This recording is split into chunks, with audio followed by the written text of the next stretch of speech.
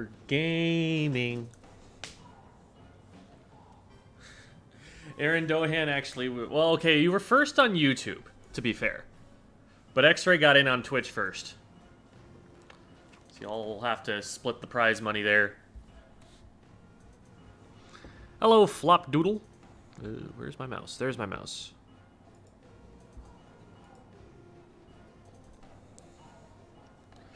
Weekend class for maximum education. Prize money in Splatoon? Yeah, it was a joke. Hi, CTB. Or CT8? CT8. A fun question I've been wanting to ask you. Well, that's concerning. Let's hear it.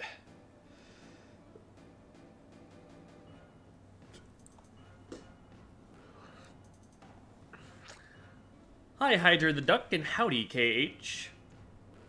How would you feel if they added every single stage to 3? It would add more good stages. It would also add a lot of bad stages. I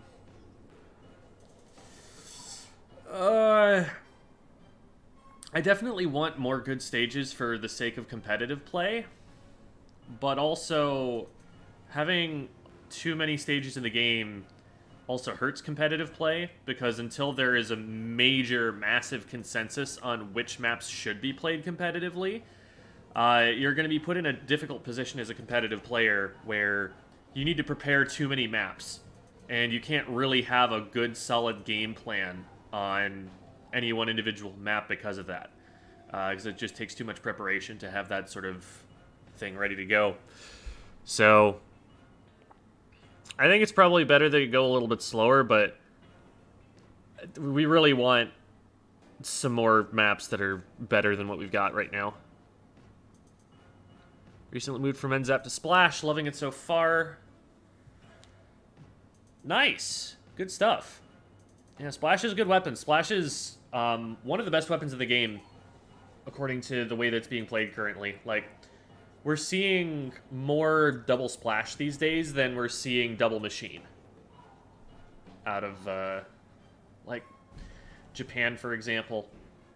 I think Splash is definitely up there. I don't know if I put it at top tier last I checked, but it is definitely close. On my original tier list, and right now I would actually put it up there in the top tier. Hello, Doge with WoW, and Yippity Gay. Yippee Kai Gay? And hello, Sam Rekbozki and Al Ramaithi. I don't want to be on you. Entering the Splat Chord tomorrow. Tournament tomorrow. Any tips? Is this your first tournament ever? Big thing with tournaments is think a lot about mentality and morale. Try to keep those up. You're not gonna like do all that much that changes the way you perform right off the jump. Like, you can talk to your teammates about things like game planning and where you plan on going, but like you're going to practice, or sorry, you're going to perform the way that you practiced. The thing to focus on day of is just making sure everyone's mentality stays up and you're focused on the things you should be, like the game, and not getting upset, not blame, stuff like that. Talk about the difference between scoped and non-scoped. There is definitely a difference. Scoped is a longer ranged weapon. It reaches a little bit further than the unscoped version. So that's its advantage. The advantage of the unscoped chargers is that you keep your peripheral vision, and being able to keep that information is really important. I put that as more important than the other advantage, which is that you're able to charge hold if you have a unscoped charger. You can charge and then swim a short distance and then pop up and still have that charge ready to go. So you can play kind of like a Nautilus in a few regards, but I personally actually think that the peripheral vision is way more important. Like, you miss flanks more often on a scoped charger.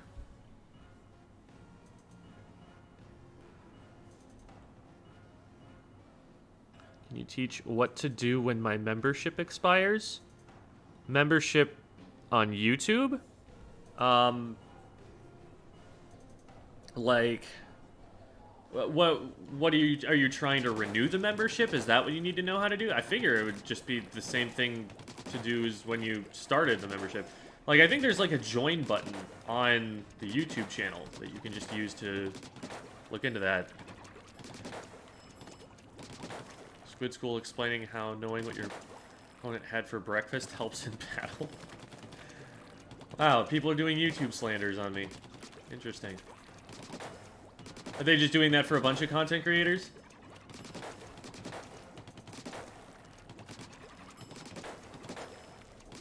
Your opponent had for breakfast? I don't even know what they're getting at with that.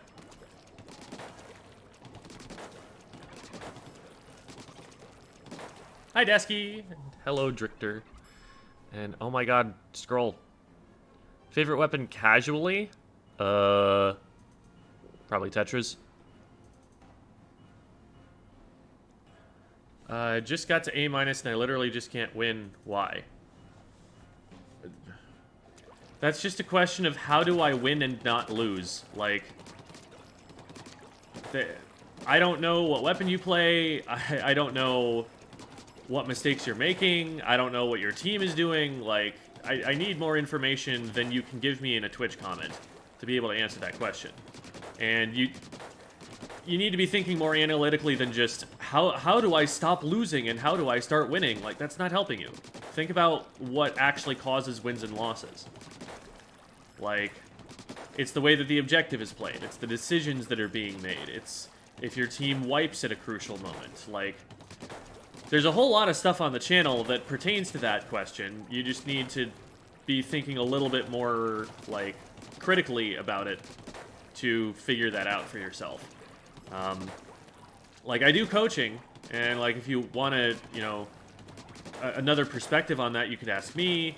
You could go into the server, and you could ask some, like, other coaches. You know, the Senseis and Senpai's channel has a bunch of people who are pretty good at their niche of the community. You know, there are some people who main different weapons than me. There's some people with different experiences than me. So that could be a useful place. There are places for VOD reviews, but, like, coming into someone's chat without telling them anything about how you play or showing them how you play, like, they're not going to be able to give you an answer that's going to help you that way.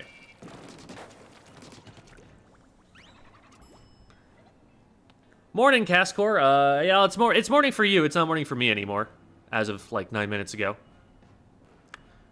Just got to S+ after picking up Splash, so checks out. Awesome. Congratulations. Oh my god, I'm already 5 minutes behind on chat.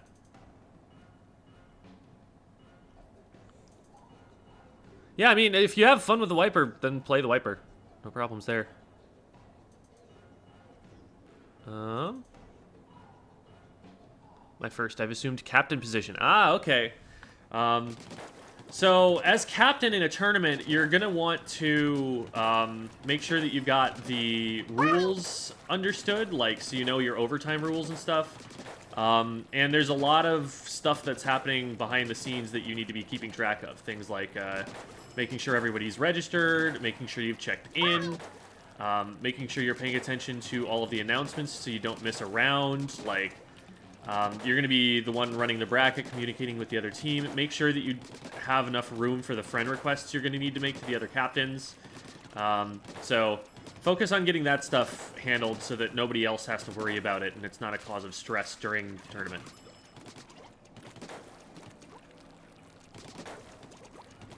What are things the Mini does that Splash doesn't? Well, I mean, Mini has a hammer and Splash doesn't have that. That's more a point in favor of the Splash than it is the Mini. But Mini has longer range and still paints a lot. It's a good weapon outside of its special. Hi, Neo. Splatfest team. I am Team Fire. Oh, Nintendo Online membership. Okay. That's just like once your membership runs out there, you'll be prompted to pay for it again. It's pretty easy. They make it very easy for you to give them your money. If there's any UI that's ever going to be good, it's going to be a UI that enables you to smoothly give a major corporation more money. What did the opponent have for breakfast? I don't know. I'm not a master chef out here. I just eat pasta every night.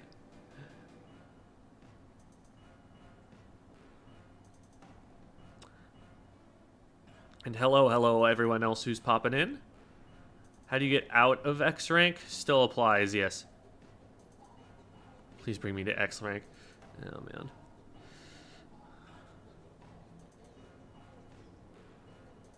What is considered pretty good? I have an entire video about how the word good used in that context is entirely useless. It's all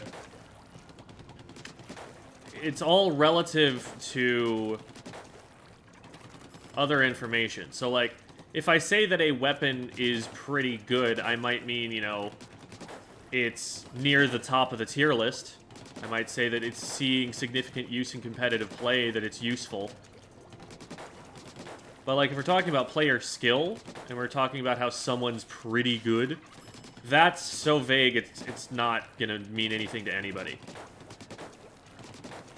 Usually, the only thing that you can derive out of someone calling another player pretty good is that they are at or above the skill level of the person who's talking. Thanks for the super chat, Supersonic68. You walk into Sheldon's shop and he tells you you've won a sweepstakes. He tells you you can create any weapon you want with any kit. Ooh, I'm probably making the Splatoon 2 Tenditech splatter shot. That's probably what's coming out of that. I would want to make a weapon that is like a well-designed kit that's fun and is relatively balanced and might not even be meta. Because I don't want to make something that's so powerful that it just over-centralizes the game. And I know for a fact that the Tenditech splatter shot is both the funnest thing I've ever played in this game, and that it is not broken by any stretch of the imagination.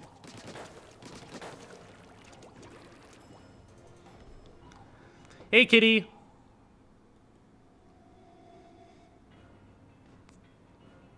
Tips for ink brush. Shark a lot and flank a lot. Stop holding back the secret sauce that gives you... Oh, my goodness. All right. We've caught up by a minute. You consider doing more tier lists. I mean, there's only one more tier list with regard to the kind that I've been making, and that is the special tier list. So, I mean, I'll probably come out with that one at some point, but I really just kind of make videos when I'm inspired to make them. Like, I'll have a conversation about sub-weapons, and I'm like, hey, I actually have a lot to say about this. Let's just do the tier list now. So we'll save that one for a rainy day. I've got a whole bunch of other things that I'm working on right now. I've got one that's super duper secret, and then I've got another one that is coming out in partnership with Ludi that I'm hoping to get done probably today. That might be a thing that comes out tomorrow, because I'm trying to get that out before the Ludi season starts. Found the YouTube content, really liked it, wanted to stop by to say thanks and hang out. Welcome, and thanks for saying so. And he doesn't rank higher on any credible list. Yeah. The Mini is an amazing weapon, except for its special. Like, that sub and main weapon combination, that's at least a high tier. But the special that they gave it, takes it way, way down to a mid tier. Because it's just not getting as much for the amount of paint that it's putting out. If you're running a weapon that's going to paint a lot, you want that weapon to have a good special on it. Because it's going to be able to spam that special better than anything else. And if all of this paint that your team is getting is going towards just being able to throw a hammer once, that's not helping anyone. There's a new Splatfest. It'll be on the 11th, I think. It's Pokemon starter type. Grass type, fire type, water type.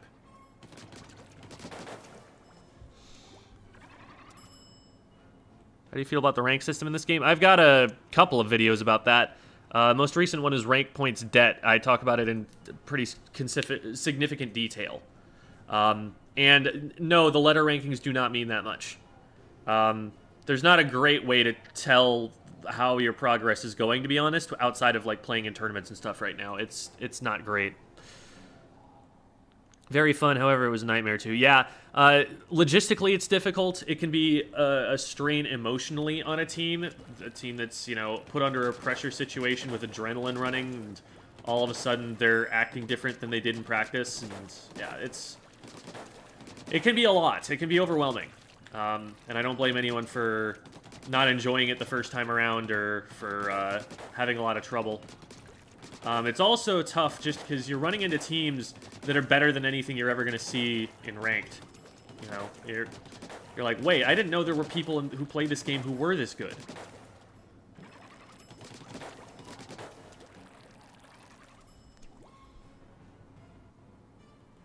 Hi, Small Ant fan. I also am a fan of Small Ant.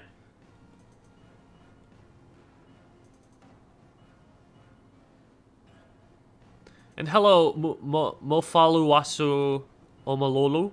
I'm probably pronouncing that wrong, but welcome. Want to get into Flings a Roller?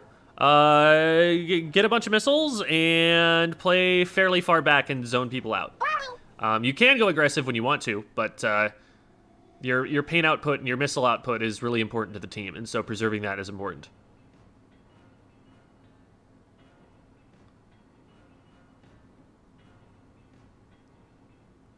Hello, Spyburb. I end up wasting like 10 minutes in the training room, not play a game because I'm stressed about losing points. Don't stress about losing points. The points are literally meaningless, and you can go into infinite debt if you want to. They do not matter.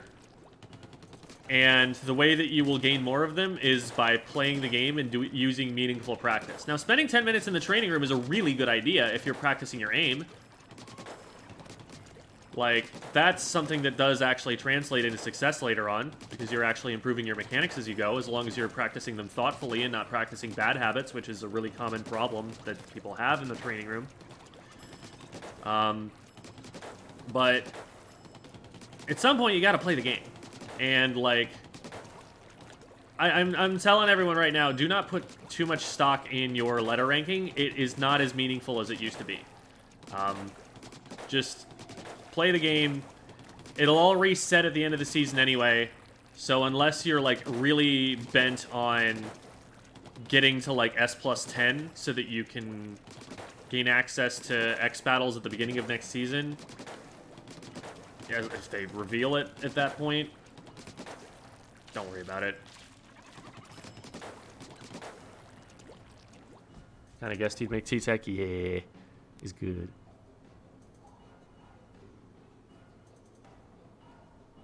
Can I support a small VTuber who is live? Oh, I'd prefer people not be advertising for other channels in the chat.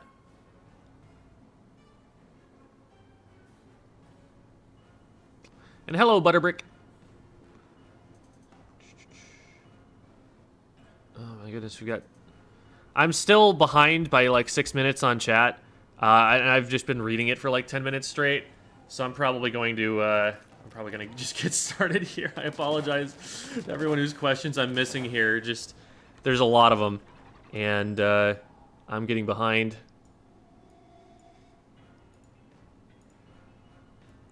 I'll just be like sitting here reading chat for a half hour and never actually doing anything. So if people complain about that. I'll get a match going, and then we'll do a little bit more Q&A after that. But part of my goal here is to make some progress in ranked, since I haven't done that in a minute.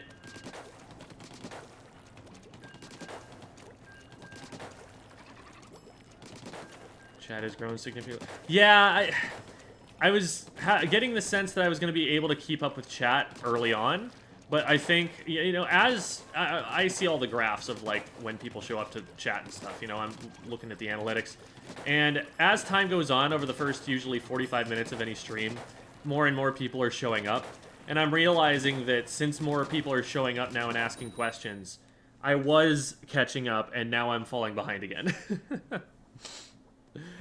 Hi, Squilliam. That was a bunch of Fall Guys crowns. Those are a bunch of Fall Guys crowns. S plus 20. Yeah, I think I did so on the last time I streamed ranked, which was a while ago. So I'm a little behind.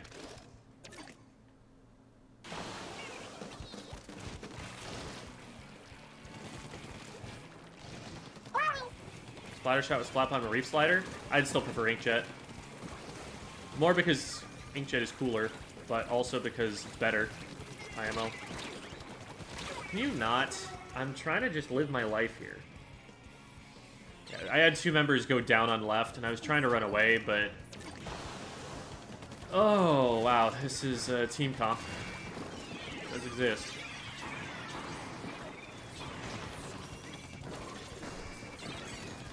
Shiba Dog and Samurai Armor waving a banner saying number 1. Yes.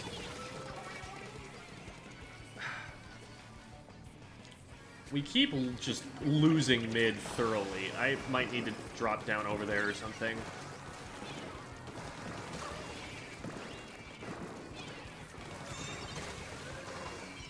Oh, wait.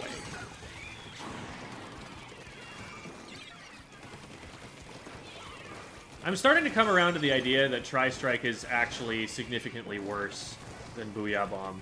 I was trying it out last night and realized that it has some, like, major disadvantages compared to it.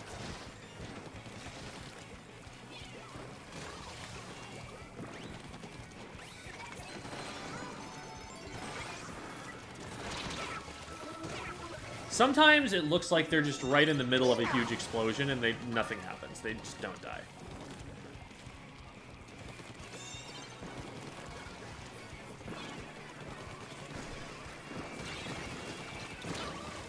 But, oh god, this is going back to mid. We get that, and then we get hit by the Reef Slider. Nope, they triggered it early, so we're alive. But, thank you so much, in case it wasn't clear, to, Serve Stokes, or Survey, I don't know how that's pronounced. I think I asked last time and don't remember, or maybe just didn't see the answer to it, but, thank you so much for that really generous donation. And for the Shiba and Samurai Armor. That is also important.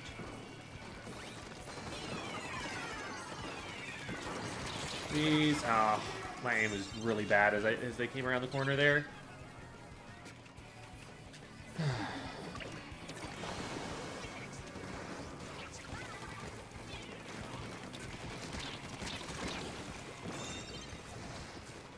We win those.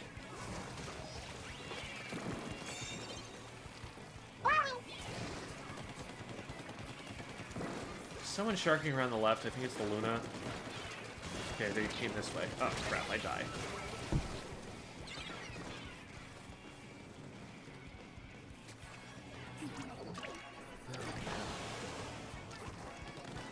So we got a Dynamo and a Range Blaster, which are both going to have to play relatively passively. And then we've got an Undercover. So we don't have a lot of pushing power. We don't have a lot of, like, easy slaying power. Everything's either forced to wait for opponents to push into it, or is just really slow to kill. And they've got a really aggressive comp that's going to be up in our faces. And it's hard for... The Dynamo would normally like this, but I think they're probably going to have a little bit of trouble just from getting overwhelmed.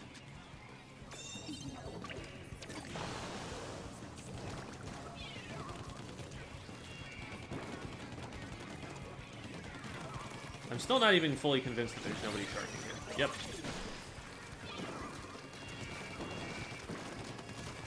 Alright, that would be easy enough for them to get. I got the Tower Rider, just the Luna down here. And they got someone else. And they got away.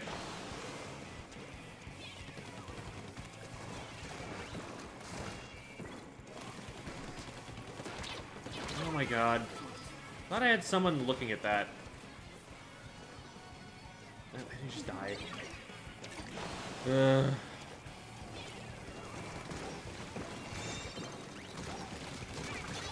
Like, what we need is some paint to be able to see all these people coming at us, and we're not even getting that on the ground.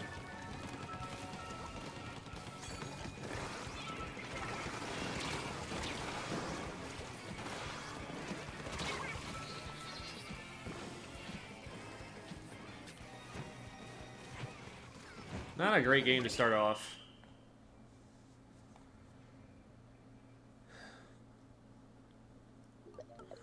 So I switched to Rapid so I could play support.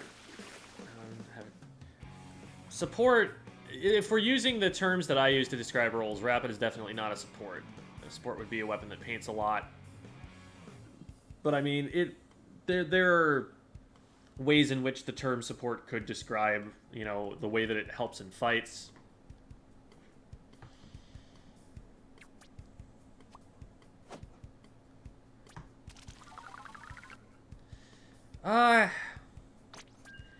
That was just a situation where, like, nobody was able to handle the Luna because we weren't painting enough. Oh, man. I don't know why I pressed stay with that team. The comp was not good. Made it way too difficult for us to spot anything coming. Alright, and they dropped out.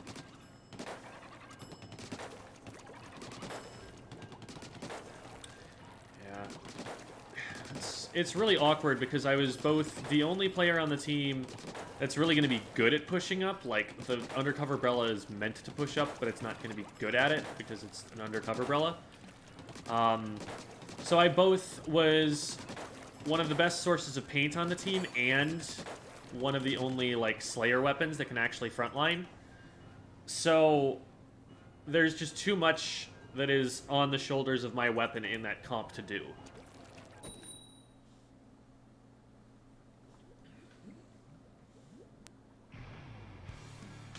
Quick respawn only activates if you didn't splat anybody. And it also does not activate if you jumped off a ledge. And then if it does activate, then it decreases your respawn timer by a certain amount, depending on how much you've run.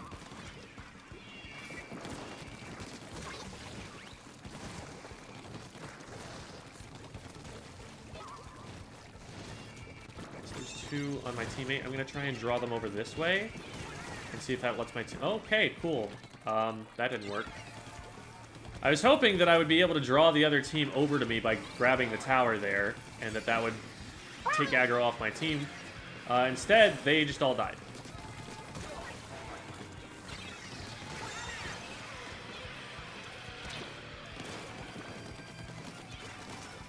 Oh crap!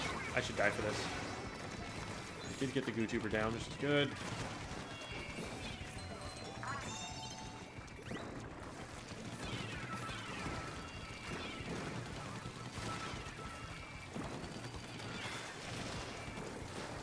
Did we get off the tower? Why did we get off the tower? Is there somebody back here? Oh my god, why did we get off the tower? We got it through the checkpoint. Like, we were 2 points away from lead. Why are we getting off? I didn't see any threat on it. There was a bunch of paint back there, but it doesn't seem like anybody got splatted. And then I had to backtrack because of that, which took away my impact on the match, because now I was not pushing the line forward.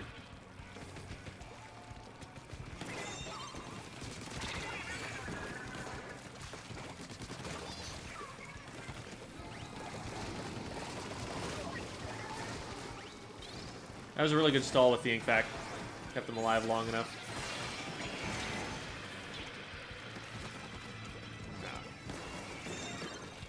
Ah! See if we can cheese this checkpoint here. Yeah. Actually, we don't have to cheese it. We just win the game off of this. Yes, take the rail. Take the rail. You know you want to.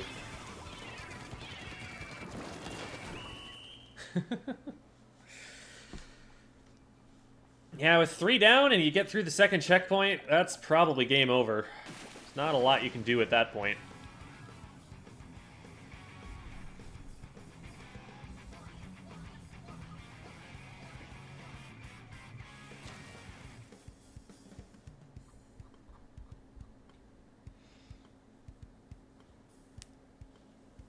How do dually squelchers deal with rollers not being in range of them? Dually squelchers outrange every roller except, like, maybe like the vertical flick on a Flingza and the Dynamo. And those are not going to be pushing at you very aggressively. But the other rollers, you just roll backwards Get out of the range. You also, it's really important with rollers in general to have enough paint down on the ground that you can always know at least roughly where they are. If the roller is stealthed, now you've got a problem on your hands. Now you really have to paint extremely defensively to make sure that you're not going to just get jumped on out of some random patch of enemy ink. So, once you can collect more information, rollers start falling off a lot more. And that's one of the reasons that I think rollers see a lot of play at very low levels. They're really easy to aim with compared to other weapons, and so people are able to kind of learn the game with those training wheels on. But the stronger you get, the more you have to be playing around stealth with an aggressive roller. And the more you have to play around stealth, the more a player with good awareness is going to be able to spot you and really nerf your playstyle. Once you start getting to a competitive level, sharking is really difficult to do with an aggressive weapon. It takes a lot of intuition, a lot of game knowledge, and just a lot of risk-taking.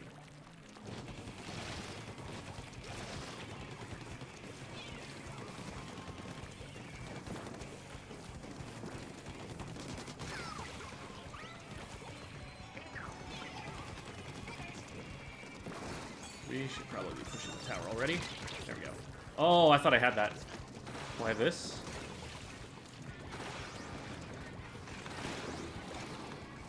Alright, whatever. We have a big bubbler? No, we don't.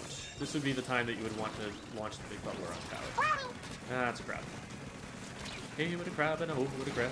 Hey, what a crab and a ho, what a crab. Hey, what a hey, what a hey, what a crab. Hey, oh, crabby, crabby, ho, oh, crab. Do do do do do do do do do. An old sea shanty by Sandra Boynton.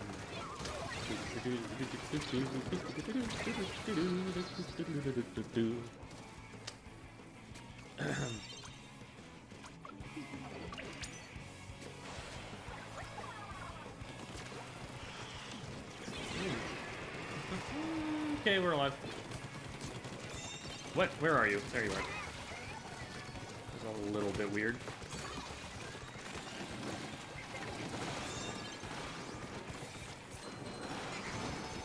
There we go. Let's get over the top here if we can.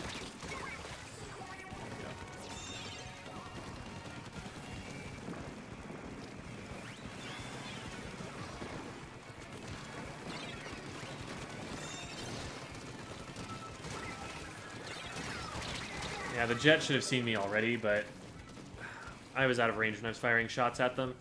I needed to get closer before I started. Darn, we don't knock out. This is a map that's kind of snowbally. Like, it can go bad if we let it start pushing through checkpoints here.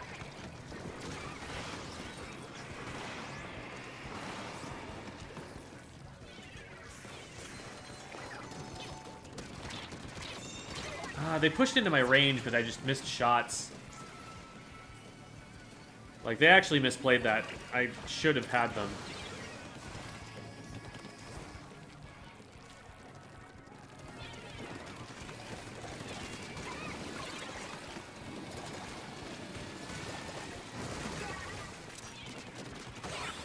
There we go.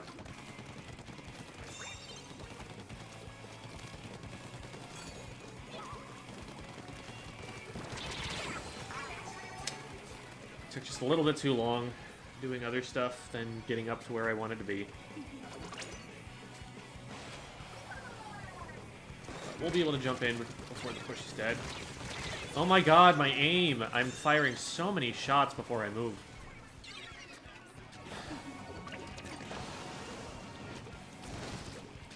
What you want to practice is as soon as you are missing even one shot, you're moving. And that is not what's happening right now.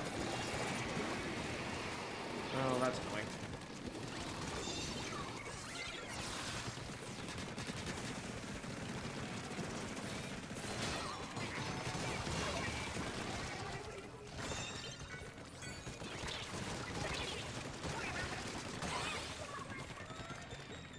Okay, that was a little bit better.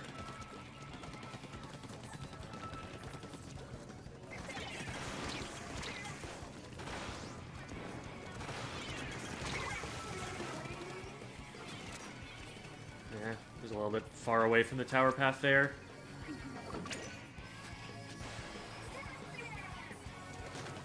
I need to stop going down right as the push is starting. I'm getting a little too excited.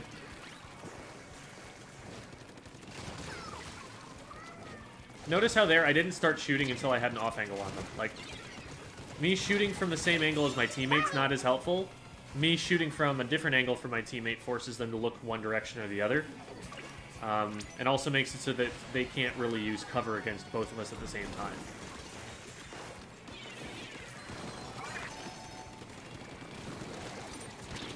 I moved a little bit quicker on that one, but that was really uninspired on the pushing side. We won, but I'm not super happy with my mechanical play right now.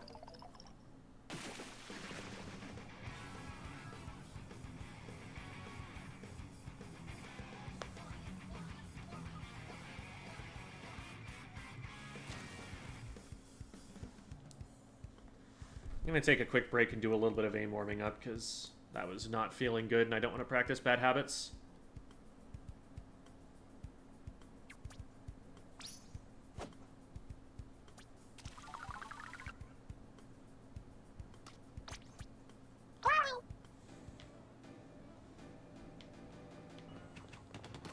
Favorite map right now?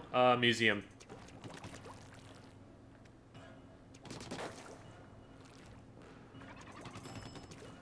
That was on, just was too far away.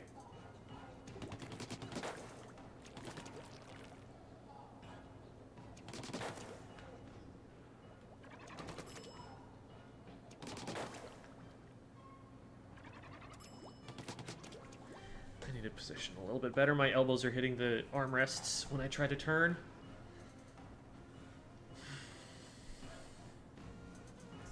Chair a little bit so that my legs are level.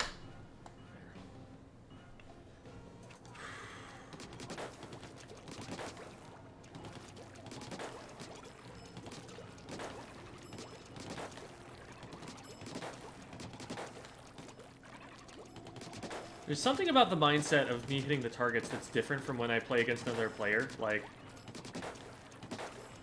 because when I'm shooting at the targets, I'll fire no more than like 2 or 3 shots and then I'll move.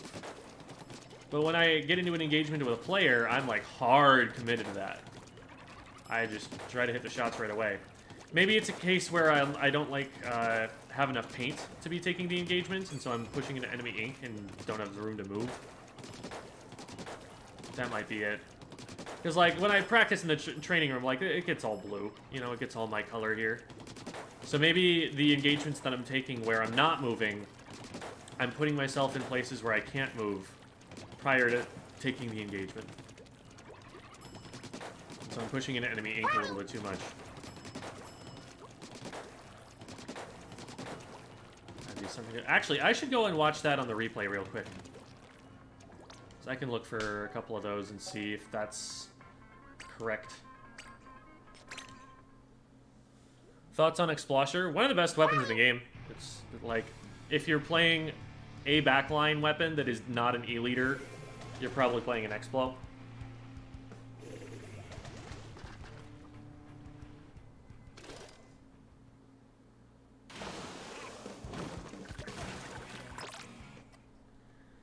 Not 100% certain I'm hitting all my shots, so I'm shooting a few extra than I should. That's something that I work on breaking in the training room, though. Like, that was not something that was happening with the training dummies earlier. Let's back up a little bit.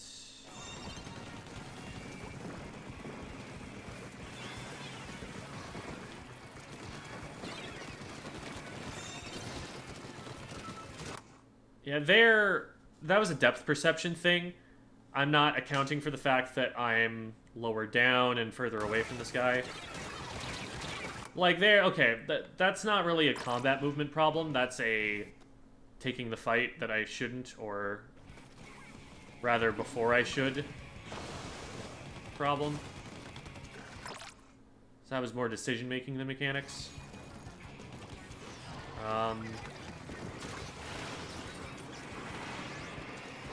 This is where the machine knows I'm here.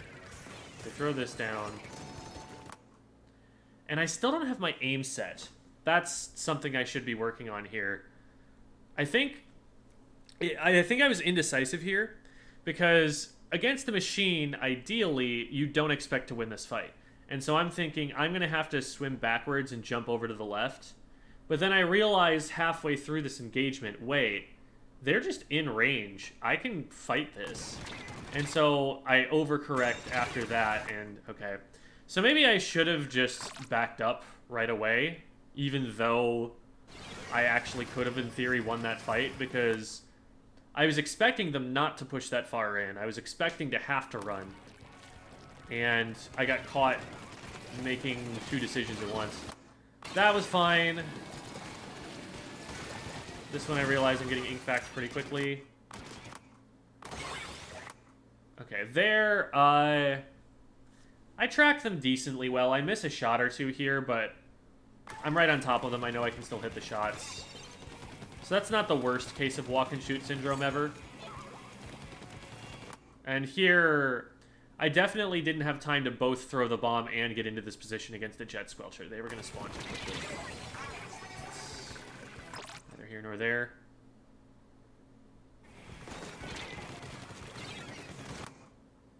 Yeah, here, though, this situation, I am just standing there and shooting. Like, this one's really bad.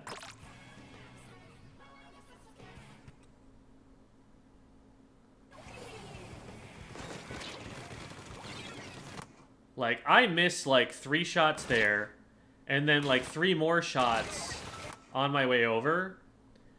That's more shots than you were seeing me miss on the targets before I would move. And that's what I'm trying to figure out why I'm doing. Like, when I'm in the practice room here, if I'm missing, I'm moving. Like, within 2 or 3 shots, pretty much every time. Like, you can see I'm doing these little stutter steps there. And I don't think...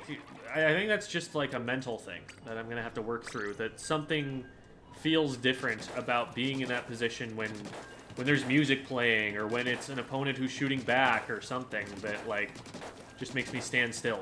Like a deer in the headlights. Don't be like a deer in the headlights. Deer are dumb when it comes to cars. They tend to cause a lot of harm to both themselves and others by being really dumb around cars. Opinion on Machine Girl? I'm not familiar with what this is. I'm not sure I want to be. Someone, like, make a waifu out of the sloshing machine or something? Deer are dumb in general. Yeah, I mean, you could, they're mammals, so, I mean, they're probably smarter than most, but... Ooh, hello.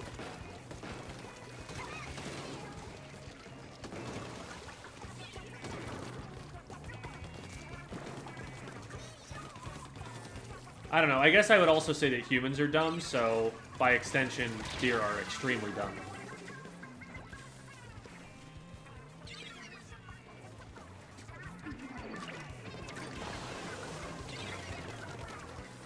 Well, that's a lot of people down. Oh, hello. Oh, they're already in there. What happened? I keep not having enough of an impact on these fights. I need to be going up closer to my teammates.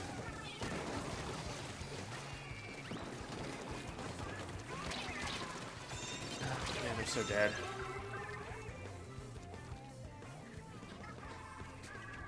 Okay, we slowed it down a little bit. Who's fighting? How can I help? Got a Nautilus over here, a Tri-Slosher.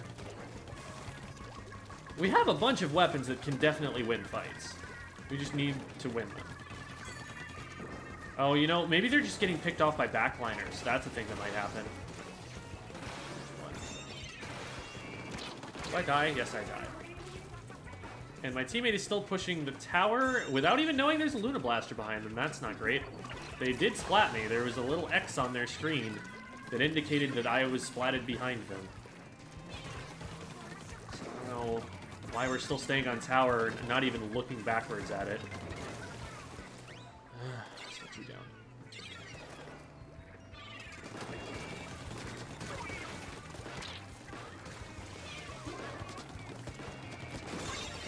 Alright. Missed a few too many shots. Oh. This is, by the way, the Luna Blaster that we were having trouble with before. They got like a 27 KA or something in the match we played with them earlier. But, I don't know. I feel like if we paint carefully, we should be able to deal with that.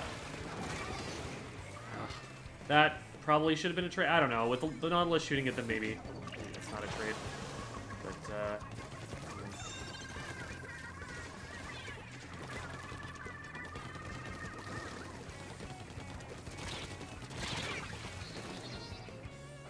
I don't know why I thought Lori Bunny was on the top level with them. They were definitely not in a position to help me with that fight. I was not skirmishing. I was just feeding into a 1v1 that I didn't want to take. Got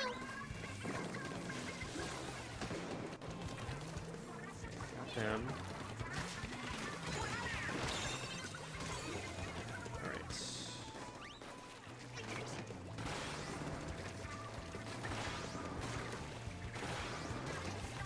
Nice.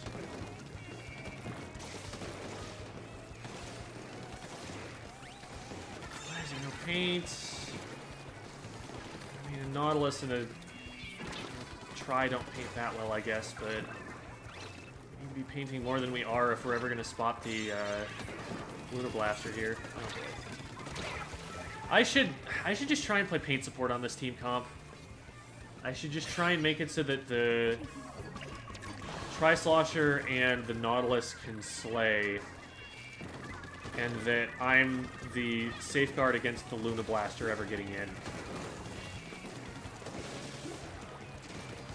As much as I feel like I'm... Oh my god.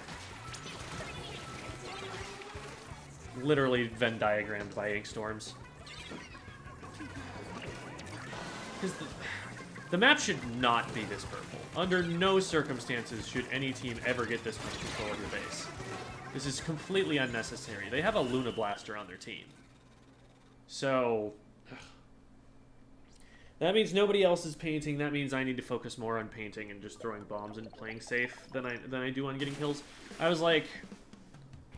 I was feeling this need to get rid of the Luna Blaster because I'm like... anytime I'm not involved in a fight, it seems, the Luna is just dropping a double or a triple.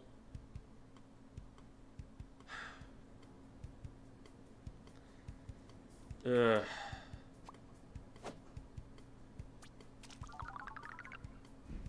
Opinions on Ballpoint. Good weapon, slightly mismatched kit at the moment.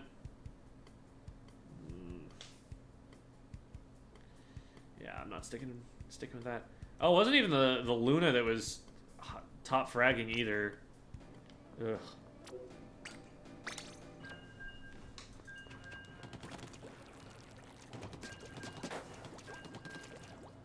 I am overcorrecting a little bit.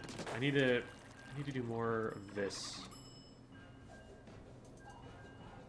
Yeah, definitely overcorrecting. That's something that's causing problems. There it is. Need to slow down. Need to slow down. Keep slowing down. Until you're getting it right.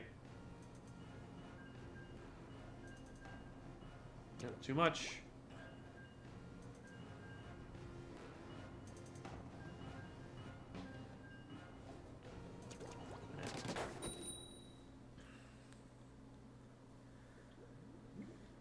Had over 2,000p painted on your team. I've seen that.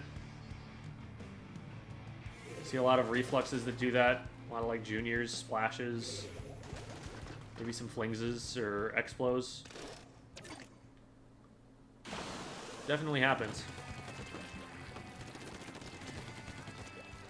Happens even for aggressive weapons at higher levels. Just get this all painted. For that exact reason. Oh my god. That was actually really well played. They baited me straight into the Tri-Slosher there. And then everyone else was focused on mid, so they didn't know to trade back. I'm first down, so I need to be really careful. That's an check. I'm just going to give up first check and be here to camp this so that we can get a numbers advantage. And then come in from behind.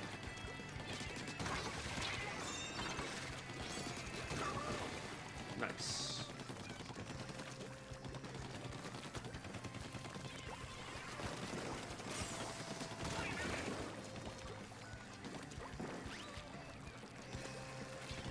It's a bit more acceptable to just walk and shoot if the opponent that you're aiming at doesn't turn to fight you.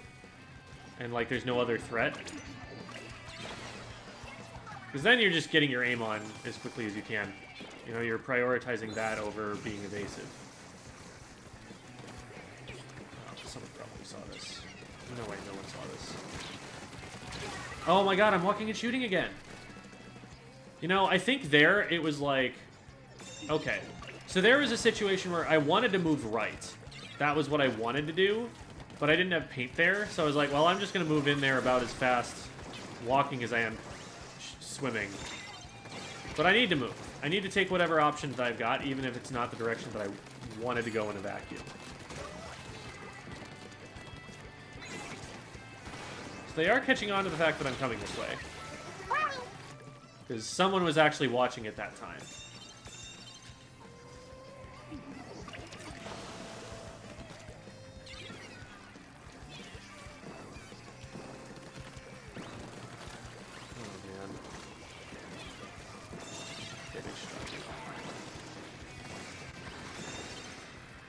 Way back up. No, this is actually the fastest way back up. Yeah, the Tetras definitely know. The Tetras know that this is what I've been doing. So I'm going to want to start going out in a different direction soon. Ooh, close one.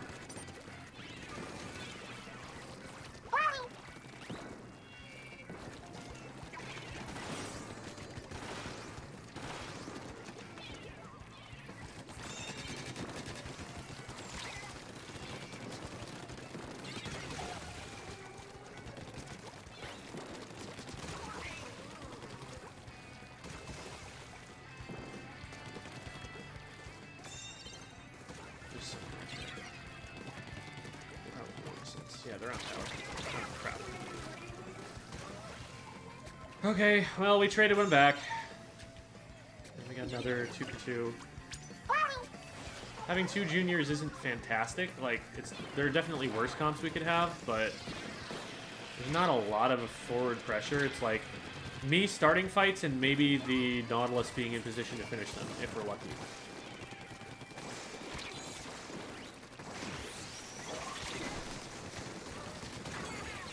Took me a few too many shots to get that down, but we're good. Oh my god!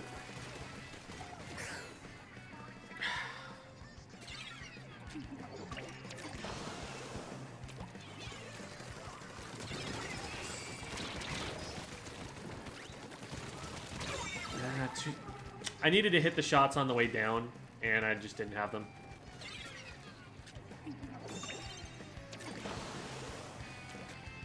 It was about the only option that I had based on the situation I was in, so I'm not super upset. But those are also shots that I know I can hit.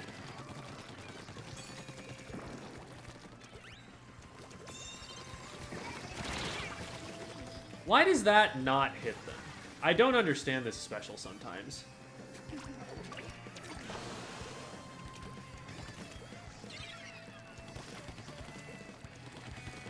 I wish there were a clearer visual indicator of where that hits relative to where I actually needed it to hit.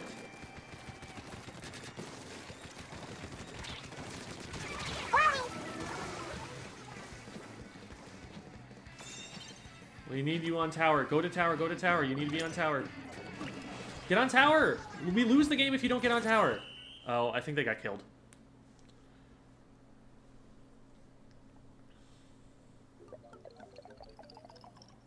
Tri-slosher must have been in the way.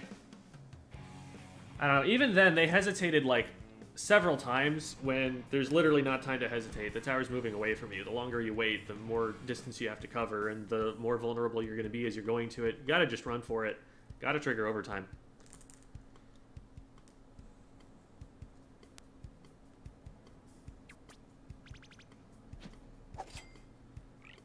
Don't understand what I should be looking for when analyzing my own replays, which the beginner always go over when watching replays. One really good idea is to look at when you get splatted and think, why did this happen? So we'll do that with a replay of mine from just now.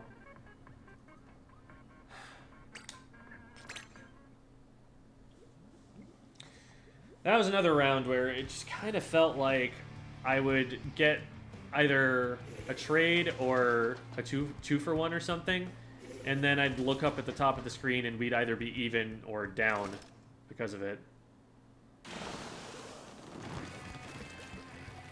Like, I want to err on the side of taking responsibility, but also, like, if there's a teammate who's got, like, a 1-to-3 KD ratio. This, yeah. So here, I shouldn't be chasing the Tetris in the first place. This is where I got baited into chasing this in the tri-slosh drop you got me. Thank you, by the way, RuneScape Dropout for the donation. Just got S+, still play my weapon choices like it's Salmon Run. I can't stay on a weapon for long.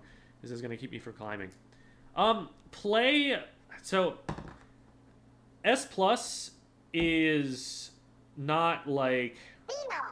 You're not pushing so high up that you're necessarily at a mid-level of competitive play or anything like that by the time you're at S+. S+ is like more a matter of hours playing the game. There are a lot of people like without competitive experience who are still figuring things out who are in S+. So don't look at that as like, this is the pinnacle of human achievement just yet. You're not committed at this point. Play whatever you want to play and get a really good sense of how all the weapons work. And then once you've got a really good sense of all the weapons work, then decide what your favorites are that you want to stick to for competitive play.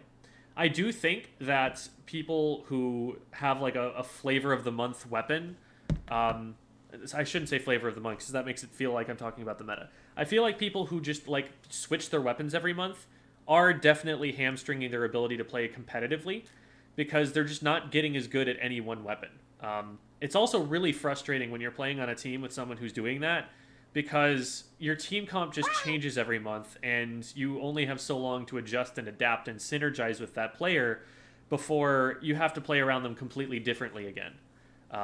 So definitely, you know, at a point in time where you're starting to like look at getting a competitive team and really starting to try and work with them, settle on a pool of weapons that you're capable of playing, or just decide that you're going to focus on flexing. But even then, like, have a set go-to number of weapons, because otherwise you're going to... Jack of all trades, master of none is not a thing that works super well in this game.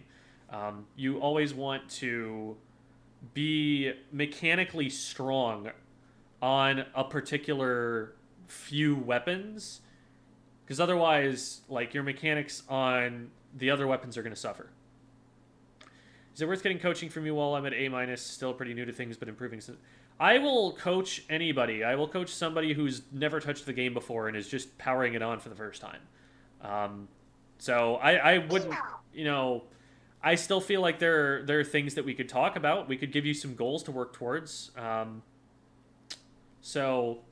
I mean, obviously, you know, I've got an incentive like, yeah, definitely, you know, hire me, please. But also, I do genuinely think that there are things that we can work on at any level. The way that I look at it is that I speed up the learning curve for people. I focus them on the things that lower level players are going to mess up at first or not know, so that they're making fewer of those early mistakes and rising up a little bit more quickly. That's my goal.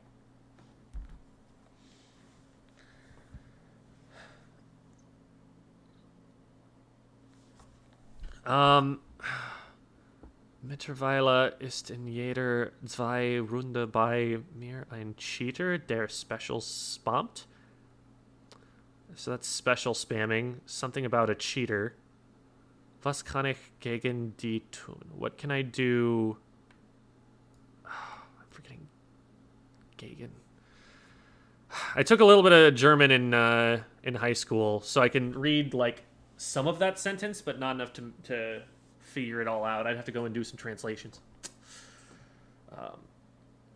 Okay, but going back to this engagement here, what happens here is actually really smart. This is a classic example of skirmishing. So the Tetradulies, they make it look like I can approach them and get close to them and splat them, but then they immediately just roll backwards and disengage from the fight.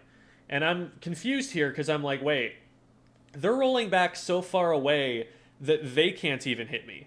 Like, if they wanted to keep taking this fight, they would be rolling less than that. But then the Tricelosser just jumps down and gets me. And I was like, oh, wow, that was really clever. I wonder if, like, the Tetras knew what was happening there. Tri definitely at least makes a very good opportunistic play, recognizing that I've been baited into pushing into this trench and that I'm not looking from the top left, and they get on top of me there. So that was a really good play on their part. Like, that's teamwork in solo queue. So a couple other members go down, both of our juniors, because they've got this whole fighting pair of the Tri and the Tetras on the right-hand side. And I recognize, wait a minute, there's a pole patch of blue down there, and if I were that Tri, I would be positioning to try and cover this spot. And so I move out of the way, and fortunately all they do is throw a Toxic Mist at this, and so I'm able to just kind of move. But that does give my position away. I'm surprised that the Inkjet happened from as far over there and that it wasn't looking at me, because I thought they were just going to try and Inkjet me as soon as they knew I was there.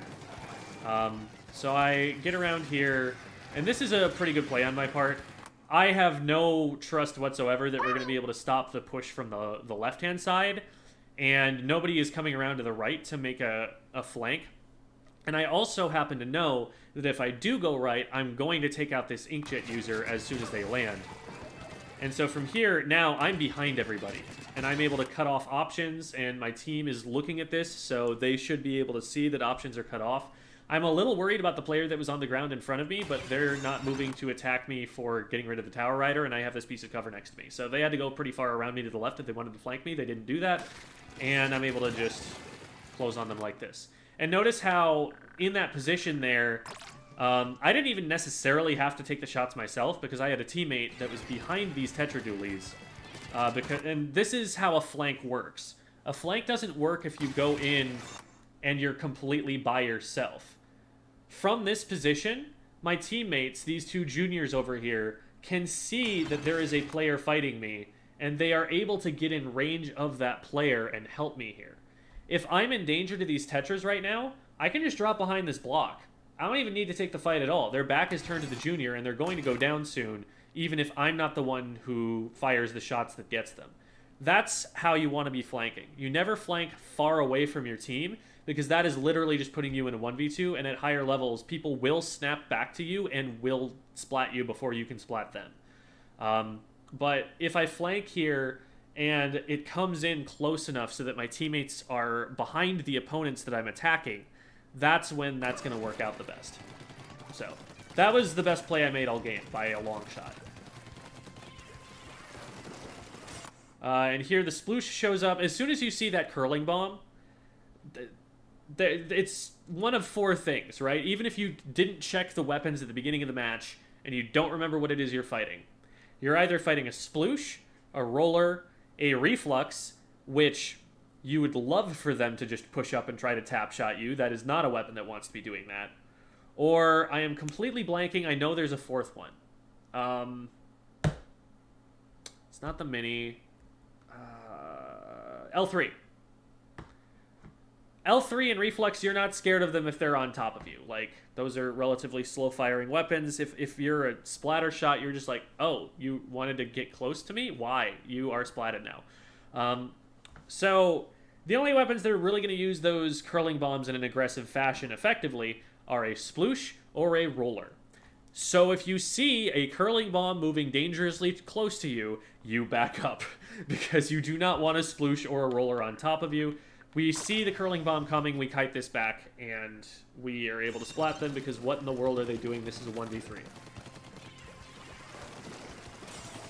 They do almost get on top of the junior, I guess, but they don't even do that. The junior responds slower than me, and they still get away, pretty much untouched. this is not a good play from the Sploosh at all. If they want to be making an aggressive play right now, they should be taking the time while their team is respawning to flank and get behind us, so that once their team is back in, then they can pull off a flank like I did earlier. So I recognize that I have all of this painted here, and so I don't have to actually add any new paint to move over here, and I've got Ninja Squid, and I'm sharking right under the ledge. No shot that anybody knows that I'm coming this way, unless they saw me move over to the right earlier. And I come up behind this guy, and that's an easy pick. And I get the shots in time that I thought I did get the shots in time that I was going to be able to get away from that, but nope, they do get on top of me there. So, maybe there was a better timing to make that play. I did get someone, and I did, like, protect my teammate, who was, I think, riding tower at this point. Yeah, they were on tower. I think if we just keep trading this, that's probably fine. Oh, was there anybody on tower? What happened to the tower rider? I think it was the tower rider who dropped off or something. Okay. So it ends up just being like 1 for 1 or 3 for 3. This is something that they definitely should have seen. Like, there needs to be someone on your team who is watching this right flank. If there's not someone on this team on your team who's watching the right flank, you need to go and watch the right flank instead. Because this is one of the most common aggressive routes. The left flank is harder to pull off, because you have to go further and there's more of a chance that you get spotted on the way. But this is just like one of the major things that you watch, and nobody saw me get in here. Actually, no, the try actually did. I actually had time to respond to the try because they take a really weird, circuitous angle to get to me. But I'm doing a bad job here of backing up once I see that they're on me. At first I was like, okay, nobody's shooting at me right away, so they don't see me. But then they started moving towards me, and I was like, do they see me? Should I be backing up? Oh, they do see me. I should have just backed up anyway. Because if they don't see me, backing up isn't going to hurt me. But if I stay in and they do see me, now it's a problem. And it was. And I just wasn't expecting them to rush me. I was expecting that they were going to move forward, so I wasn't starting to aim as fast, and that's a tri-slosher. They're going to be able to win that.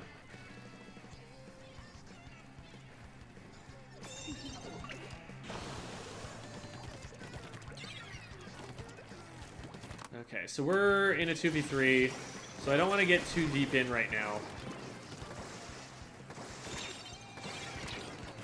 This kind of forces me off. I probably could have backed up, but being down here isn't the worst. That was a little bit risky. If the Tetras are hitting any shots at all, that's a much closer fight.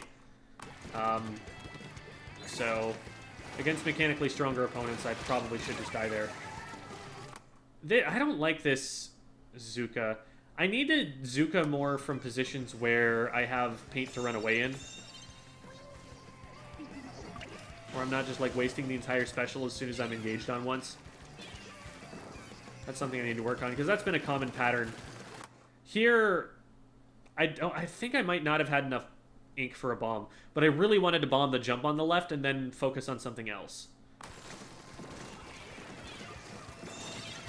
They end up just dropping down there. And I get forced off in this direction again, because there's just no cover on the bottom right there. So I keep getting forced down to this angle, and there's no sponge to get me back up, so I'm just like, well, I guess I'm coming this way again. Which is becoming predictable, and that's why I didn't like the idea. But again, the Tetras is missing a bunch of shots, and so I'm able to just outplay them for that. Definitely could have been a much worse situation there. Good awareness on my teammates' part for covering that for me, because I was watching mid instead of watching the right flank, and took too long to respond to it. Sploosh would have had me in the 1v1.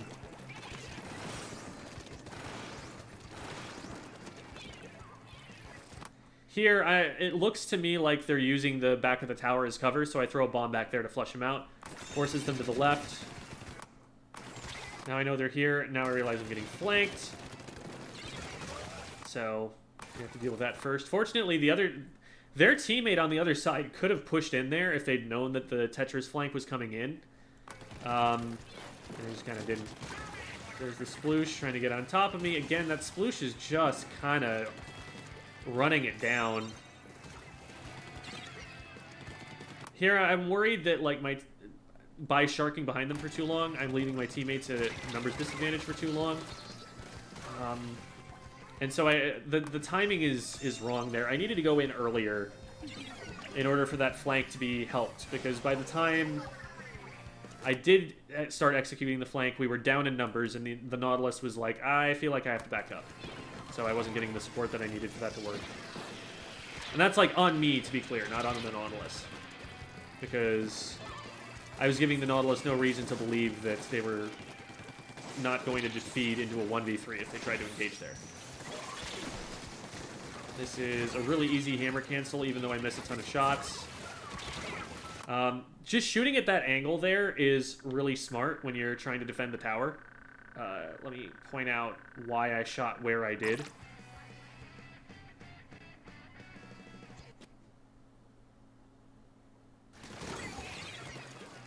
Okay, so you see how the right corner of the tower is painted our color? If somebody's coming up onto the tower, they're not going to be in that corner.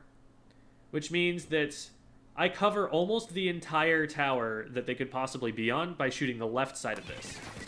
I do that, boom, there they are.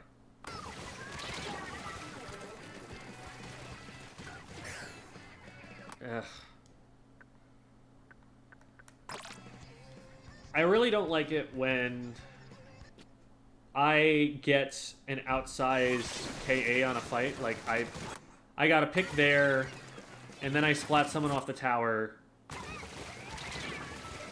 and then we still end up wiping off of that engagement.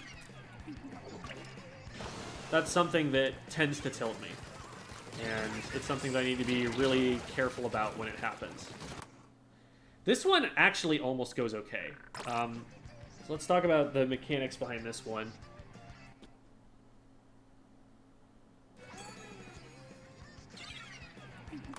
The bonus on brands, does it stack with drink tickets? Yes.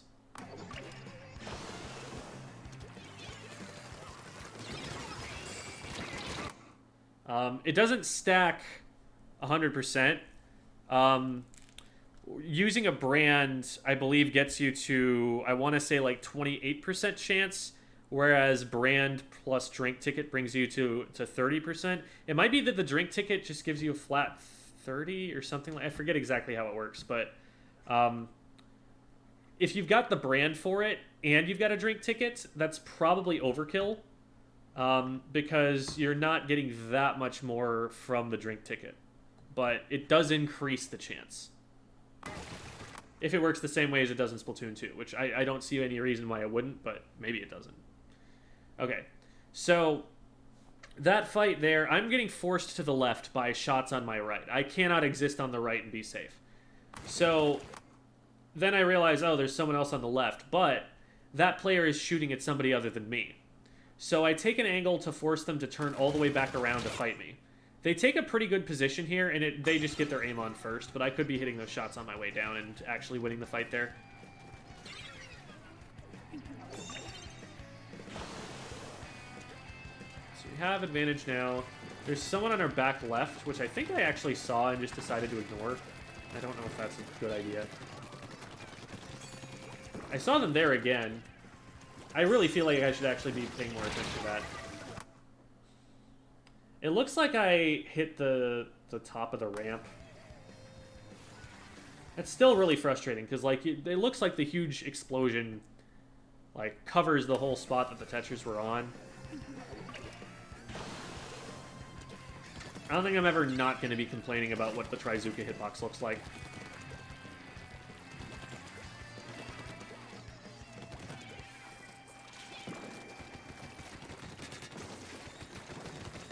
By drawing attention specifically to this side of the map, I potentially open up my teammates to be able to push straight through the middle and have people looking away from them. I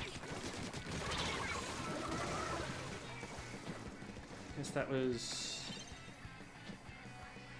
That looked a little weird and laggy. I don't know where the Tetris came from there. What happens? I don't really care. Let's move on and play more.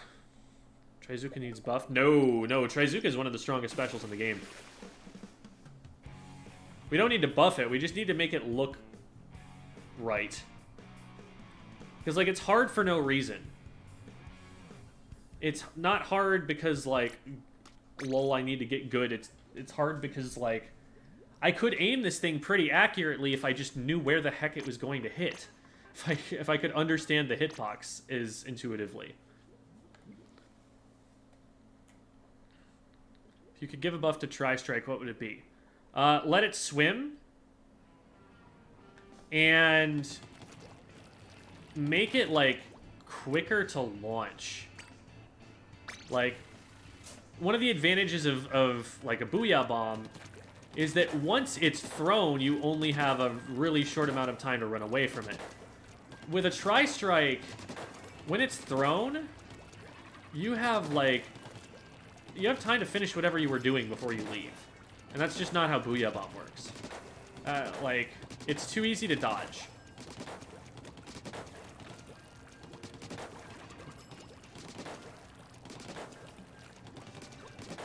It's like, maybe that's a good way for specials to be, where they just force you to move. But, like... Missiles and Booyah Bomb exist in this game, and therefore... Tri-Strike is just going to be outclassed otherwise.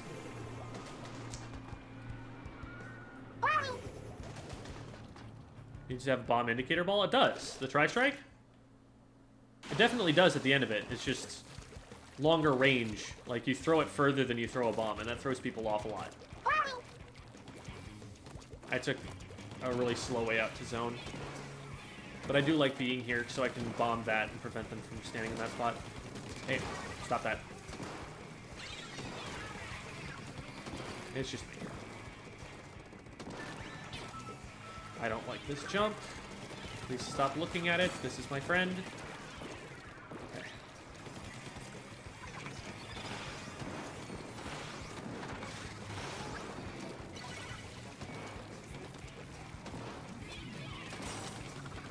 I moved away because putting the entire team in over right glass feels like a terrible idea.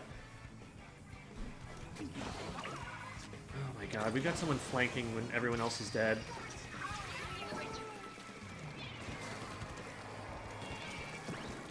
Our charger's already down somehow. Oh my god.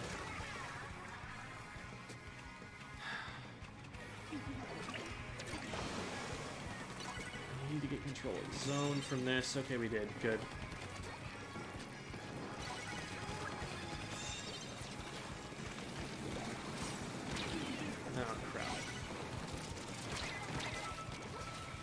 Why are we jumping to me?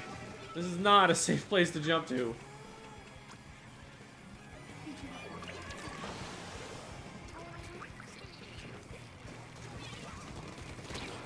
No. There's someone coming around this way. Yep.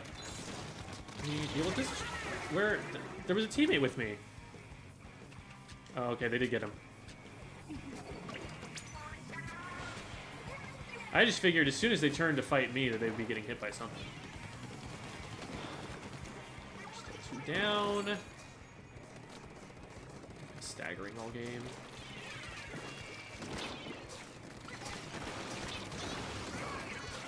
Typical Trizuka L. Okay, that sucked. That was just one big stagger the entire game. The stagger started when teammates pushed in on the right glass and I backed up from it. But I fully believe that if I walk in with the team over right glass and we're all three together, we just all get shredded.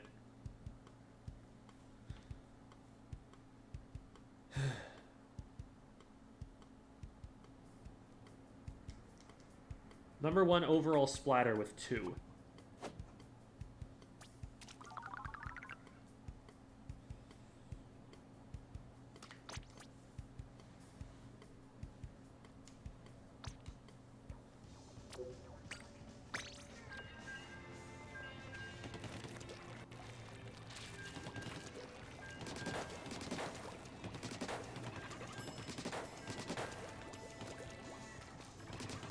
#1 super jump spot. Was it worth it? Most definitely was not. I should not have been #1 super jump spot. If we were making wiser decisions, I would not have been. Oh no. Viper is fun. Yeah, I won't contest that Viper is fun. Ugh.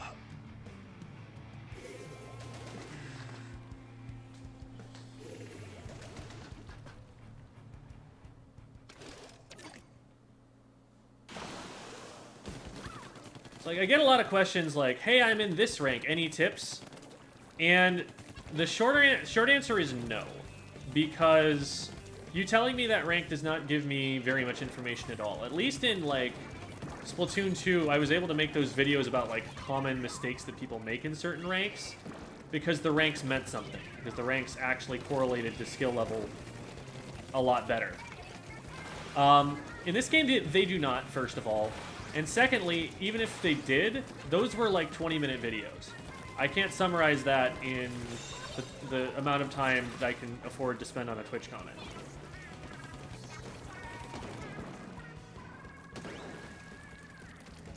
I would recommend watching the Splatoon 2 videos still. I think those still absolutely hold up and completely apply. They're silly, but they have technical. Oh god, I need to jump. Okay. And I did not pay any attention at all to the fact that there were still other opposing players left, and that I was spotted. That was really bad awareness on my part.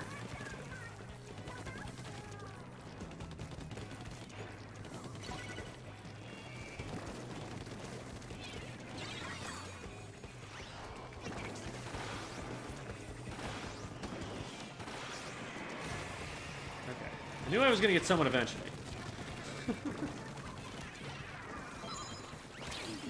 Oh my god.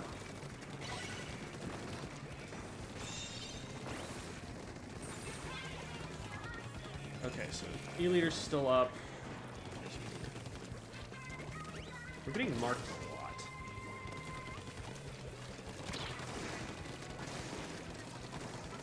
I'm lucky I didn't go down there. Alright, I'll take that.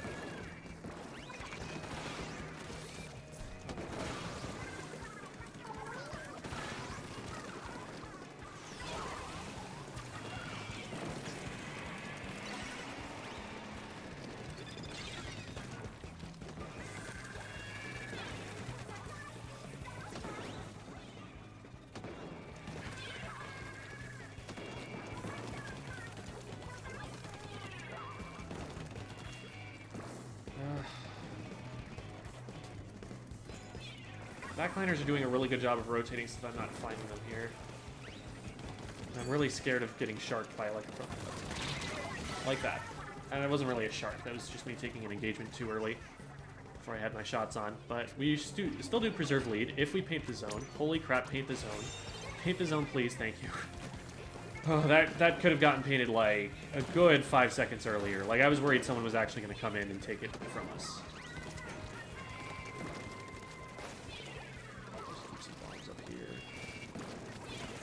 Backliners are taking different positions.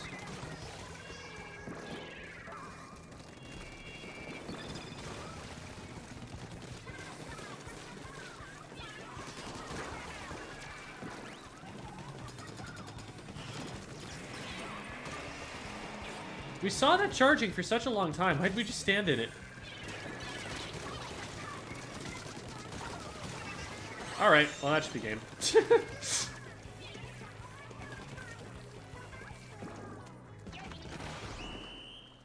Well, it's a team comp at least.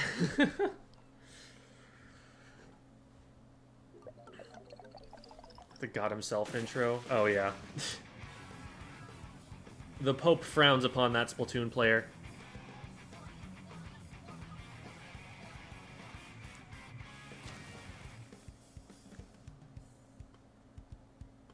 Slay, literally. My Saturday's going great. I get to just stream a little bit. I should probably finish up a video, but I've already started that video, so it's not that much work. And then I get to watch League of Legends Worlds tonight, which I'm gonna really enjoy.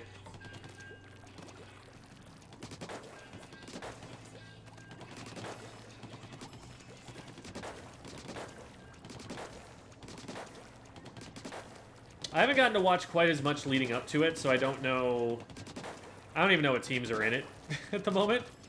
I haven't gone and caught myself up on it, but they always put on a good show.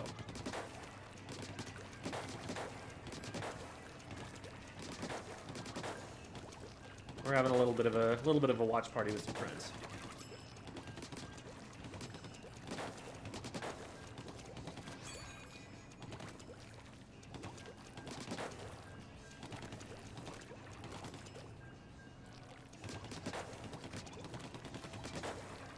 Are you interested in Pokemon Scarlet and Violet?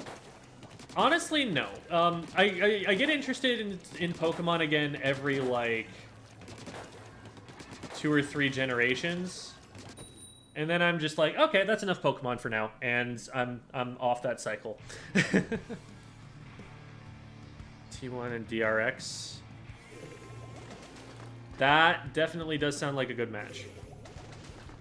I don't play a lot of it, but anytime anyone around me is like, does anyone know how to play League of Legends? Can anyone teach me? Because this game is hard. I'm like, yes, I would love to teach you. I like teaching people League of Legends. I could if Nintendo does something so stupid that I just can't tolerate it anymore, and I can't afford to just be a content creator for one of their games, there's definitely a career in just becoming a coach for beginner League of Legends players.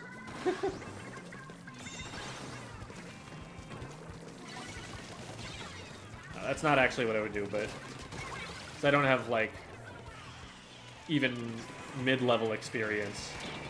I'm, like, silver in that game. But I'm very good at getting someone through, like, the beginner-level learning curve. Like, I can teach them enough about the game that they're going to be able to get on their own 2 feet and not get overwhelmed.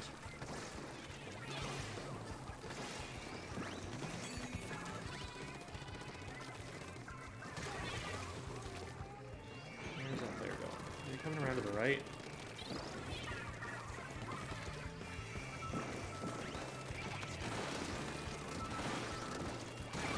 I'll get him eventually.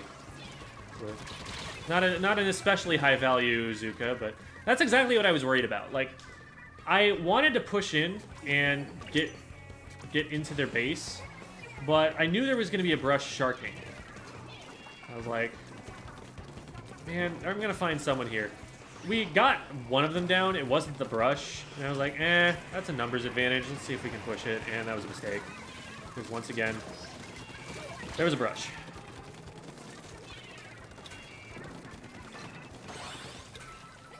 Good job, team. Well played. Yeah, we'll stick with this crew.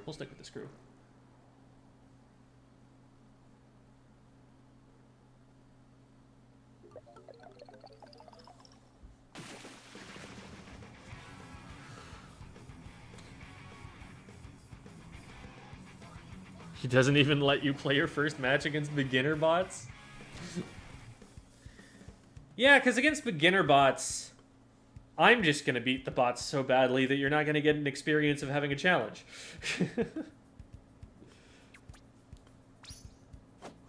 I think the beginner bots in that game give you bad habits. At least the intermediate bots, like, they'll also teach you some bad habits, but they'll also put aggressive pressure on you. Like, they'll force you to deal with someone engaging on you.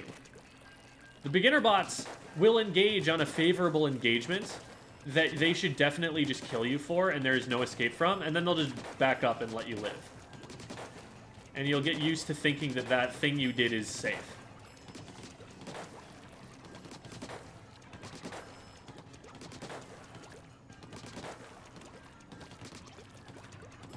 Do you know how many AP of Intensify Action needed on a blaster reliably get direct, assuming aim is spot on? I personally have settled on 2 mains, or 1.3, doesn't really make a difference, whatever's more convenient for you. But I'm seeing other blaster players only run like 1 main a bit, and I'm confused about that because I feel like you need more. Like, I definitely miss nearly point-blank directs with jump shots on the Vanilla Blaster with less than 2 mains. So I want more reliability out of it, and I run 2 mains myself. But There is definitely... I would probably go 1.3, because I think Ninja Squid and Stealth Jump are both extremely important aspects of the Blaster's kit. So honestly, maybe even just run a pure of it is what I would probably think to do. Like, run a pure of it on the headgear, and then all of the other stuff that I want to run on subs of the other stuff. But that is if I were to build gear, and I'm not doing that yet.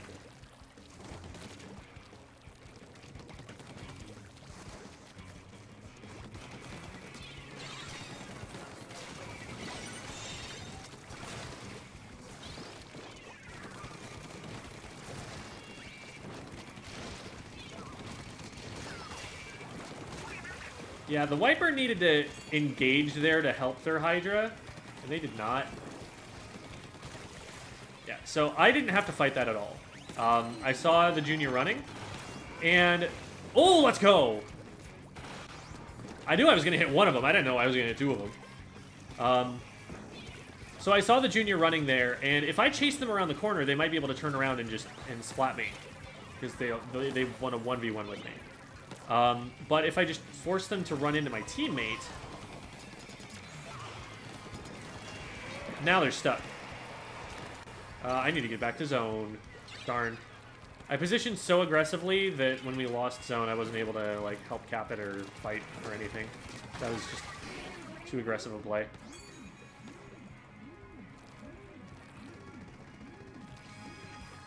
Let's just sneak over and take the Hydra out when they drop. Crap. I'm gonna get shot by the Hydra. I did not think that autobomb locked onto me. I knew that they threw it, and I knew they were trying to scout for me. I did not think it was gonna find me from there, so I wasn't paying attention to it.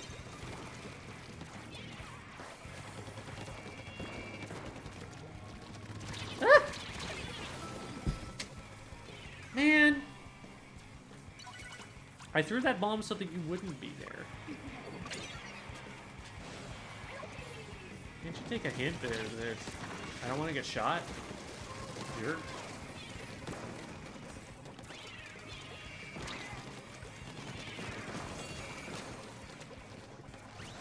Well, I got one. Get her way in. Oh, control zone. We don't want to let them... Okay. Get away without a penalty is what I was trying to say. Definitely getting hairy there. Oh, man. I don't know why I tried to help with that. Shooting at that booyah was not a worthwhile effort. We just didn't have enough people in place. We didn't have the DPS to do it. So I shouldn't have tried to help. Just trying to help got me killed.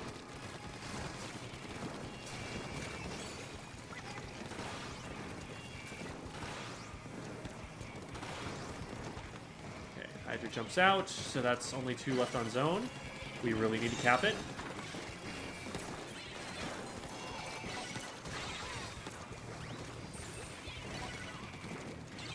I'm marked, so... Was marked. Be really careful here.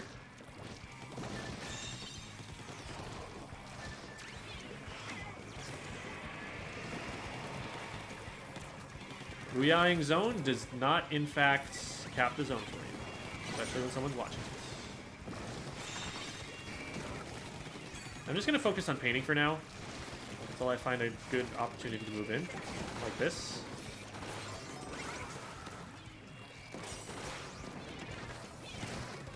That should do at least a little damage on the Wiper. Okay. Still not down. But that's fine. We still have zone.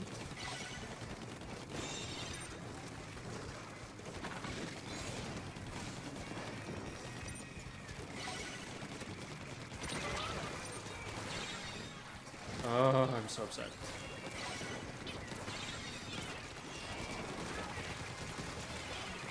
I definitely hit them a 3rd time.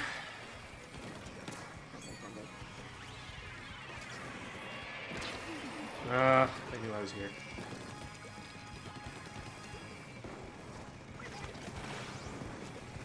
Oh my god. There we go. That's someone anyway. We need to start pushing in. Paint zone. Oh my god. I don't know if we're gonna paint enough of the zone.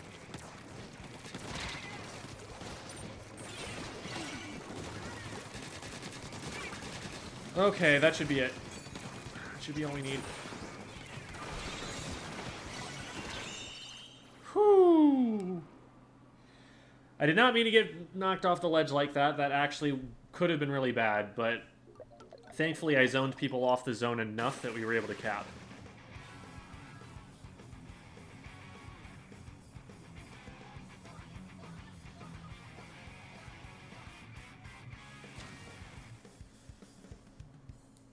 That was a little too close, because we definitely had a numbers advantage, and so as soon as we got that, it should have been, like, immediate, easy, game over, no question.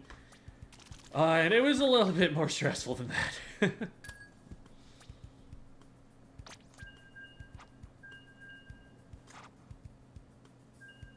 It's not like we're short on paint or anything, either. Kind of crazy, actually, that I died less than my teammates did as a splatter shot. That's a win for me, I suppose.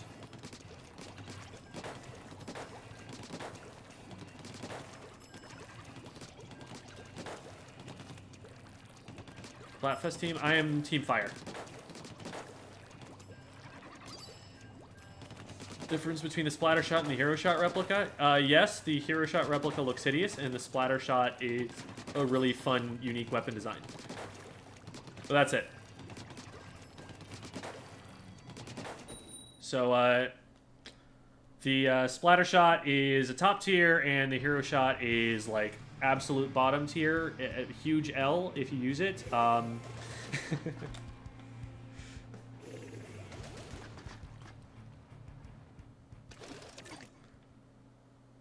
You don't like the hero shot, you just think you like it.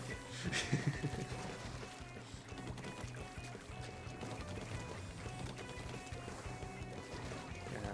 It's okay, you can have wrong opinions. I won't judge you too much for them.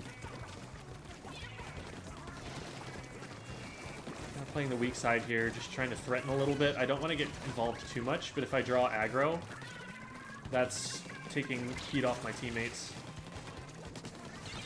Oh, man, I had such a good fight there, and I just needed to hit one shot, and I didn't.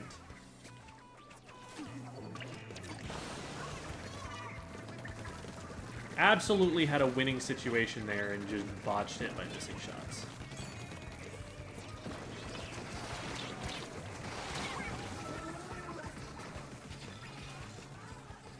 Okay, there's not nearly enough paint for this player to be pushed up as far as they are. They're in trouble. What happened to our splash? I liked our splash. I want them back. We had another frontline weapon, and now we're just getting shoved all the way back into our base because everybody is, like, dynamo range or longer.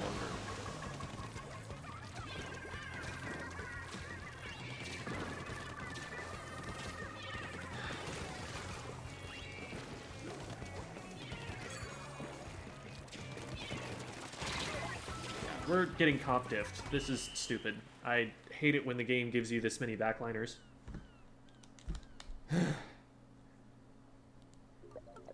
As soon as you lose the zone once, you just have no pushing power to go back in with. Didn't help that if that player was actually... Oh, Nolan and Zeke. Okay, yeah, those are... Yeah. I mean, I can't complain too much about losing to those players. Those are very strong competitive players. But also, please give us, like, a reasonably even mix of weapon ranges. That's like... It's something that I know is a factor in how they build team comps. And it seems like it's a much weaker correlation than it used to be. I know that for the time being, like, it's been confirmed by data miners that they are intentionally, you know, experimenting with the team comps they put together to get data on, like, whether certain combinations of weapons are good to give players. So maybe it'll get better in the future. But, like, Double backline is a very niche, very rare thing to see in competitive play. And, like, anything that doesn't have at least a couple of short-ranged weapons is probably going to have a lot of trouble pushing back in. So it's aggravating when you don't get that. Like, this comp is great. I'm happy with this comp. More comps like this, please. We're still going to have a problem with the charger, but at least, like, we have some painting power, we have some pushing power. We're going to be able to take the zone back when we need to. As long as we don't get sniped. That's an F. Okay, yeah, I knew the brush was coming around. That was a little bit predictable based on their movement beforehand. As soon as I saw them, they needed to be backing up. That was a big risk. I should not have taken, but didn't end up getting punished for it. I still don't feel super comfy pushing up yet.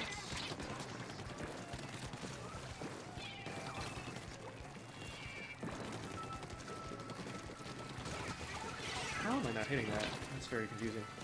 Oops.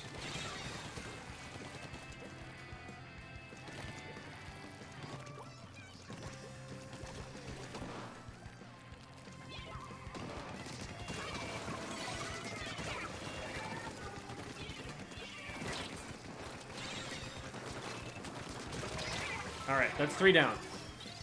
Let's go, team. I guess they were all respawning. Wow, we got literally nothing out of that and ended up at disadvantage after that play. Everyone's just back on the zone. What happened? How did they respawn in and get in position faster than we did?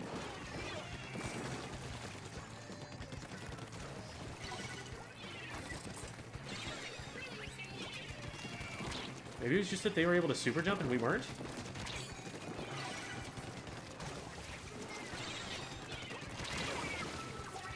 Okay, there's 2 people off the zone now. Go get it, go get it, go get it. Zone.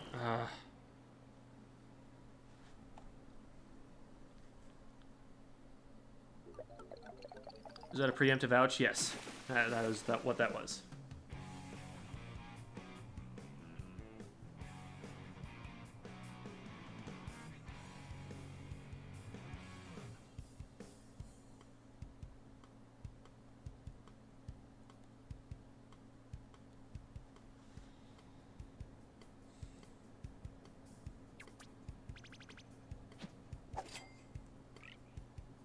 Well, it's progress anyway.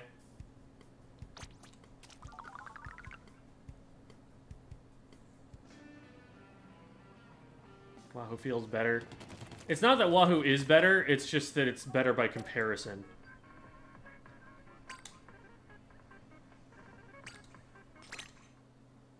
Well, that's like 3 people in chat who wanted me to watch the replay. I wasn't especially interested in doing so, but we can take a look.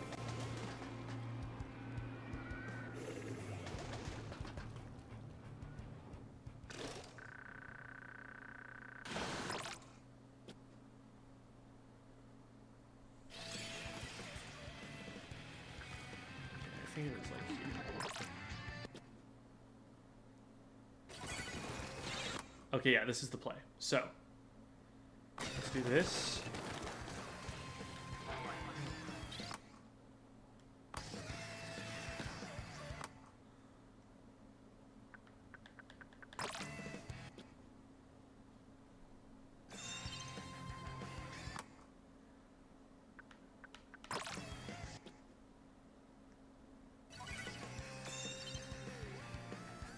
Okay.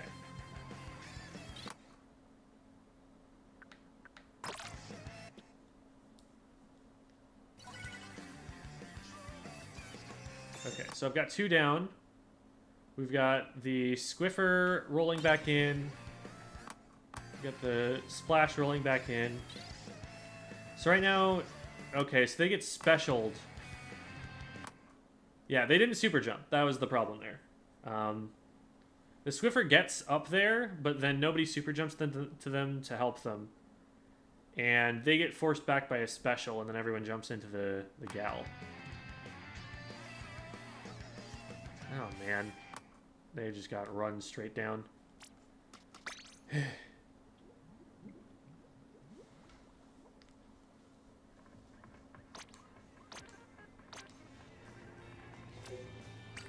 Unfortunate. It's like, that play is not a bad play. I ended up getting enough players there that, like, that's a significant advantage at pretty much any point in the game, unless I'm, like, leaving someone on the tower or something like that, and that one player is about to KO.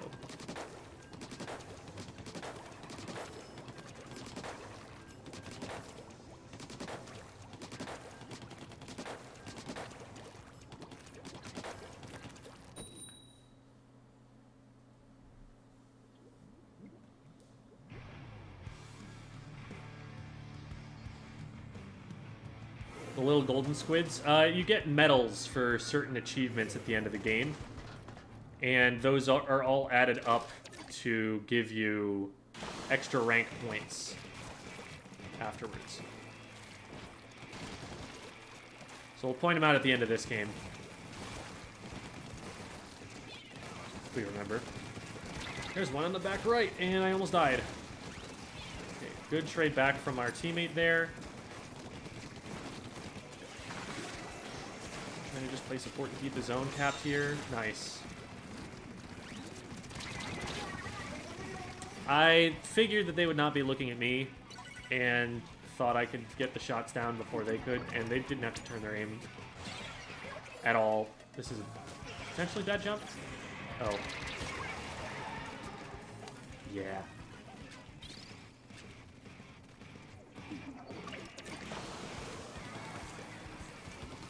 I should have been backing up immediately as soon as I landed. I knew it was going to be hot for sure.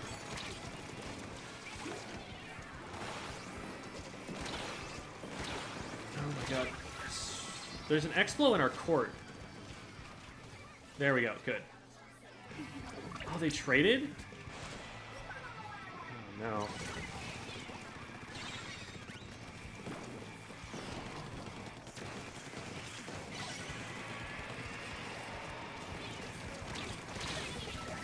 I'm standing out in the open too much. There's no reason for me to be getting killed by the Hydra this much.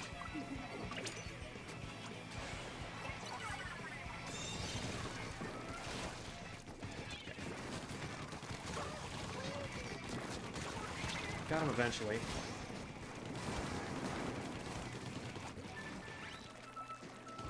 Right now. Got him. Oh, if I had gotten that third one, that would have been huge. It's still really good. We just need to paint through this booyah.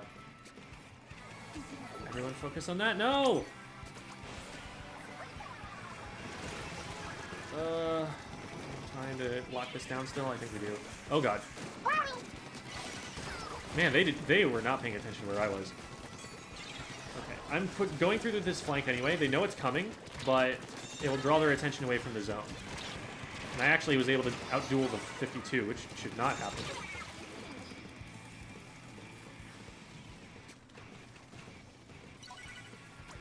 Yeah, I thought I was just going to be running into the backliners there, and I guess the 52 had spawned in that time.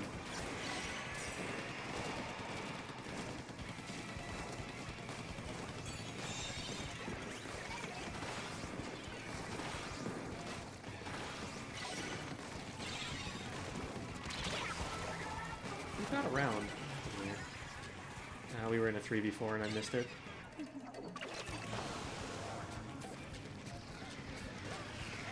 Well, this sucks.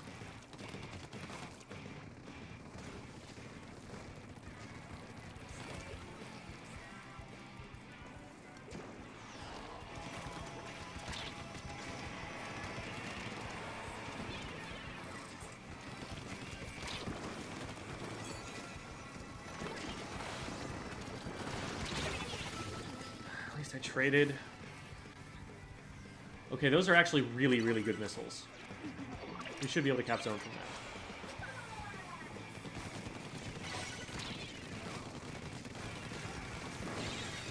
that. Okay, well, that's game.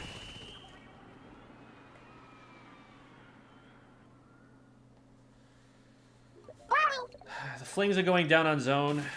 made it impossible for that to cap afterwards. We had a junior and a Flingza. All they needed to do was paint. The enemy players were covered with missiles. They couldn't paint long enough to stop the zone from going our way. That would have saved the game.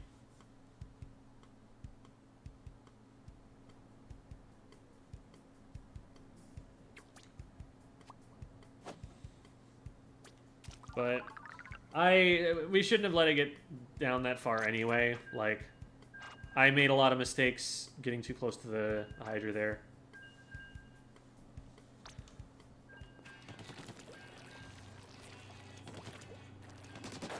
Just like walking out on open sight lines, feeling like, they're not shooting at me, I'm fine. No, you are not fine. The Hydra doesn't have to turn their aim that much.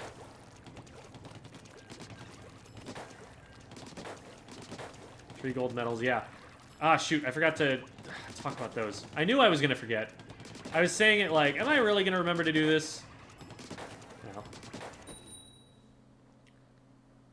No. I know I did get #1 overall splatter. But again, I need to pause that for a little bit longer to talk about it for the player who wasn't aware of what it is. Thank you, Boba Pearls. I hope you do too. It is a good thing that Moray's not in the game anymore. I'm happy for that. Although I will say, Moray Clams would actually be a pretty good map mode relative to Splatoon 3 stuff.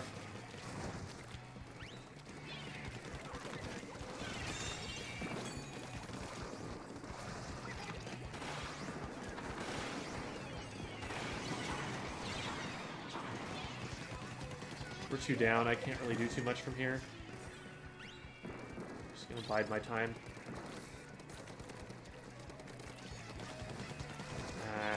Went in too early. Needed to get them to commit more. I am at least drawing their attention over here. Oh, I didn't think they could get close enough in time. I was hoping to suppress their teammate and then back up. Okay, good pick. That's going to keep things even, 3v3. Oh, we need to get the zone soon here.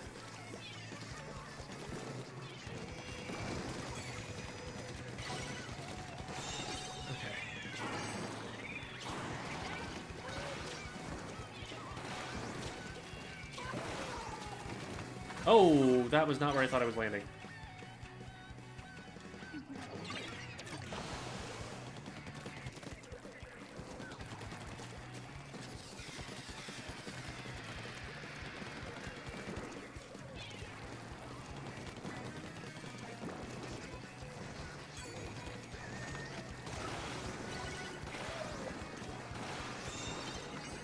I'm surprised I didn't get that player.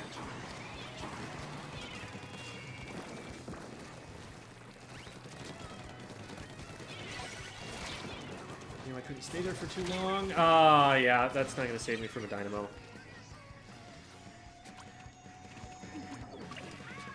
I think I need to play the right side. Left side is just getting me killed or like leaving me without having an impact on fights. Oh, that took a little longer to explode than I would have liked. Oh my god. They've got everything covered. I don't know how we let that player in because we had someone up on the spinner. I just figured that was covered. Good cap, though. We needed that.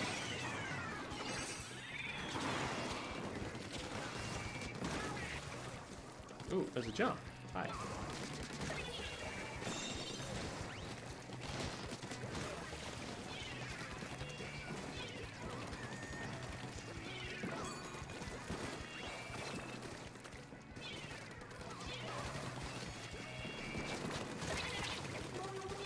Have gotten that other player. That's my only shot out of this. And we got it. Alright. With that many players down, I think we get lead here. Yeah. We needed to really mess up and like die on zone en masse to lose the zone there at the end. It's okay that we went down kind of because we got lead. I don't know. We need to win this next fight to get back into zone though. I just want to avoid this dynamo. We popped the rain over here, so I'm anticipating we're going to have some support on that side. Oh. Well, hello there.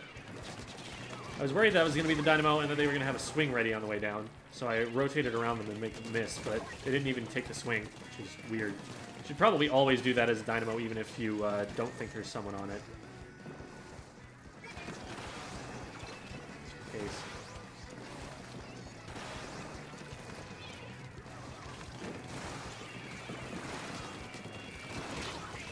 I'm surprised that didn't kill me. Nice. I think we might be able to KO off of this. We've got enough numbers. Get them on the left, get them on the left. Left, left, left, left, left. Focus left, focus left, focus left zone, left zone. Paint it, paint it, paint it. We don't need to be pushing into their court when we're this close to KOing. We need to be keeping the zone. Oh, man. Wasted opportunity.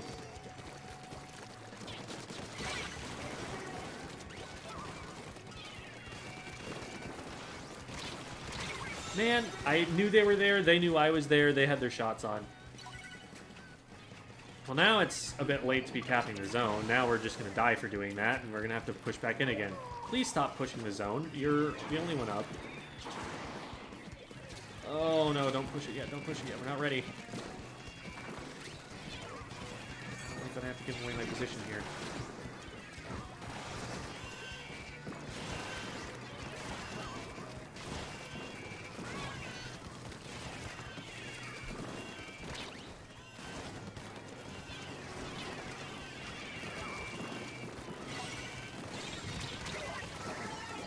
The zone. Ugh. We staggered at the end. We got the zone capped when we needed to, and then we just decided to rush in and die on zone with like 20 seconds left. We had a winning position there, but because we just kind of ran in and died before we needed to, we just didn't have the firepower at the end to be able to take it back.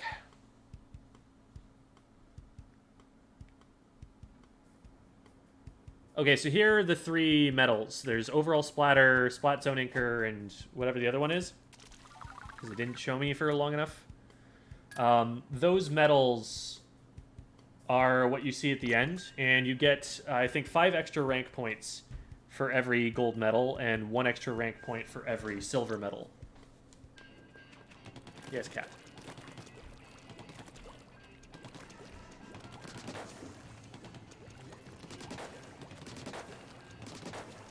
Yes, King Meep, that Zipcaster fact is also true of Inkjet and has been since Splatoon 2, where it was introduced.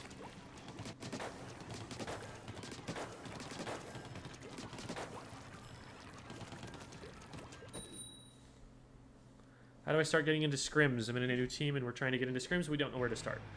First of all, play Ludi, because that will set you up with people who would be good scrim partners for you. But second of all, Ink Academy, Splatoon Stronghold, all these different places, people ping for scrims. And from there, if you end up in a scrim with a team that you think is good practice for you, just send them a message and see if they're willing to scrim you on a more regular basis.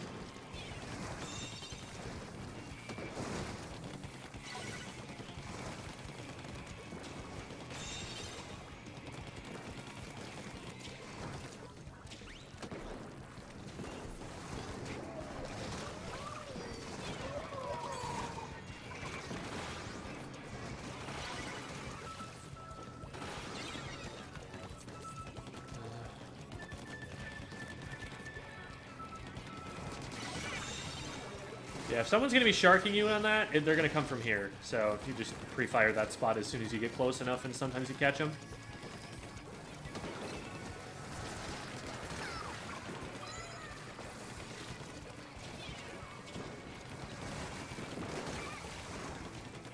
And that's what squid surging does for you. It's a great way to get yourself splatted. That's about all that I've ever seen it do for someone. The best case scenario for a squid surge is you've got some ink on a wall above you, and you need to get to the top of that wall, but you can't stop to paint the ink first. Hi.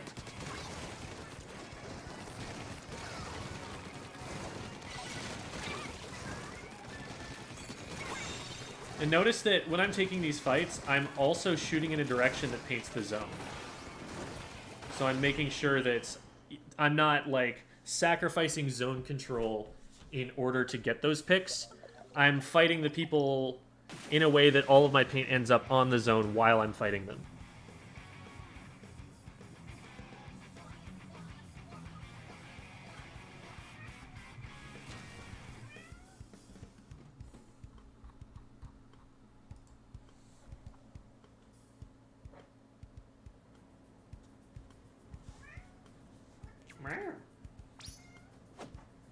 Well, I had to get one win on the ticket.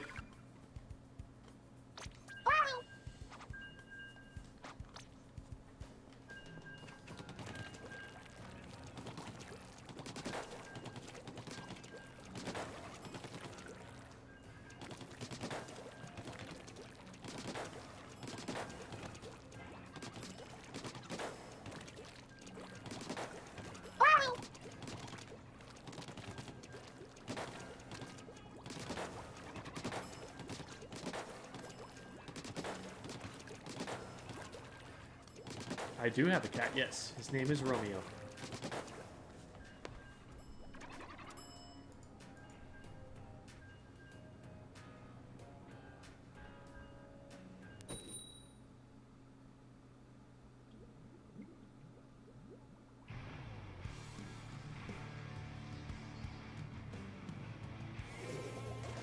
Here is Romeo.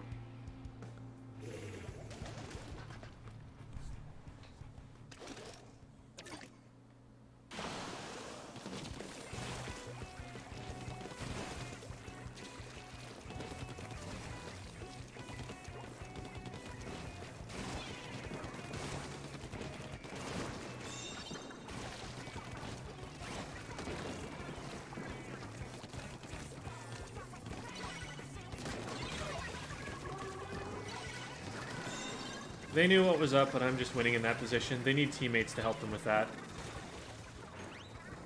If I'm able to just kind of waltz through in the base like that, that's going to happen to the Charger player.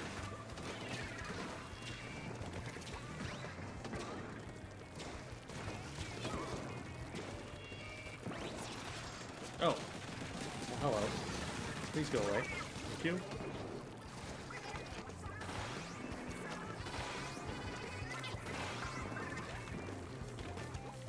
Not all the support I'm going to offer that. Yeah, I didn't have a lot of faith in that flank working out, but it does stall for time. It's not a bad thing that it happened entirely. You've done this before, and this is how it worked last time as well.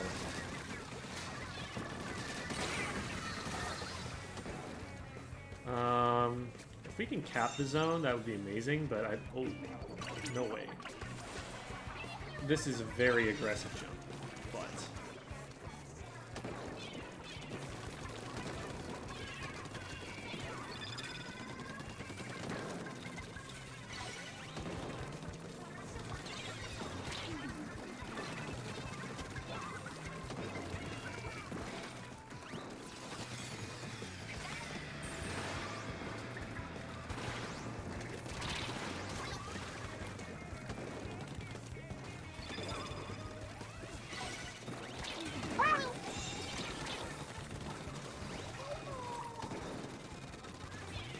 very annoying wave breaker. Oh. Drop left. Oh, there's a bunch this way.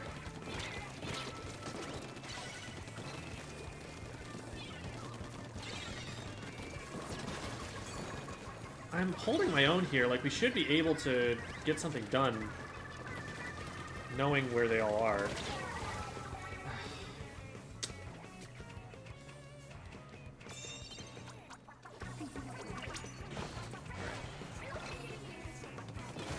Really dangerous because there's an E-leader watching, and I don't like that I did it.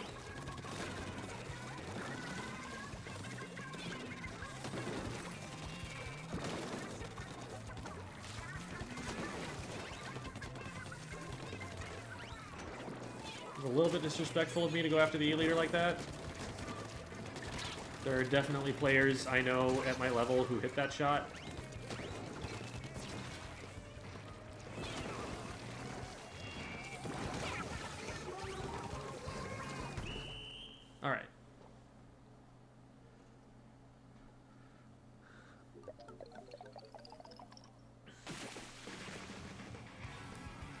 Can Carbon combo with Marker?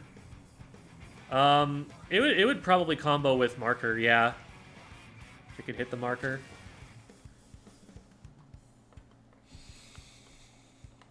Marker isn't especially fast.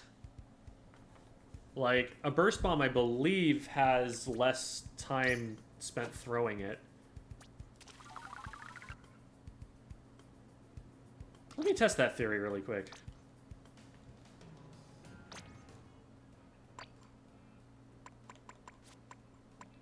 Because that could have some niche usefulness. On, oh my god, I ran past every single weapon and just didn't see it. We got a raid. Coming in from Pro Chara with 125. Welcome, gamers. Hey there, everyone. Stamper Propaganda Raid. Oh, so you're on that train here. I was just checking to see. Someone was asking if Angle Shooter would be a good combo with Carbon Roller, and I hadn't thought about that. I want to see how fast it is. Like, if you can throw this quickly.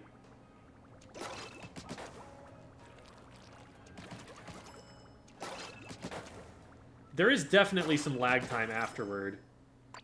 I don't know if burst bombs have that same kind of lag time.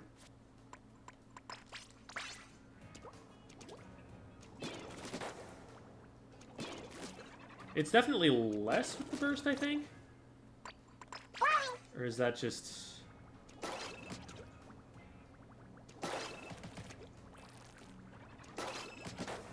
Maybe there's more startup time on the...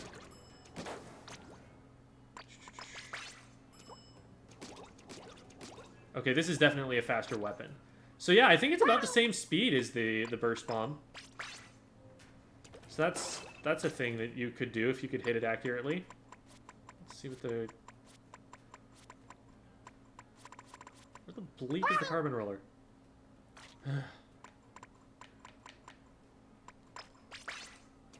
So I just need to do 70 to be able to combo with this. Oh. Okay.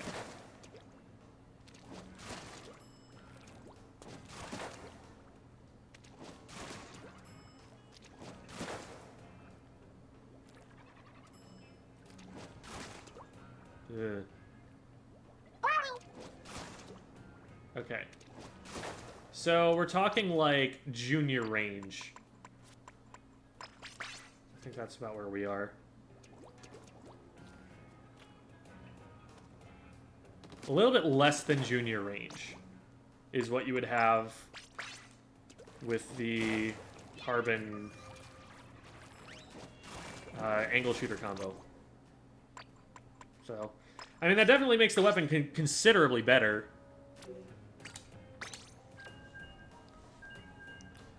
Torp Carbon? Oh yeah, don't... Torp Carbon would be plenty, as all that weapon would need. You could probably run that independent of special if you really wanted to. Although, give it a good special and that weapon's stupid. And I don't like it, and I don't want it in the game. No, it would be really good. It would be really good.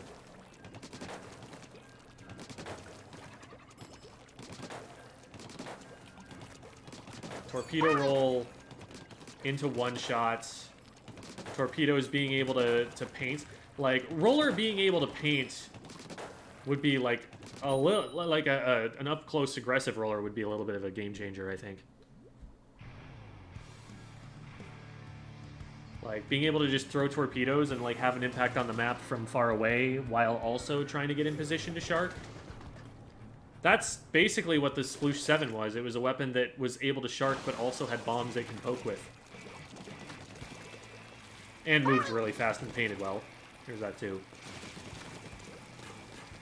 But, like, I think that combination of factors does make for a really strong weapon. They got on zone really slowly. And they were also not swinging very fast. Oh, I thought I hit that third shot. Darn. A little bit too much walk and shoot. But, I mean, we should be able to follow up on this just fine. Keep zone while I'm on my way back in. Maybe not.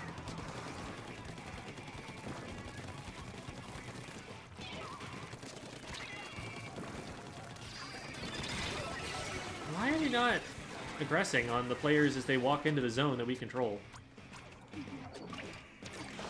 We can definitely have been shooting at those players. We have the range to do it. Okay, we got one back.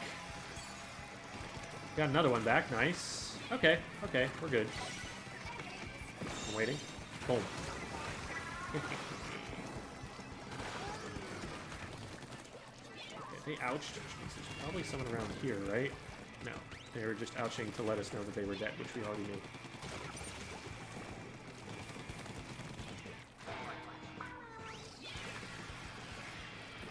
Okay, so there's a fight.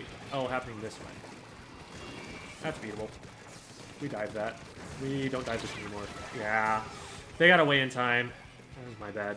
I should have recognized that they were going to be able to swim far enough away. So we might lose zone here. This is a risky jump. We're good. On the right, we got them. We don't need the cap here. We can wait a second.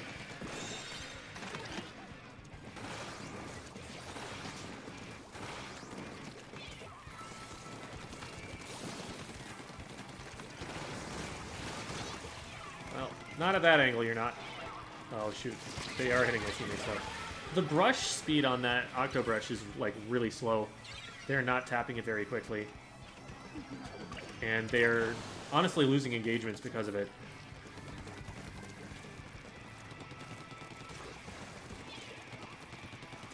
That weapon's capable of a much faster kill time.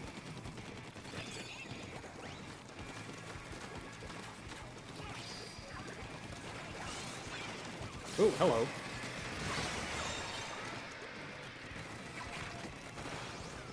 That was too high anyway. They're probably hiding in the corner. I feel especially inclined to push that against the 52.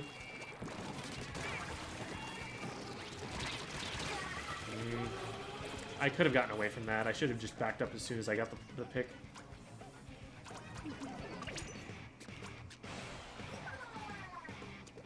Fortunately, it didn't put us in a position where we lost the zone immediately. I was able to get back into it. Also for... What? There were two? Or was it a bomb that got the other one? Alright. Well, nice. I should probably get lunch pretty soon here. In fact, I think I'll go and take a quick break right now and use the restroom and grab lunch. It won't be more than a couple minutes, but I definitely know that I play worse when I am hungry.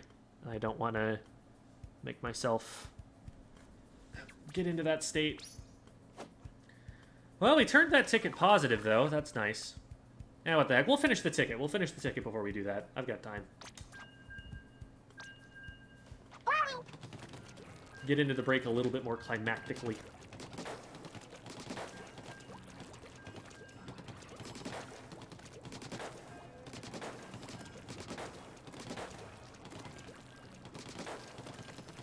So anyway, going back to the raid,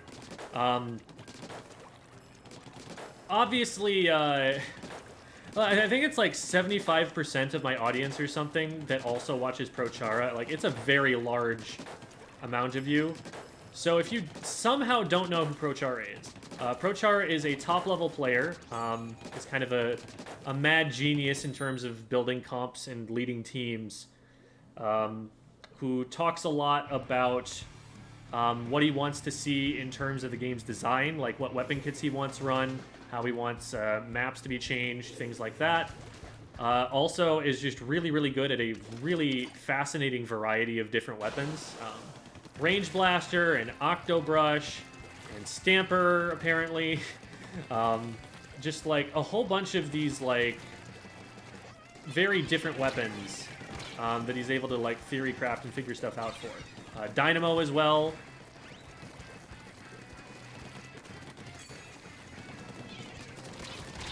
Oh no.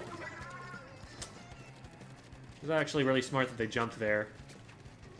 It's a splash, so I mean they've got perfect accuracy.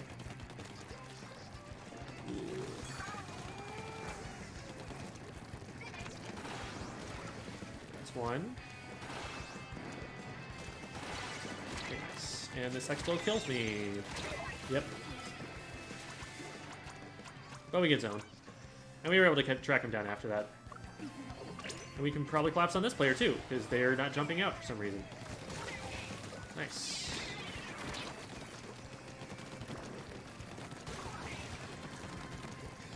Throwing a bomb behind someone is a really good plan in general.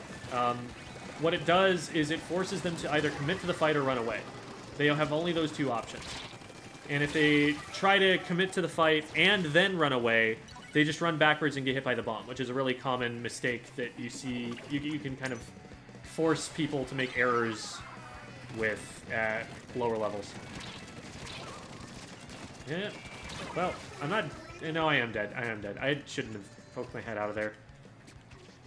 I think the jump actually might have been a mistake, because even though I was going to be able to get in quicker, I wasn't going to be able to go anywhere from there.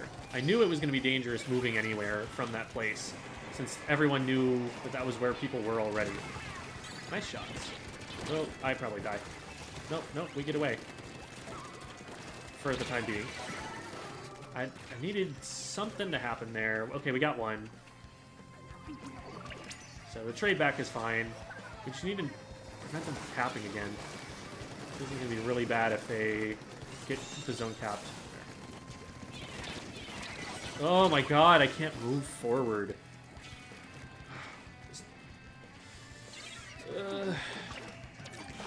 Need to be smarter. It's double backline comp, so they're going to be able to see from whatever angle I'm trying to push. Oh. Literally didn't even see the sponge in front of me. Can I hit this? No, they moved the other way.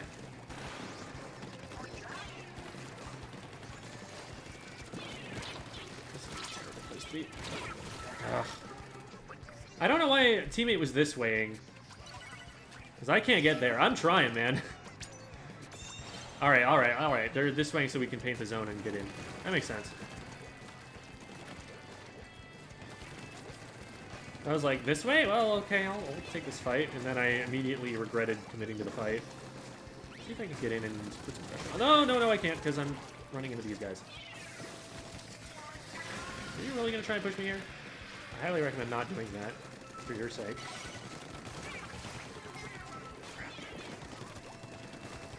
You lose if you push this. What I need to do in the meantime is take the zone back. Okay, stop that. Okay, got one.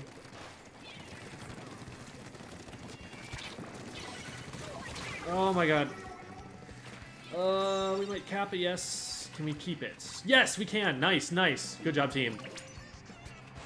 Okay, that's huge. We might actually get lead out of this. We need to not let them get through there.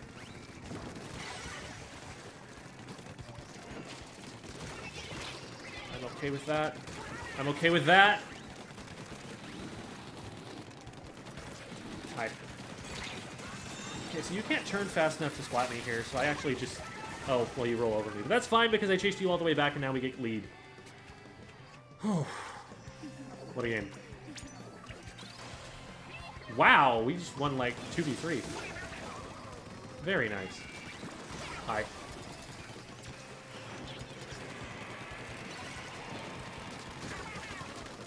Now, I probably could have gotten that a little faster, but we win.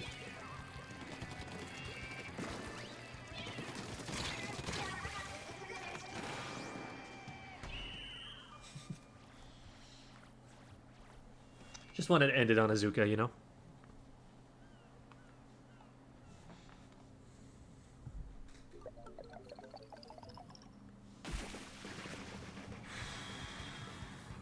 So intimidating to any new viewers? No, the new viewers are coming from ProChara. ProChara is better than me. ProChara is a top-level player. He's played for teams that win majors. If they weren't intimidated by watching ProChara, then not gonna be intimidated by me. All right, actually a really good ticket. Sent us on a Stamper propaganda raid, right? I need to watch some of the Stamper play that Chara's doing, because I still can't wrap my head around that weapon. it seems like it's a little on the slow side. Like, the range is nice, but people don't seem to be playing it quite as, like, a zoning tool. Because that projectile is really slow.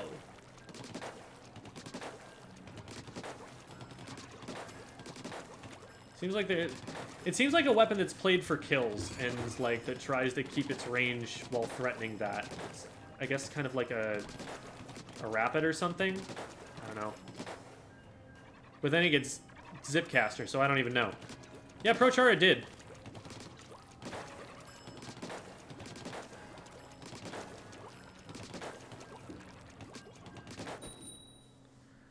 So, something more of a Slayer weapon. Yeah, that's what it seemed like.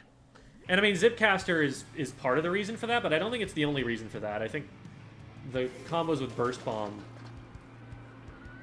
it's definitely very unique. You ever been a real teacher? Yeah, I was an English teacher, classroom English teacher for 3 years.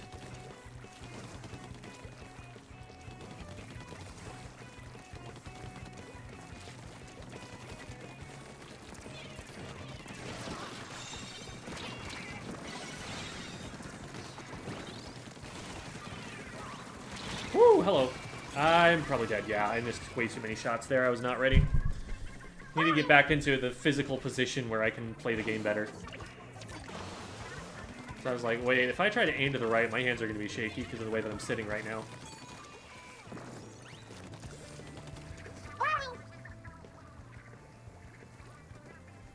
I'm waiting for a Trizuka shot.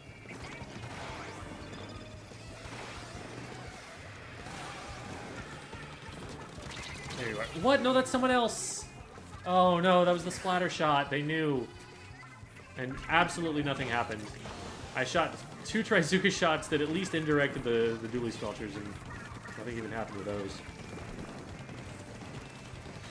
Well, we gotta go. I can keep this guy off you. Paint the zone, please. Paint the zone. Oh, he's coming from the other side. We need to paint the zone. We need to paint the zone. Paint. Oh my god. All right.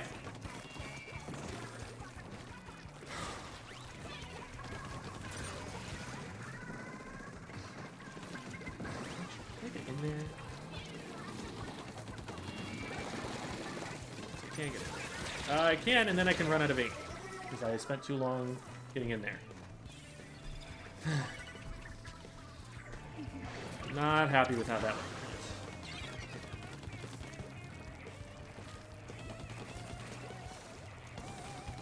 Again, a lot of walking and shooting. It's something I was trying to break earlier and that I'm still falling into. Oh boy. I thought they were shooting down at the ground, so I thought coming up here was going to avoid it, and then they hit me immediately. Okay, just got to regroup. We do have time. We have one more push. Let's get a Zuka before we go. That's one.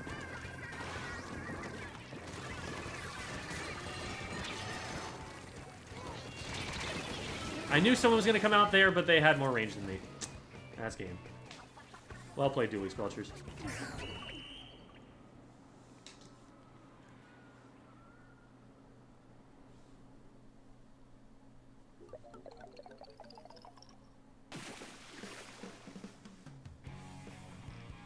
Alright.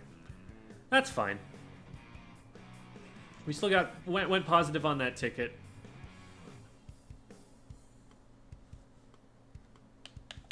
So let's see if that brings us up to another rank. Probably not. I think we needed like 300 or something.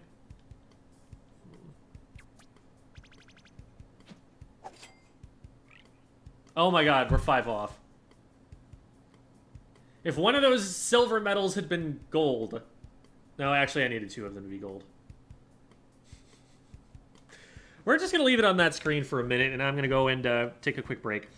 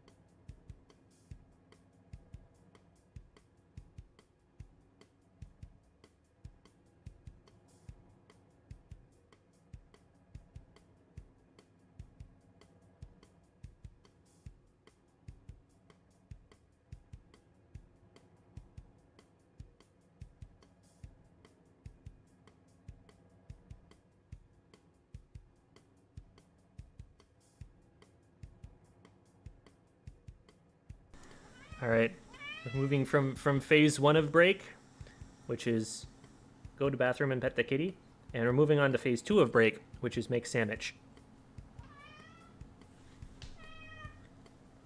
Here's the kitty. Click, click, click, click, click. He does not like this. I'm going to put him down.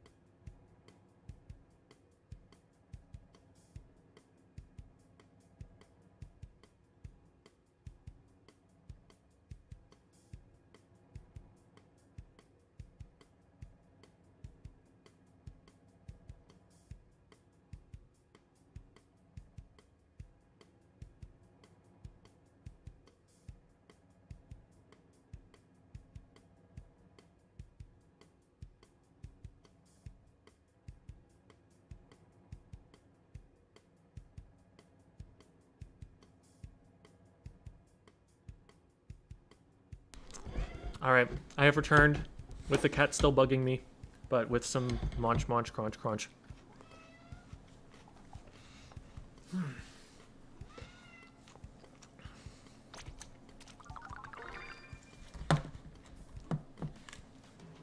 Okay, I've got a bunch of conch shells. So let's go gamble.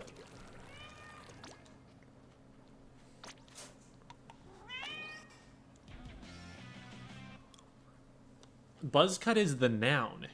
Huh. I can be a buzzcut.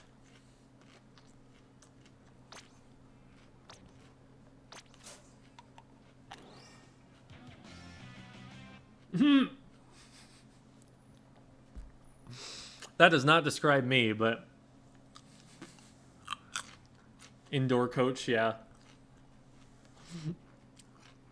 I like having dangerous, though. That has a lot of utility.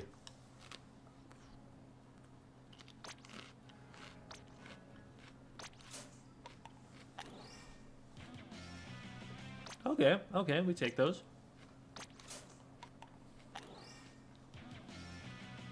Yeah.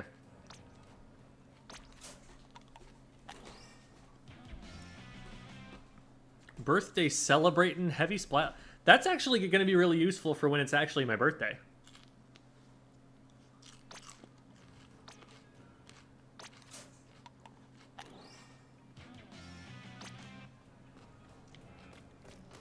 Pretty good list, pretty good list. Oh, not nickname, splash tag. So here's my list so far. I don't see it changing from a real coach at any point in the near future. But you know, Feral is honestly probably better than Dangerous. I forgot I had that one. Feral is such a good one.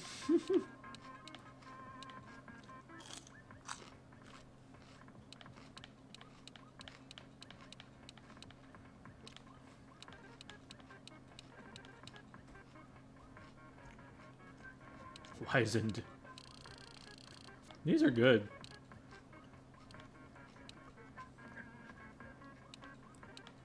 It's funny that the insert thing here user, you would think, like Booyah Bomb user, you would think that that was based on you actually using the Booyah Bomb. But it's totally not. Why is it not? Why does it not actually describe what you are? I'm not a heavy splatling user. Oops.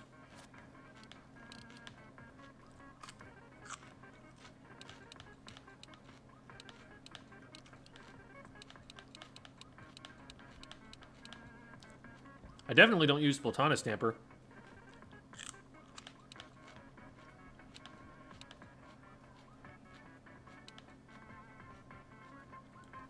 This one's a little closer.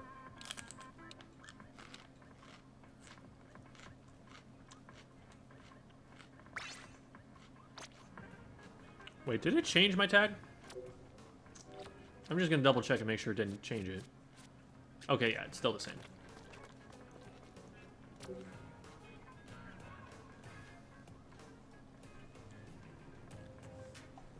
No, switch.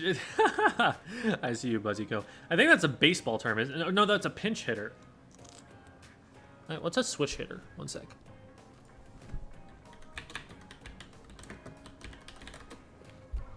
No, it is also. Oh. It's an ambidextrous hitter. It's someone who can go to bat from either side of plate.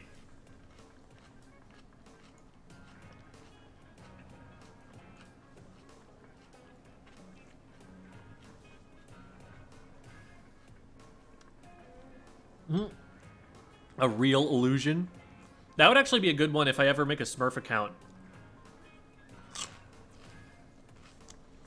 Because I'm a real coach on my main, and then a real illusion on the Smurf.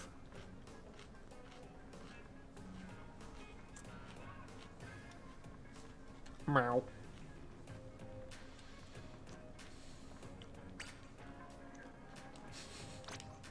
$6.45. Next, $6.50.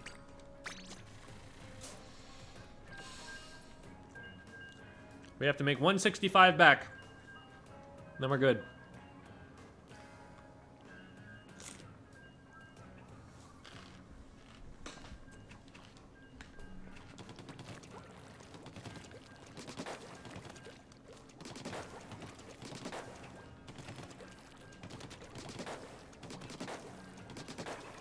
I do not accept your dare. I am a teacher, therefore I am immune to peer pressure.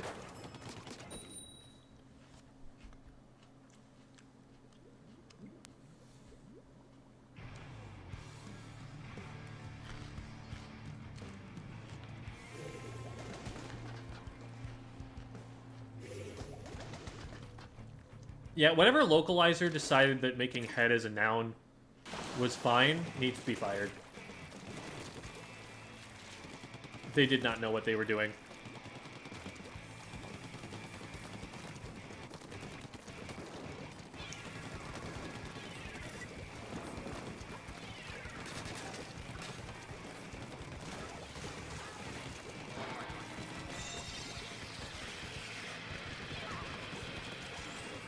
Getting capped there is actually a huge win, because we had a numbers disadvantage, and we're gonna get shoved back, but that buys us a lot of time to get back in. You don't even know. You're like, how did I get here? Took me a really long time to track them down, but I did eventually do it. Nope. No GooTuber tap shots for you. And you are stuck. And you Get ball.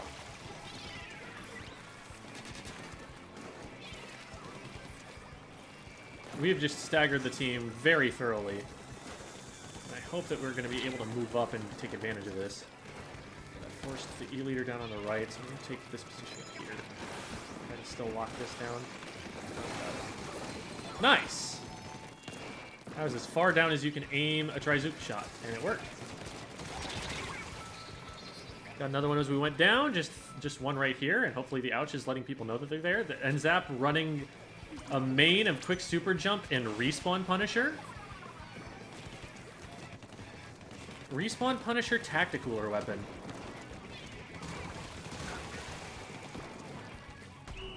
Alrighty.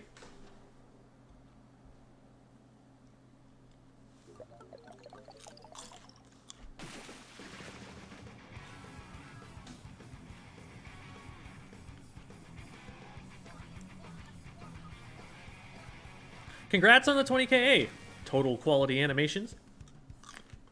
Hi, Fevev. Howdy, howdy, howdy.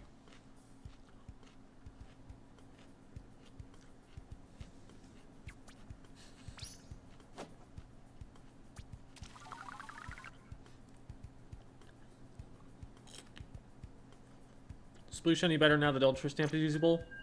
Not by very much. I mean, obviously the special being buffed helps it, but I also... I don't think Curling Bomb on a Sploosh is good. Hot take. Like, is the Sploosh one of the best users of the Curling Bomb? Absolutely. Does that mean that the Curling Bomb gives it enough to function as a weapon? No.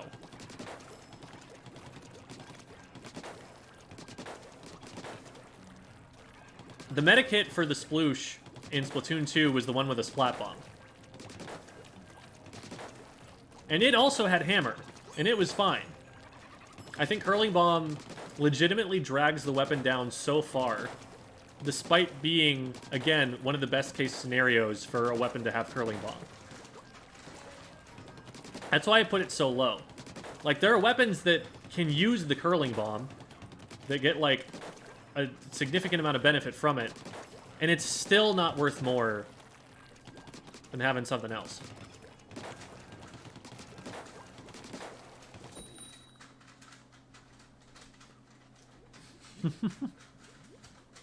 Yes, a Team Fire take, of course, of course.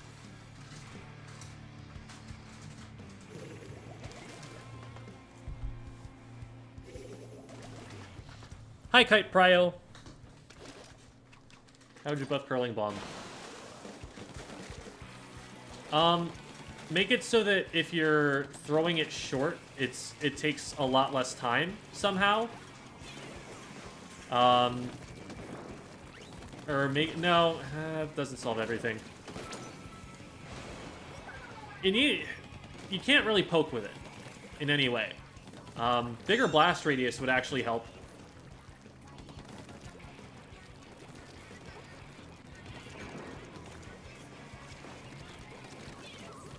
I don't know. I just think fundamentally, like, it needs to function more like other bombs, where it's, like, more usable in combat. Because, like, a fizzy bomb you can absolutely use to splat people. And yet, it also works as a mobility sub, just like the Curling Bomb does.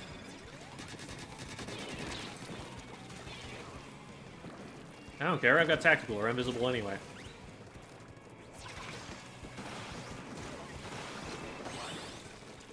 Wow. I don't feel like I've done anything, and we're just about to win this game.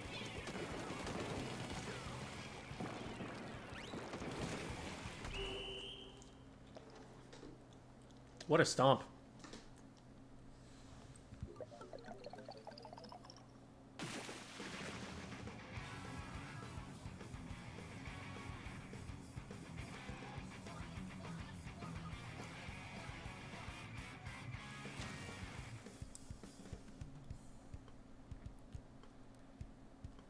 Really good and helpful.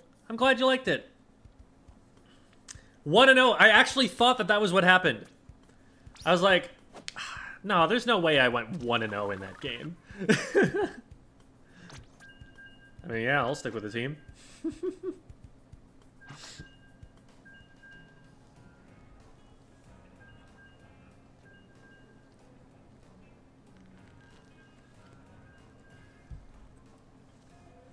Curling Bomb would definitely make Splatana Wiper significantly worse than... Actually, both of them significantly worse than they currently are.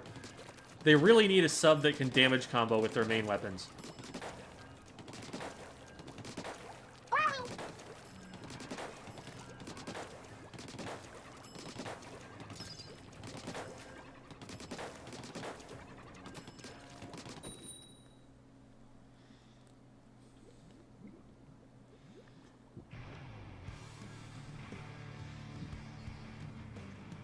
Short for camping super jumps. I have a bunch of projects in the works right now, but that is actually something that I do want to do at some point.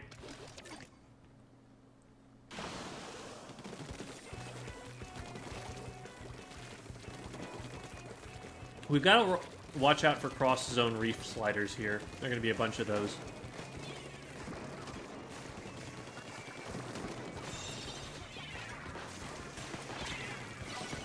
No. Stop that.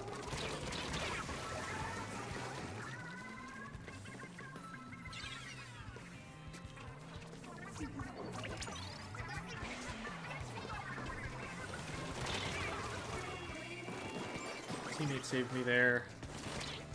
I really would rather have not been revealed there.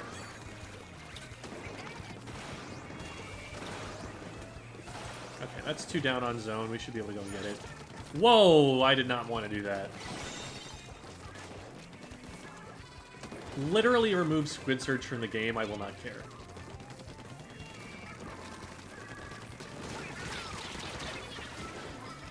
Okay, did we get another one off of that? Okay, we did eventually get another one off of that. Good job, Slime.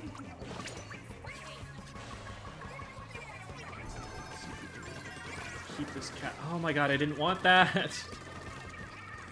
I want to play stealthy.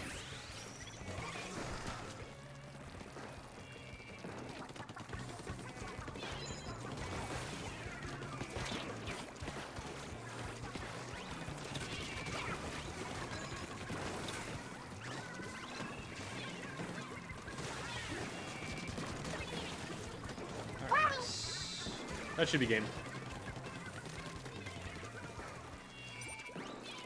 On this map, you have like 2 attempts at a retake, and if you fail both of them in a row, you just lose the game.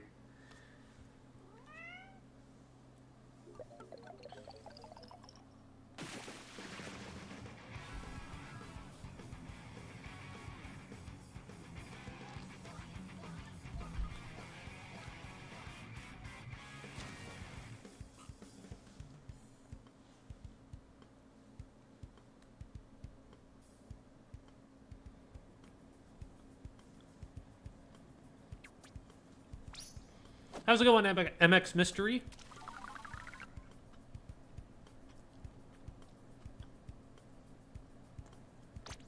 What's your favorite ranked game mode? Clamplets. But I like a variety.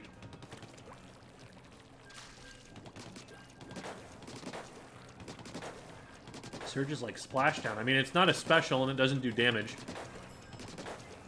Splashdown at least kept your super jump safe.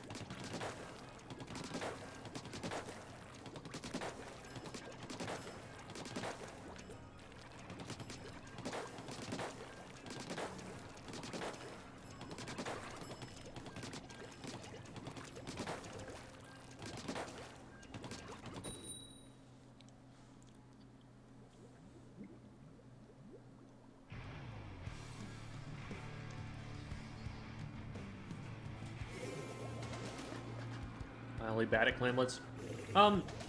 There is a lot of like mode-specific knowledge. Oh, hey, it's Genie. Genie's a commentator that you'll see all over the place. Played about a Div 3 level though, so this could be a pretty tough match.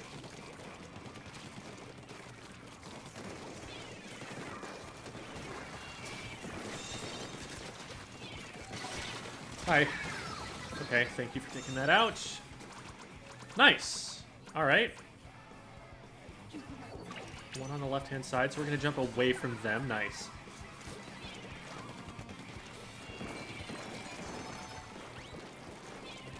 See, there's a fight over here, so let's put pressure on it. The teammate actually overcommitted to the fight. Like, they tried to cross the opponent up, and so then the opponent was able to look in the same direction and see both of us.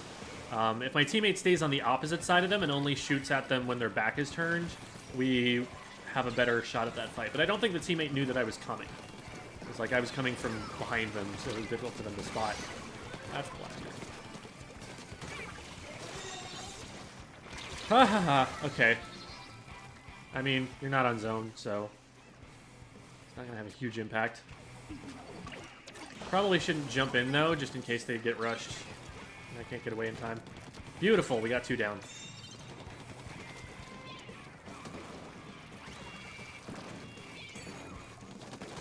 Did I just accidentally camp a jump? No.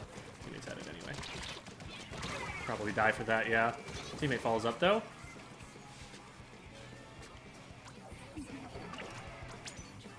This is dangerous, because they're backing up from something. Okay, it's the wiper.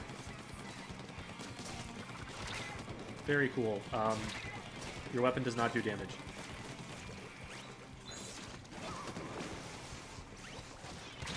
Why didn't it climb the wall? Oh my god, I jumped up on it like 3 times.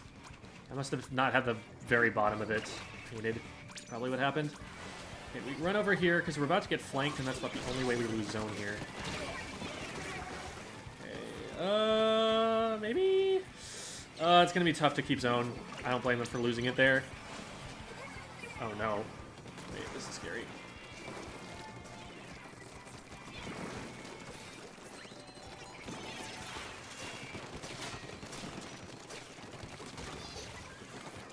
Okay, that's 1 down. Don't get a lot of points in the zone before we can recap, unless we die. The dying part is probably not great.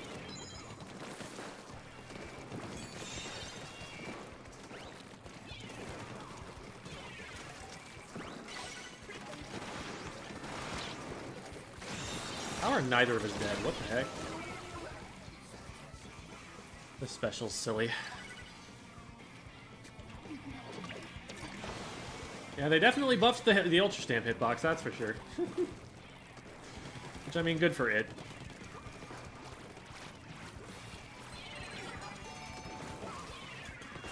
Yeah, it was not a wise place for me to be. We got 1. Should be able to cap, yeah.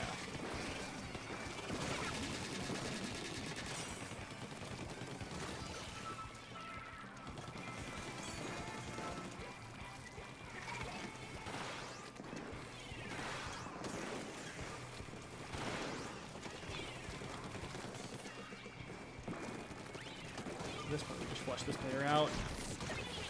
Oh, I didn't know that you could do that. I shot the underside of it. I figured by the time that the inflatable was out that they were already invincible. Apparently not.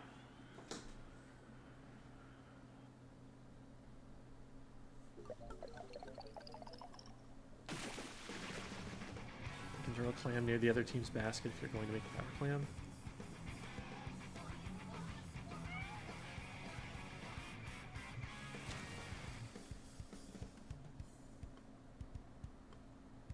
Fake them out and start pre-shooting. So if you're gonna throw an individual clam near the opponent's basket, what you're doing is you're trying to hide the fact that you have a power clam until you get to the basket. Because once you get to the basket and you can make the power clam, then you're able to pick it up and throw it immediately, and they don't have time to respond. But man, I left that team for some stickers. That was not worth.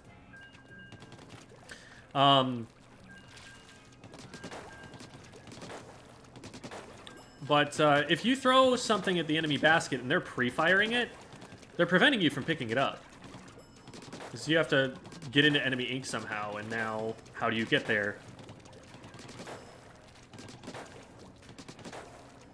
I'm sure there are some strats where you can like use the clams to bait people like that. Like, because what might happen is they might assume that you're trying to make a power clam for a teammate, and so where you're throwing it is where the teammate's going to be or something. But I fail to see how that helps you get into the basket more effectively otherwise. Explain the numbers that get added to the remaining time in zones. It's half of the push that the team just made. So if you pushed from 190 and then they cap, then I think it's just a penalty of 5. It's half in zone in clam blitz. I don't remember. It might be 75% in zones. Could potentially be different. You are dead.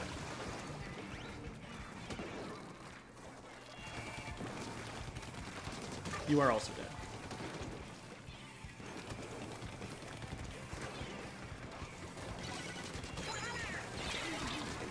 You might be dead? No, you're not.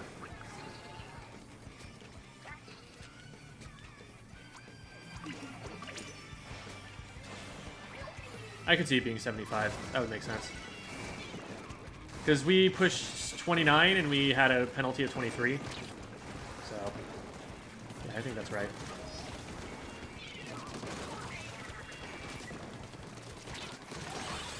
Woo! Let's go. I think we just back up here and go for a Zuka shot. And of course, once again, I did not give myself an escape route. I did not paint behind me. I talked about how that was a problem before, and I did it again. There's someone coming out left anyway. Yeah, they're mostly coming out left. Oh, that's a mistake to pop the Zuka there, though. You are very vulnerable from there.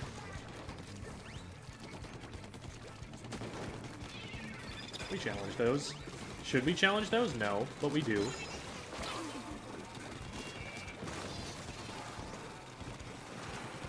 Oh! Well, I'm glad that missed. The splatter shot was fighting my teammate instead of capping the zone. That was a poor decision on their part.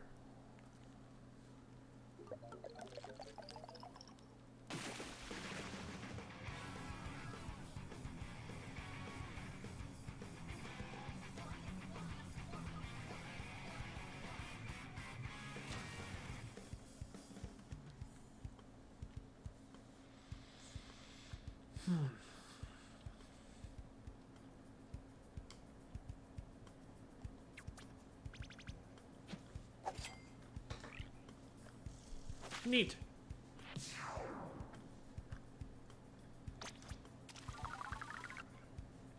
$173 when it costs $160, so that's $332. It's doable. It's going to take a really good ticket.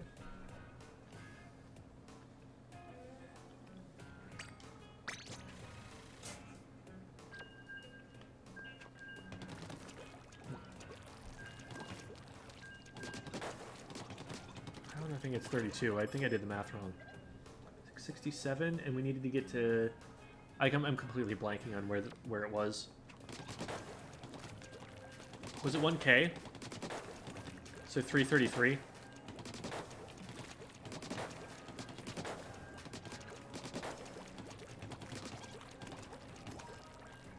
Fastest way to charge a fizzy bomb? Doing a bunch of things at once. So jumping and wiggling the controller around and using the sticks all at the same time.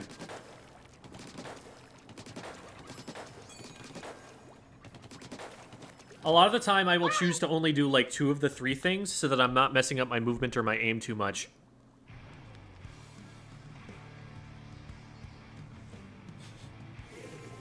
Amy the Toast Destroyer.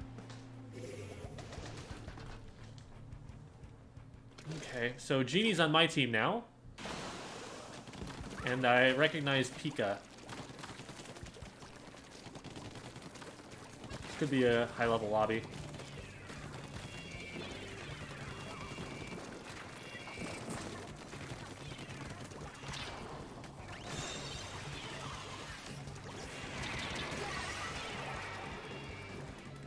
I should have paid attention to where the Booyah was going before I tried that.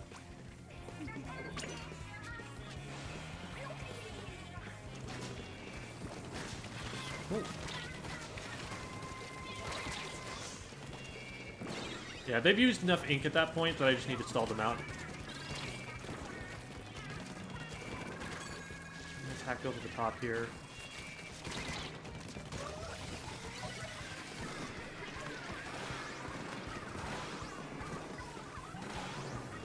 Nice.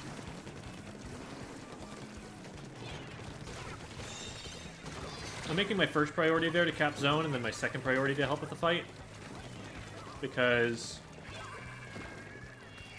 either way, you know, win or lose the fight, having the zone capped gives us a better outcome than the alternative.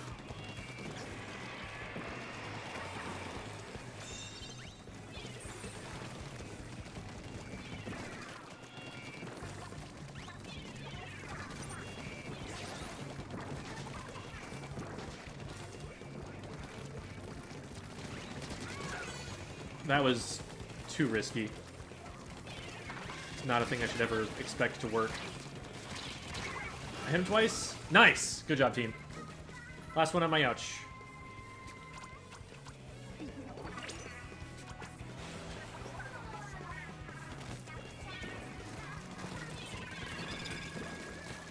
Let's just dive. Dive, dive, dive!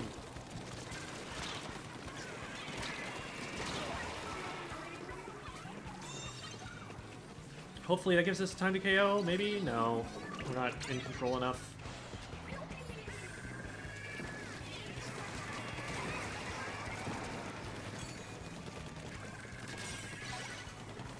I don't know what's going on the right. Oh, okay, that's what's shooting me. Oh boy. Too many things going on at once. Moving over to the right was really dangerous because I just didn't have enough information to know that I was safe while I was doing that. Okay, that's 2 down. We should go, we should go, we should go. Good zone, good zone. Rush behind. Got him.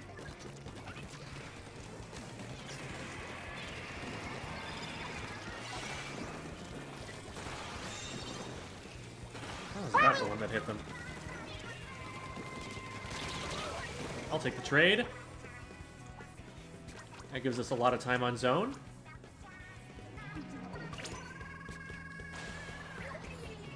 Yeah, this one's feeling pretty good. I bet we get this.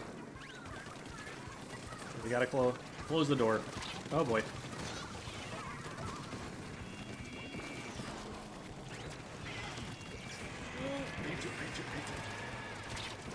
Yeah, shoot at me, not the zone. Haha!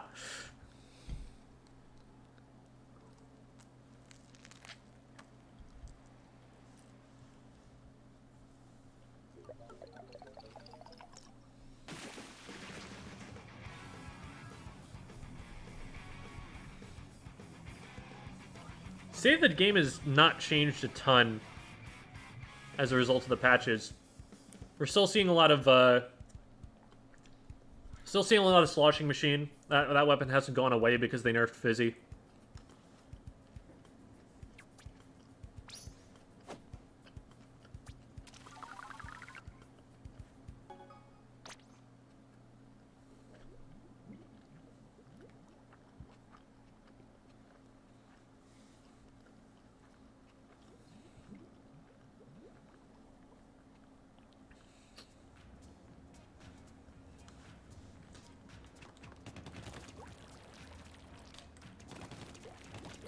GG, Benjamin.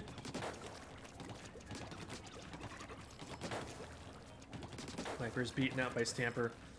I would say that the Stamper is a better weapon, but I would also say that they do very different things. Like, I don't think they're competing for the same niche.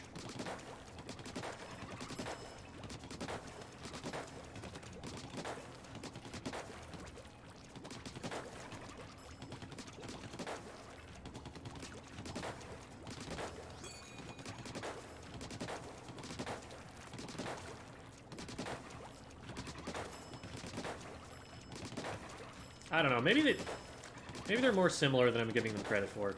I'm thinking about that statement and not sure whether I agree anymore.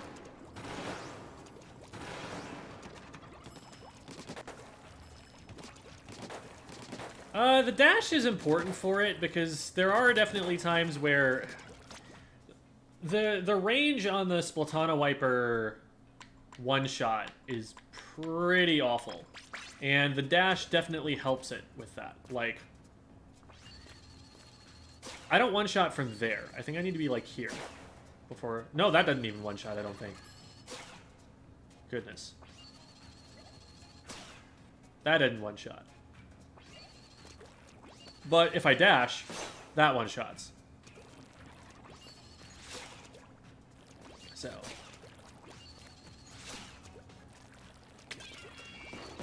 I don't know. Having the dash is fine. It's slower than just using a roller from the same range. Like, sure, I could dash at someone and get a one-shot from here. Or I could just do that.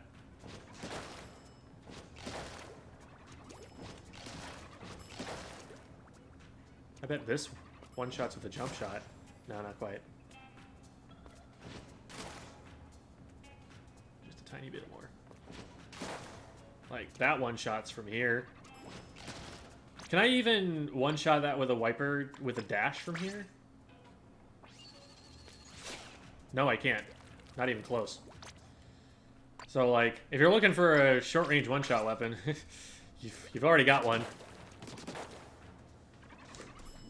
The thing about the wiper is just, like, it gives you both the one-shot potential and something else, but it does both of those things not as well as anything else that does them.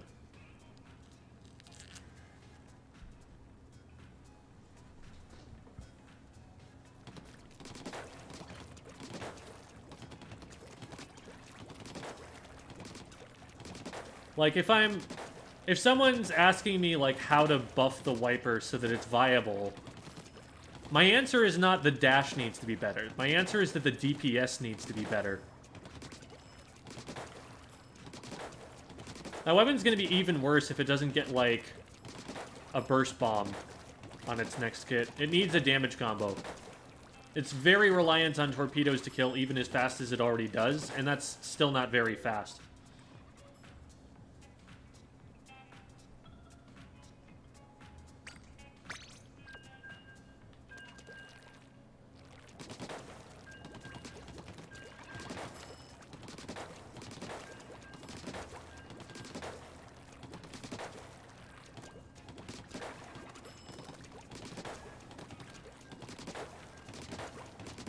Every weapon needs a certain amount of DPS, otherwise you just don't enforce your zone around you. If someone can walk up to you and just splat you because you didn't have a weapon that was capable of splatting them fast enough, you cannot control space in this game.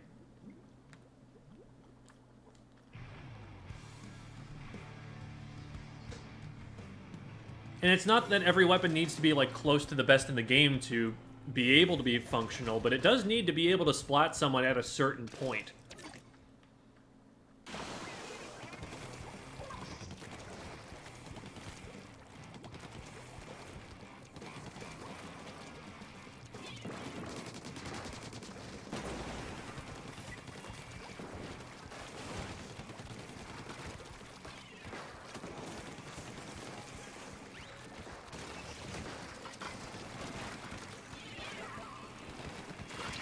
I'm so dead. Oh, I got someone, though. I was expecting to have more people looking at that, I think. I was just, like, counting on support that wasn't gonna get there in time. Oh, crap. That almost killed me.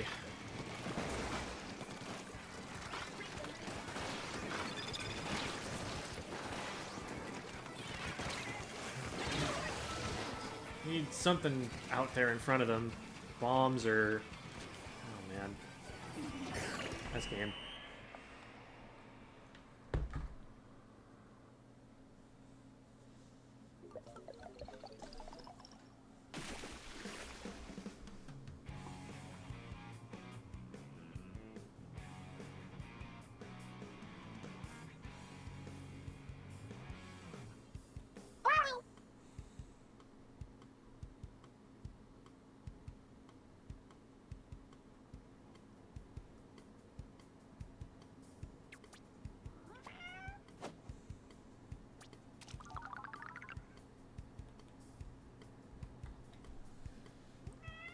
How's it going, Nell?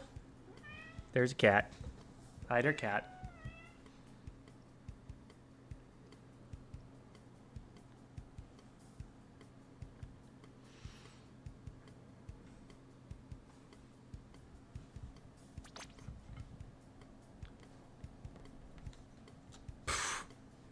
Wow, okay. I got the only splat that there was in that game. And it was a trade. Don't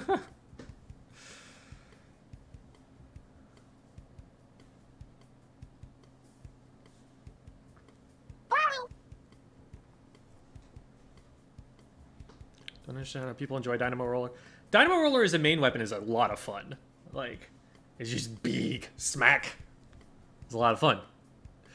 The kit is really not good for it, but, like, it's gonna get a better kit at some point. It's gonna have something.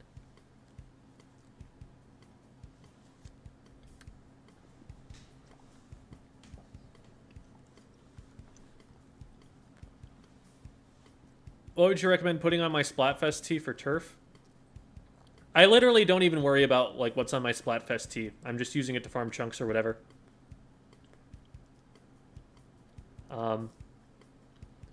Like, I think the advantage of the Splatfest tee is that it lets you farm gear so that you can use the chunks on permanent gear that you get later, or make later. I'm not, like, going all out to try and win the Splatfest. My individual contribution to that is going to be pretty insignificant in the grand scheme of things.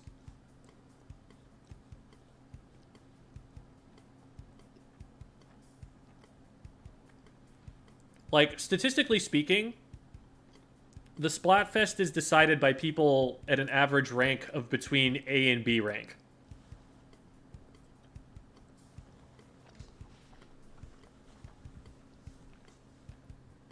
Competitive scene is possibly like 2% of the community. Roller players eat crayons? Why are we just like attacking someone who plays an entire class of weapons? No reason to be mean.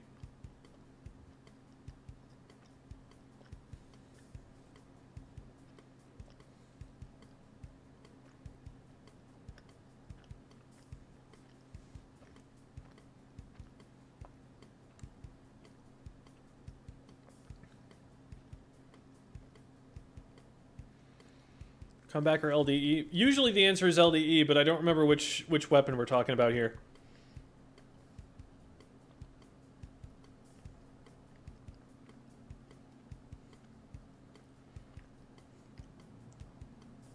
Keep in mind that I die constantly.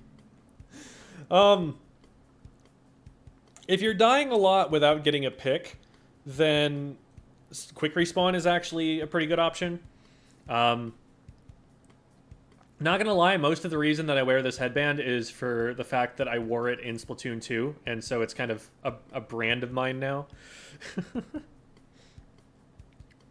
I am Team Fire, though. Shiver is grass. Water is Big Man. Because he's a sea creature.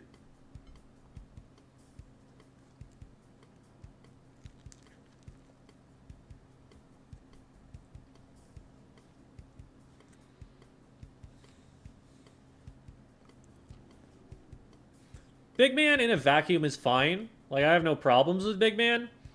The problem that I have with Big Man is that that was their idea for the first male idol. Just big man, big fella, big guy, that guy. He's big. That's his personality. Like, there's nothing visually that interesting about him. He's just a manta ray. He can't even like dance especially interestingly because of the animation rig that's put on him. He doesn't have hair to style. He doesn't wear clothes. Like, he's just big. That's all there is to him.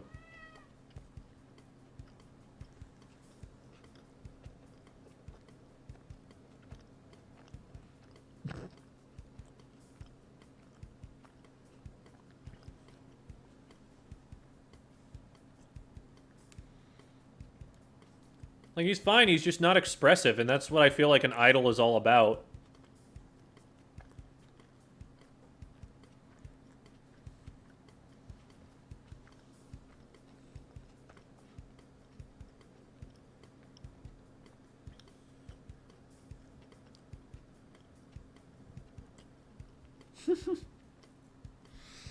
That was, in fact, a genuine cat meow.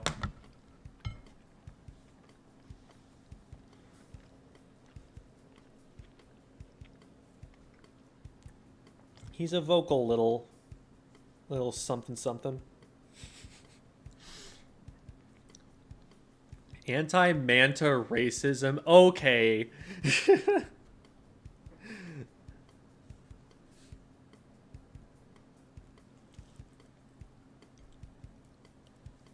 His name is Tiny. You'd like him more? That is not the conclusion to come to based on what I said. I don't know what you're hearing.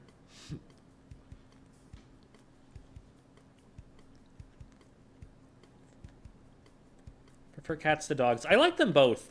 They both have their pros and cons.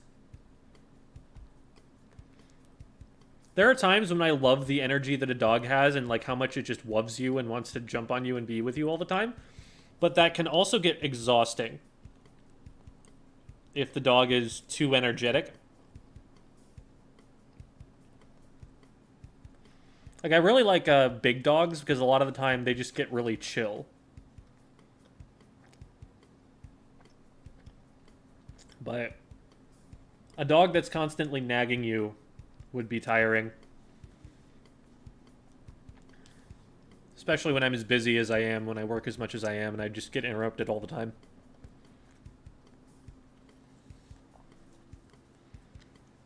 But on the other hand, cats are really, really soft, guys. Like, super soft. Oh my god. So soft.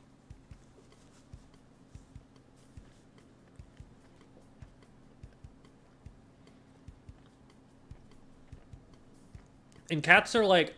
The thing I like about dogs a lot is that if you encounter a dog that you don't know, a lot of the time that dog is just perfectly willing to let you pet it.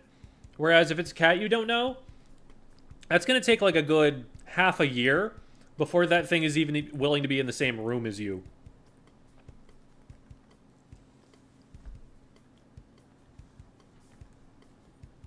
And there are definitely exceptions, like Romeo will at least come up to people and like rub his face on their legs or something. But it's not... He's not especially social in the way that I would say most dogs are. In my experience, anyway. Hey, hey, hey, hey, no, you don't get to eat those cables. You can keep playing, and I like that you're playing, but... We're gonna move the playing over there. That's where the playing's gonna happen.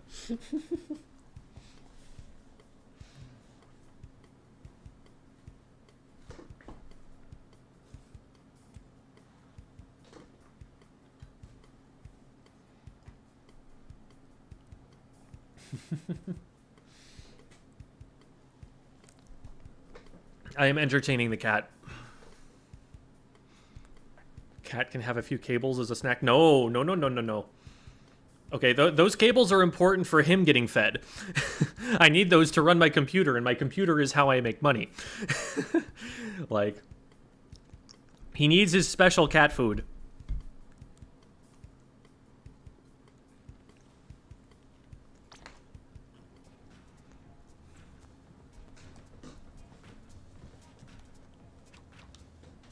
Afraid of getting knocked down by a dog. I mean, there are small dogs, but I don't know. I have this prejudice against small dogs that I think is kind of unfair, because I think most of the time it's not the fact that it's a small dog, it's the fact of like who tends to get a small dog. It's like someone who wants to like pamper and spoil the dog. And so the dog gets really spoiled, and it gets away with it in, like, public and stuff. Because even though it's behaving extremely badly, it's not big enough to hurt someone as badly as, like, a big dog. Because if you let a big dog start biting people, that is a safety hazard for everyone involved. But a little dog that starts biting people, some people are just like, oh, look at him, he's so cute. When he's, like, being vicious.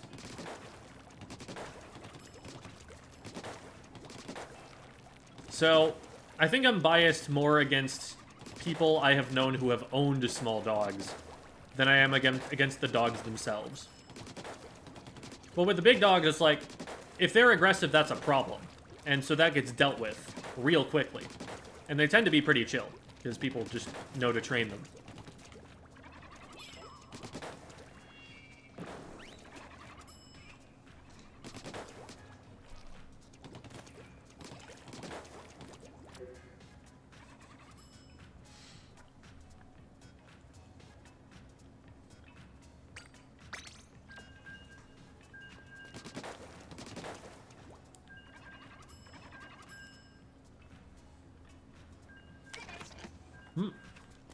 I was about to drop my controller and slap my hand down on top of it and just happened to accidentally pop Trizuka. That was funny.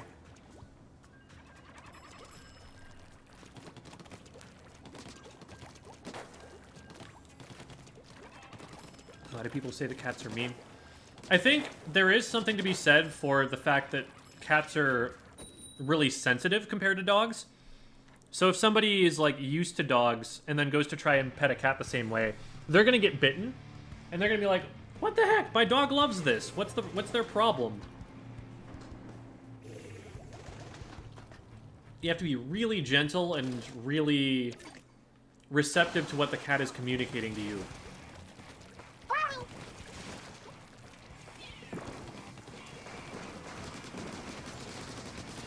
We win the paint war if we go for it, but nobody went for it. Except for me and the other roller.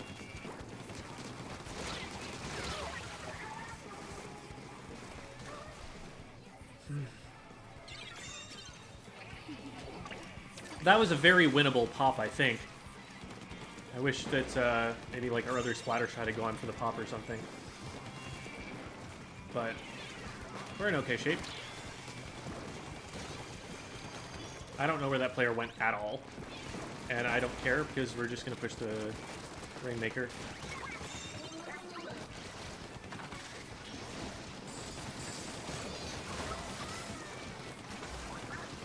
Cool.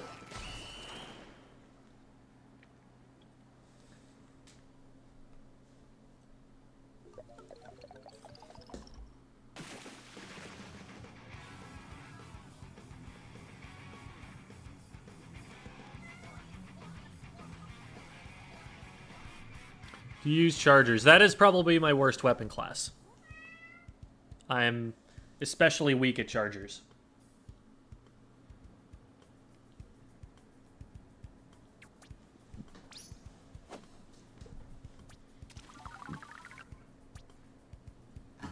Oh my god, cat. You may not have a few cables as a treat.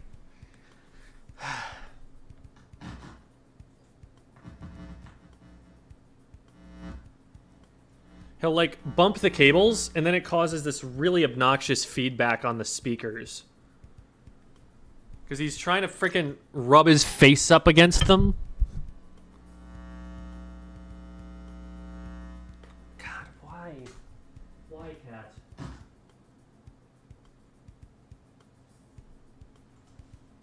Ugh.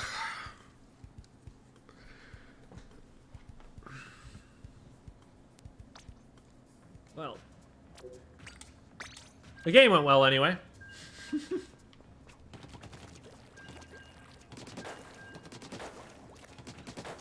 Electrical cat. He's charging his face through his cheeks or something, I don't know.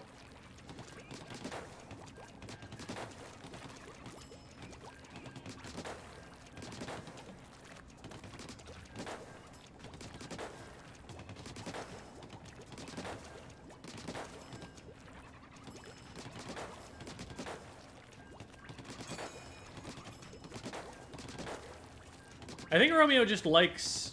I mean, cats in general, I think they just, like the physical sensation of rubbing their face against things, like hitting that cheekbone against something. Because, like, when you pet a cat, that's a place that they always love you to pet them. So I think it's just, like, he found a thing that was poking out, and he was like, ooh, I can rub my face on that, and it'll feel good.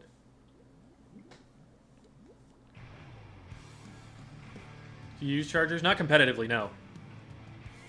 Do you need to learn substrafing in higher ranks? How do I learn it?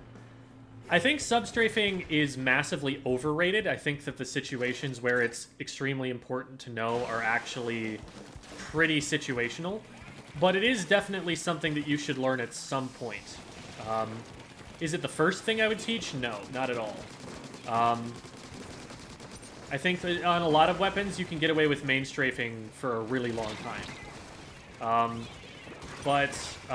There are some weapons where it's definitely more important because the weapon's just not as maneuverable.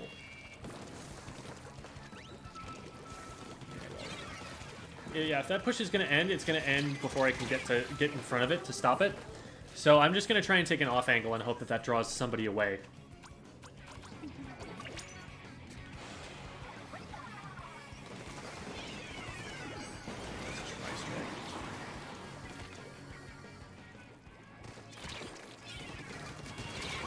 Oh, I almost had them, actually. They stopped firing for some reason after they hit me.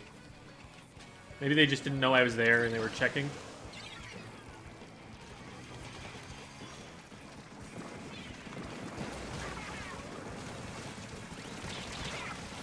Why did I run right at it?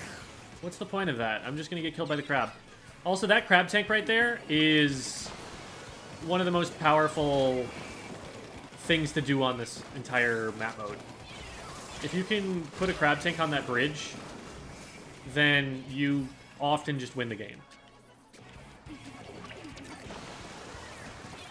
Oh my god, we can't stop this, can we? Oh, we did. But for how long? Can I actually squid roll? Oh, okay. You didn't give me a chance to test the movement, King Jaheim. I was trying to see if you could do something cool there. Okay, you know what? We're gonna try it. No, okay, you don't get the height. Ah! I didn't have an angle on that. Ugh. Okay, so we need to get them out of there because they're gonna crab tank from there in a second, and that's gonna be a problem.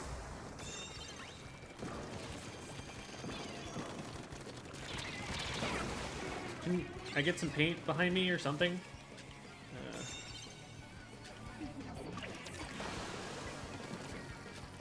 If I were able to flatten myself up against the wall there, I would have been safe.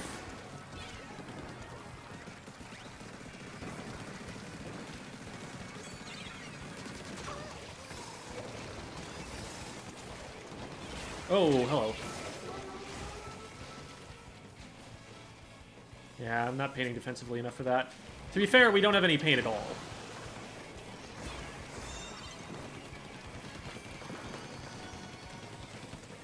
A lot of sharking spots that are available to the roller here.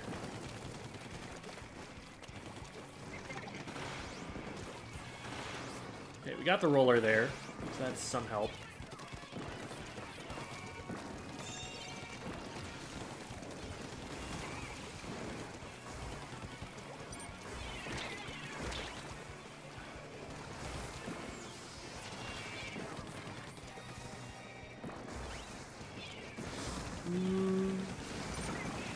Oh man, I missed too many shots. Just stall for a little bit, see if we can waste some time, let them get back in.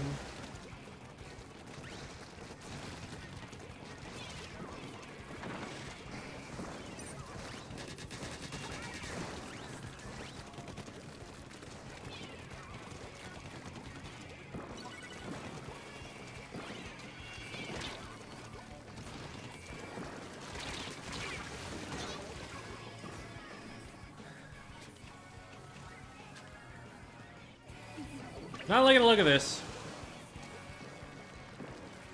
We're not pushing up effectively enough to take even mid.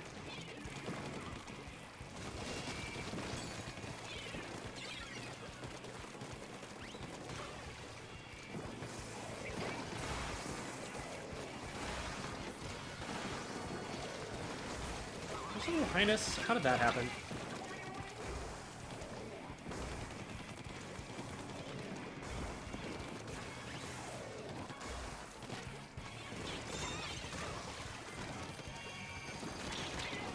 Yeah, I saw that coming. And I'm somehow alive.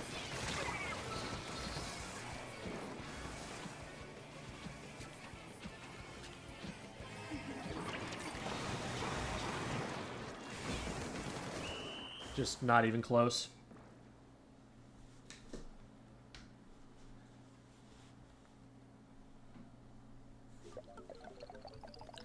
Splatoon 3, if I switch to Splat Charger, Aerospray has a special place in my heart. Nothing wrong with liking the Aerospray. It's a neat little funny gun.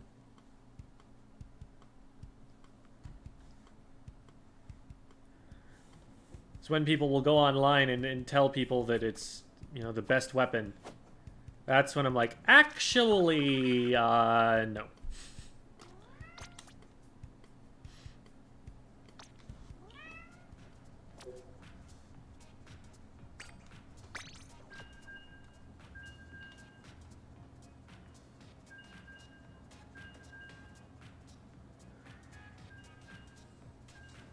Hey, you stay away from those cords.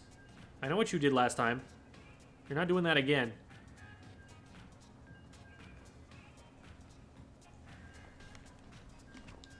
Yes, you did hear cat. I had to apply some zoning pressure to prevent the cat from pushing the cords.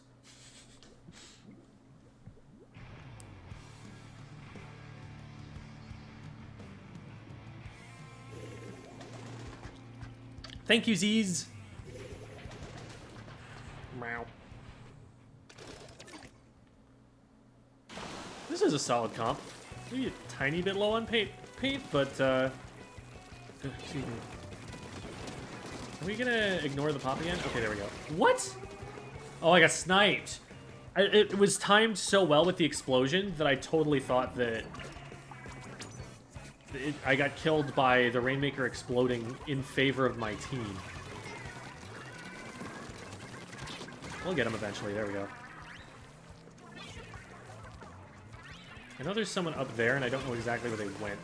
Okay, they just went down, so they're going to pick up. Cool. Thanks for bringing it down for us. That actually makes this much faster for us.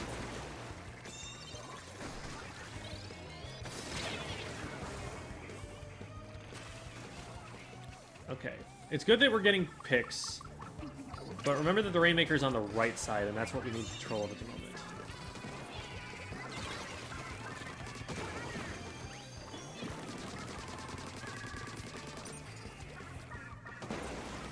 Thank you.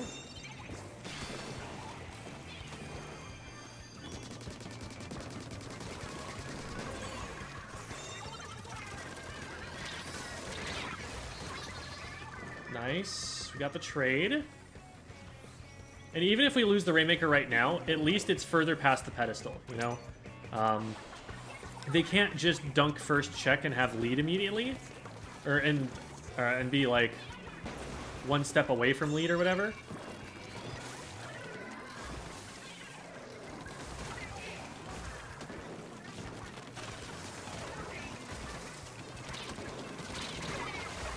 Alright, just the E-leader. We should be able to get in through that. Man, our Tetris was popping off. I would not be surprised to see a double-digit KA, even with that fast of a KO.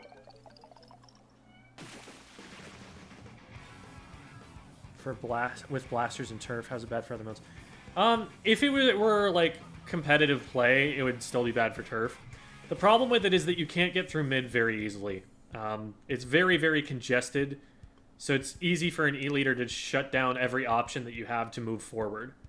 So it ends up being really stally. It ends up involving a lot of just special spam. And since the whole map is so congested, things like missiles are just an absolute pain to deal with.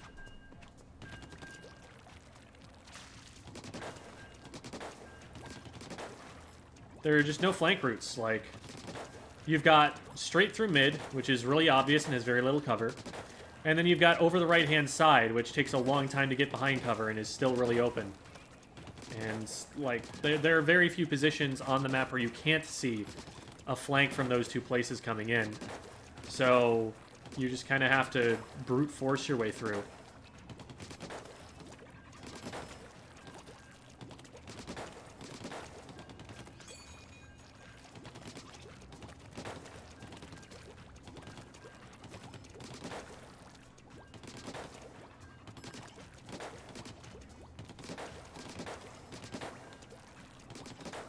I think with Tetris, you're not looking to, like, wait for all 4 rolls to come out, because if you just back up as soon as you see them rolling, now you're looking at, like, a pretty long time that you're being zoned away.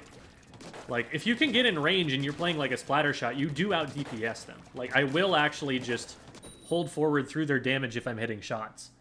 Because I win that every time, unless I'm damaged going into it.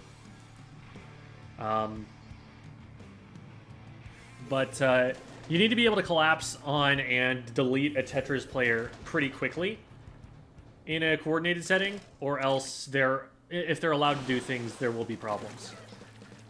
Our comp beats theirs handily. We have basically a meta team comp, something you would definitely see in tournaments. And they have double roller and basically no range. Oh my god, Cat. Cat, please. No. Not right now. He was standing on my wrist.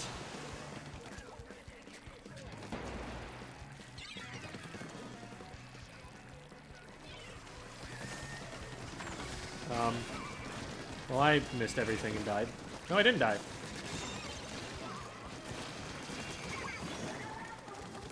Okay, cool. That other roller's still here. I should have shot them in the back just now. That was a good opportunity.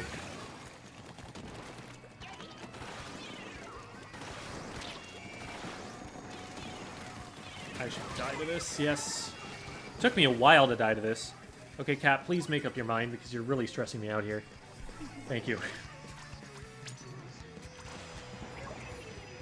I'm worried he's just gonna, like, jump into my arms or something all of a sudden. Which would be adorable, but also tends to interfere a little bit with your capability to play the game. They just didn't cover right. They were not expecting this.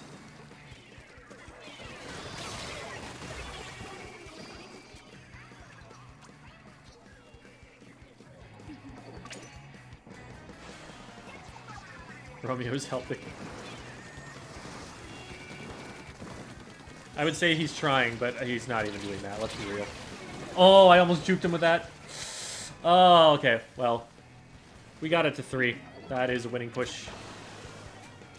Now we just gotta hold and not get, like, wiped twice.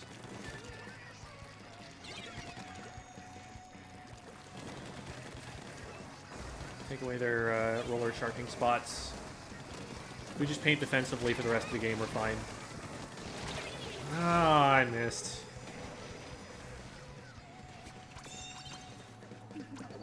There we go. Nice. Not bad. We'll take it way up here.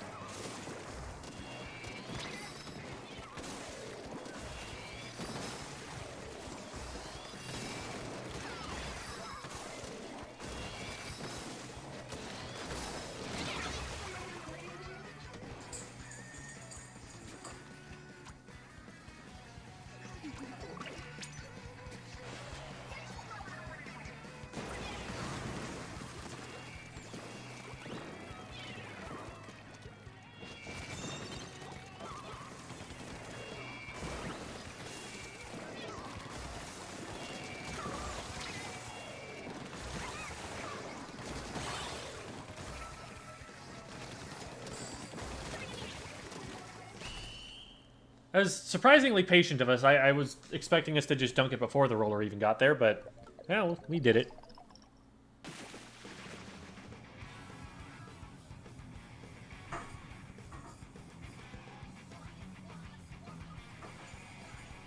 Cat wants you to play Salmon Run. I mean, I'm sure he would love to play the Salmon Run. He would get really fat. Cat is being a menace to society. Yes. As always. Do Inklings have pets apart from small fry? They do seem to. It is something that's mentioned in the single player by Orca. That, like, this area forbids pets. Referring, in this case, to small fry, but one would think that if it's... Because, like, if the only pets available are small fry, right? Then why have a word for pet? Why not just say you're small fry? So it would seem to me that... Well, what would actually seem to me is that they didn't think it through very far past.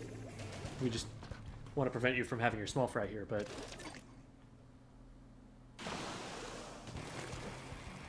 Pet flyfish? Those are just small fry. They're piloted by small fry.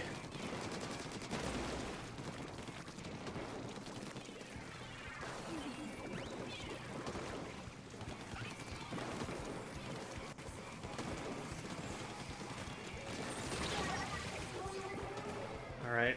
I saw the team going in on left, so I tried to put pressure on right to be able to maybe get a pick or distract or something. Ah, crap! That almost killed me. That's probably a dead jump. But painting their feet is the best I can do for them.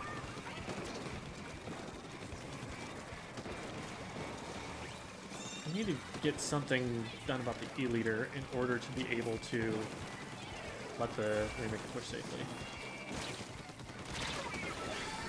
Alright. Well, we got checked. I thought that they were just going to focus on the Rainmaker, so I kept trying to attack the E-Leader. But they let the Rainmaker through, so whatever.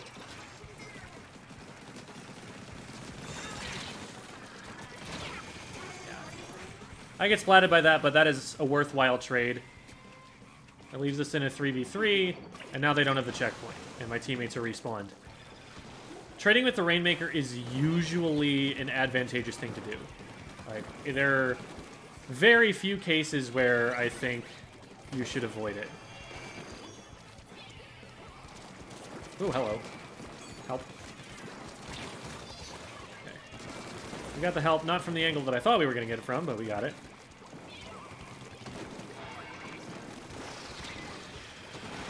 The E-Leader's down, so we can do things now.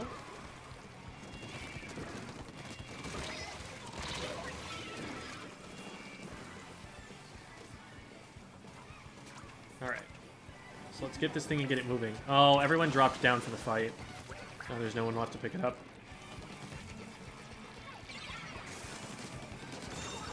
Well, kind of a waste of time for them, honestly. They probably should have just focused on fighting my teammates, because now we still have control over here. Thank you for the membership, Sin. Good to see you. I'm assuming that's the Sin that I've played like League of Legends with before and everything. If it's a different one, then maybe you don't abbreviate it to Sin. And I apologize for the confusion.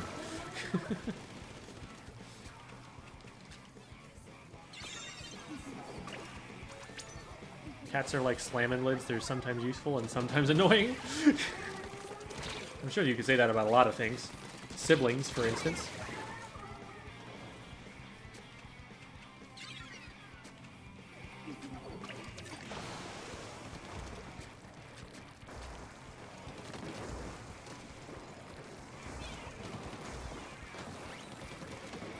See if it's safe to drop here and get some control from here first.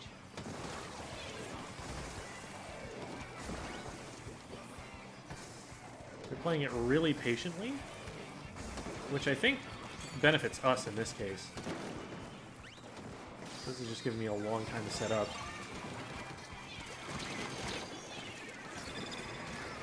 That was a really good ink fact. That saved both of us, probably. I need to play really safe here because I'm marked. There's an E-Leader alive. Really well played. Oh, God.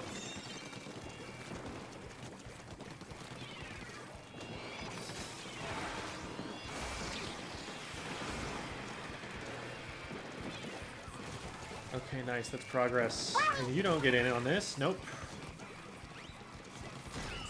Cool. I was really happy with how my teammates played there for the most part. Like, at earlier ranks, it's feeling like, you know, I'll initiate a fight or someone else will initiate a fight, and then nobody's paying attention to that and there's no follow-up. But every time I was in trouble there, someone else was stepping in and helping. Every time I was in position to flank or something, they were starting a fight at least somewhere, and I was able to follow up. Like, that was a solid squad there. And hey, there we go. There's 22.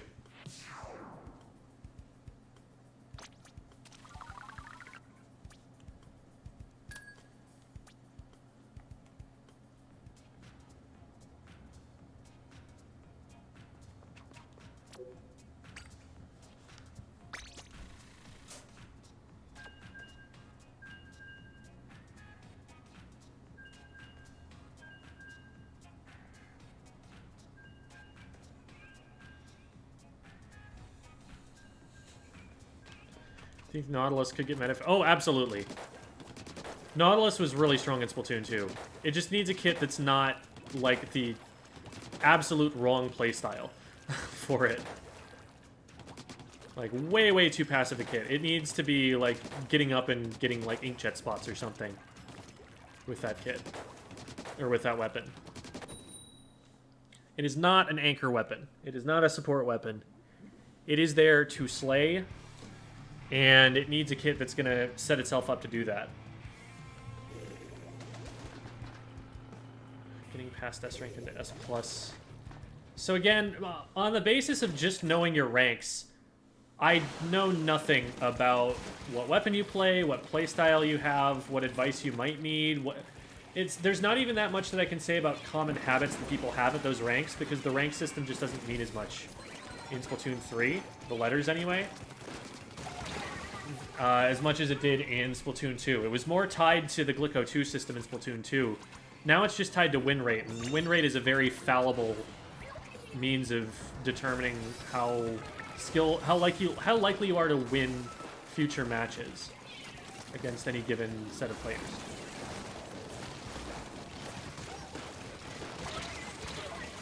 Now, they got that with a Squid Surge. They would have splatted them faster if they hadn't Squid Surged. Alright? I want to point out, like, yes, this was a thing that worked. However, there was a better option anyway.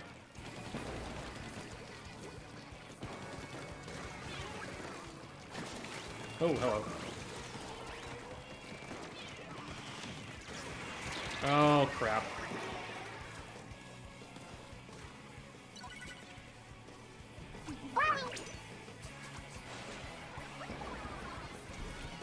Why they changed the ranking system? I don't know why Nintendo does the things that they do.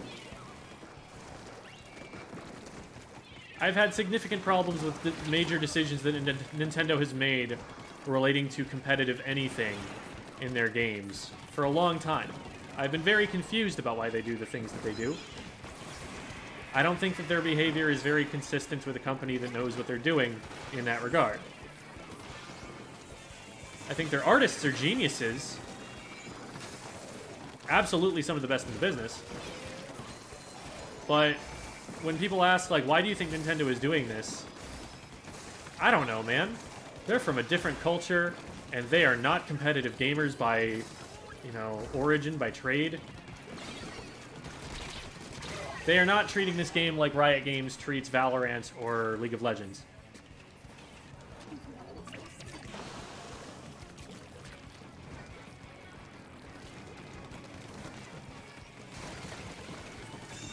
Nice.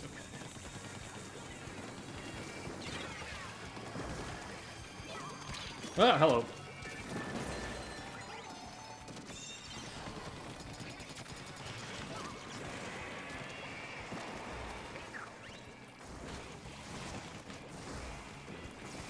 Oh man, the Rainmaker's furthest forward.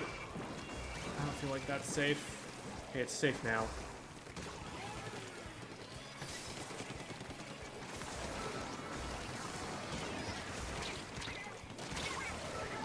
Ah. If they had followed me in there to the right, I could have guarded them from those players trying to come around at them. But, I ended up, being known to all of the enemy players.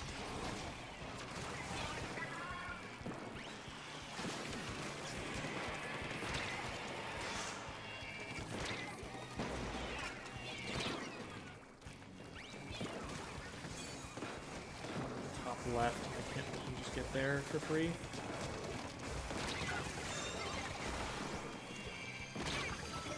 I just did not see that at all. Fortunately, my ouch is in a convenient place to inform my teammates about it.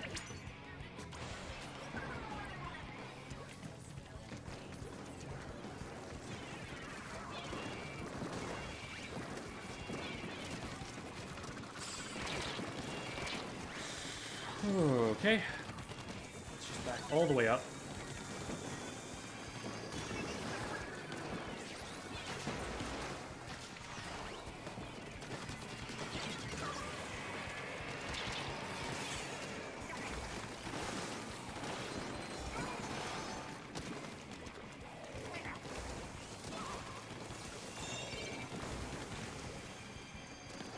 Where's this machine? What? Oh my god.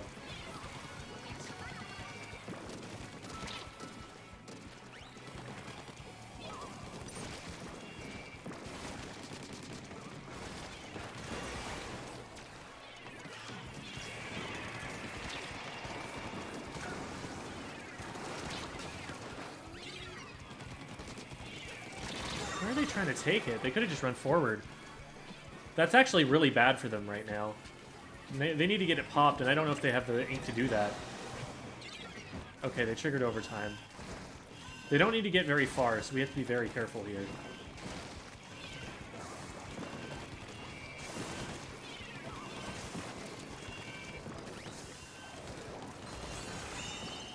Cool.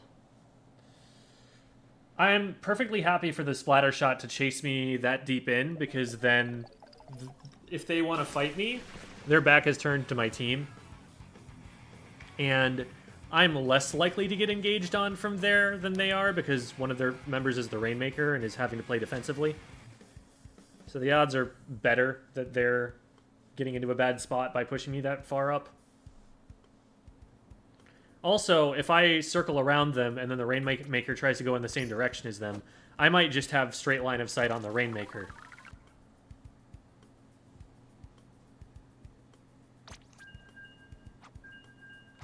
Alright. Hi, kitty. He's going squish, squish, squish, squish with his back leg on his cheek. Hey, no, no, no, no, no, no, no, no, no, no, no. You do not rub your face against that.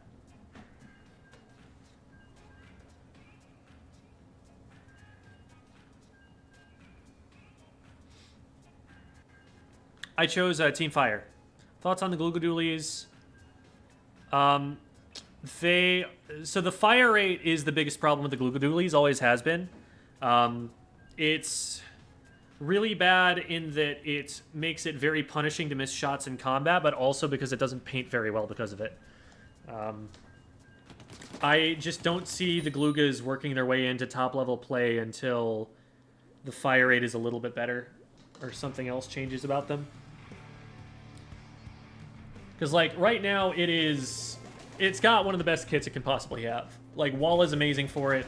Booyah Bomb is a survivability special that's amazing for it. And the fact that we're just not seeing it, even despite all of that, I think the main weapon just isn't good enough to save it.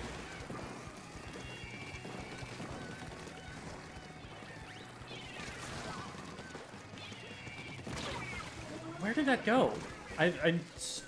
Oh, it was a suction bomb. I was expecting it to be the auto bomb. So I was like, why am I not hearing it? It must be, like, exploding far behind me. No, it was just a suction bomb that got thrown behind me. Last one. On me, on me, on me.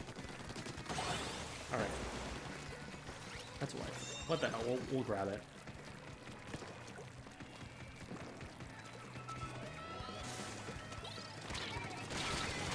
Yeah, I didn't trust myself to survive that, but I also thought I was going to go down before I could dunk, so... Yeah. I suppose that's worth as long as we don't, like, massively lose map control right now.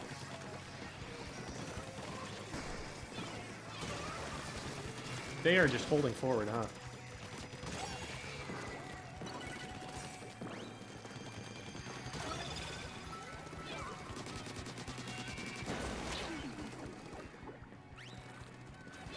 Well, I'll chill out over here for now.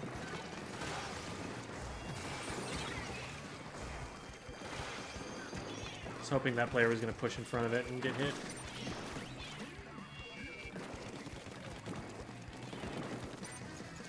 Paint some useful walls while we're here.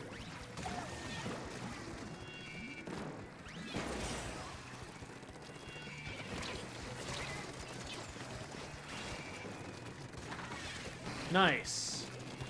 Really well played from the Nautilus there.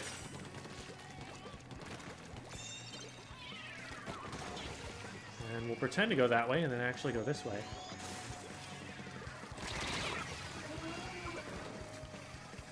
Except, I probably rotated a little bit too fast for my team there. Pushing left is generally not advantageous, but with so much firepower there, I was considering doing it anyway.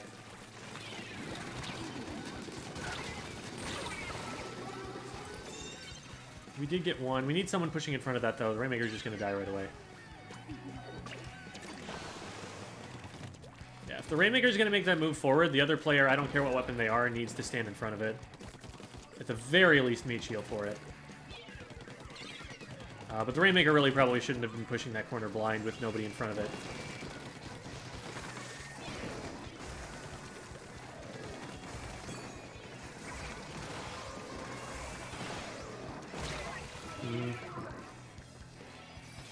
We might actually lose check for this.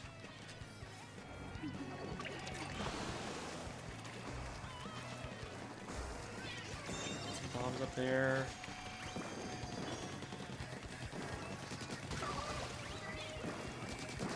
And that's how you deal with sharks. You just paint everywhere they could possibly be, and eventually you hit them.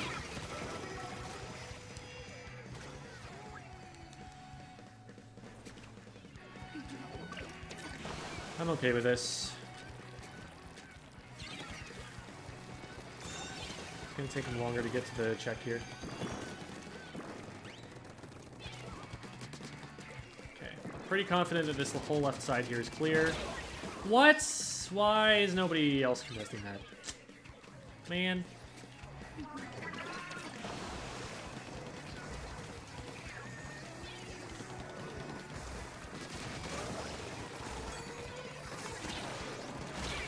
Oh no, I didn't get the right one. They don't know, they don't have checkpoint. Oh my god. That actually saved us a ton of time. Okay, that's a booyah. I would really like to take this out of the way, but we need this heavy to not be there. I don't feel safe grabbing it anymore. I don't like the idea of grabbing it there. Okay, we got two. Does that hit? No, that doesn't.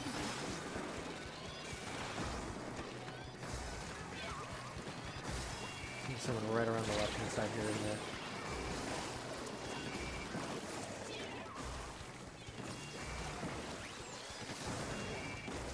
From above. Don't worry about that. There was someone else. Oh, it was the brush that got me. Shoot. We're probably going to give them an overtime here. Oh, but we're getting more points while we're doing it. 10 whole points. Right at the end. Very cool. Okay. Yeah, this is going to be fine.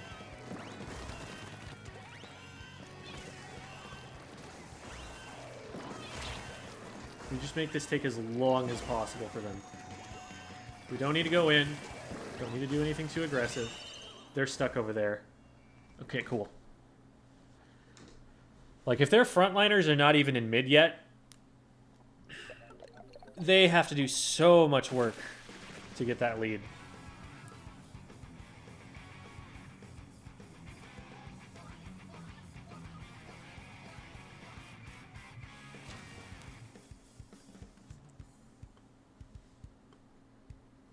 Chicken bomb.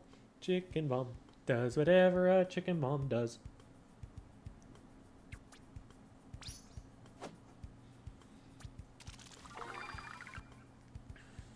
Neat. Someone requested for me to play some 52. Figure I might as well. But first, the magic conch.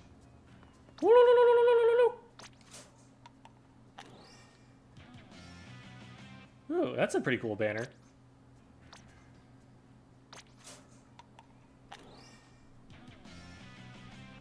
Neighborly Turf Warrior. Okay.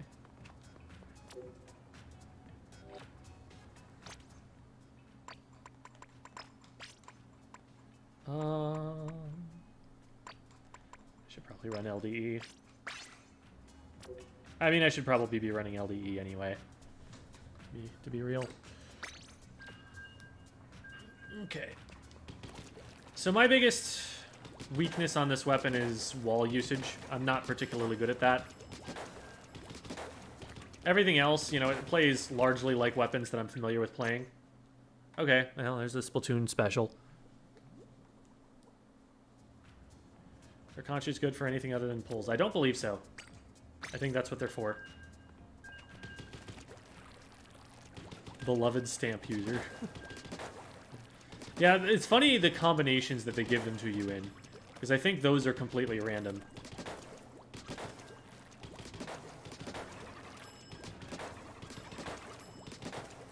How interested do you think the actual devs are in supporting competitive compared to the business side? Probably much more. Because I think the devs have actually gotten a lot better at balancing the game over time. And I mean, they're using Glico. Glico is a really good system. So, I don't know. If it were up to them, maybe they would do more, but Nintendo is a very large company, so maybe there's even a split within departments.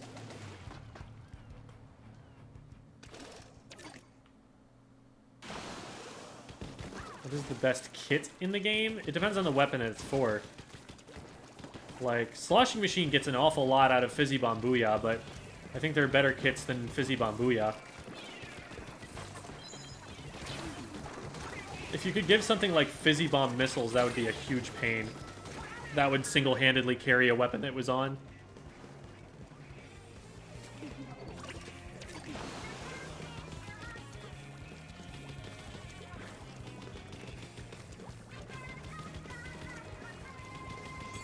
Let's see if we can get up front and have an impact on the fight.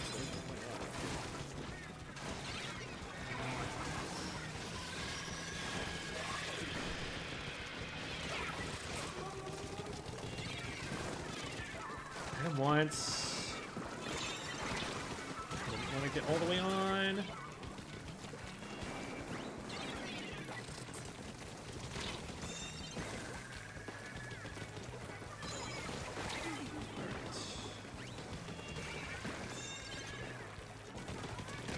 Here. We'll trade that. That's fine. That lets us keep pushing. And then I can jump in, put a wall in front. Oh, man. We weren't watching the angle that we were pushing the tower in.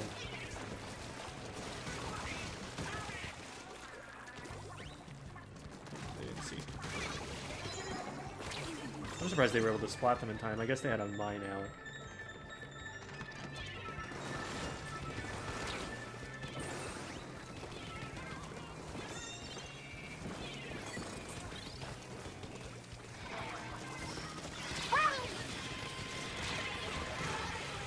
Nice! Awesome. Good follow-up from the teammate, too.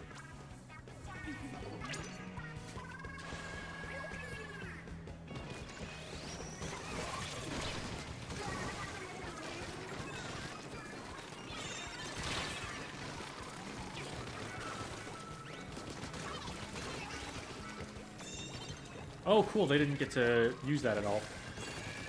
I thought it went off.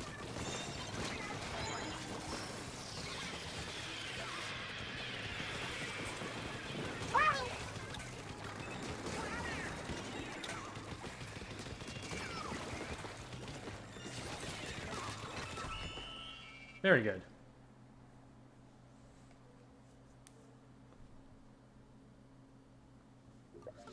What weapon makes best use of the curling? Probably like roller or sploosh.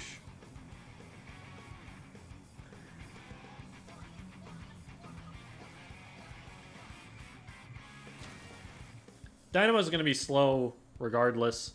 Even if you give it a better painting weapon, it's a heavyweight weapon, so it's still going to swim slower. You might as well plan around it being slow and play to its strengths instead.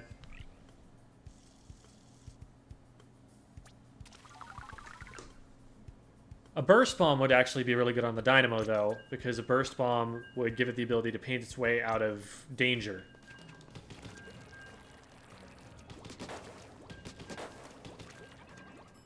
Do people hate the nozzle noses? Because they're hard to aim. They're very, very aim intensive. Not hard to aim exactly, it's that they're very aim intensive. If you miss any shots, they don't do very much damage. They don't do that much damage even if you do hit shots. I played with an L3 or an H3 player who says that they really prefer not to play with chargers simply because if you have two weapons on a comp that both need to hit clutch shots, there are a lot of opportunities where someone might just like slip through and get like a good Rainmaker push off or something. I mean, it makes sense to me.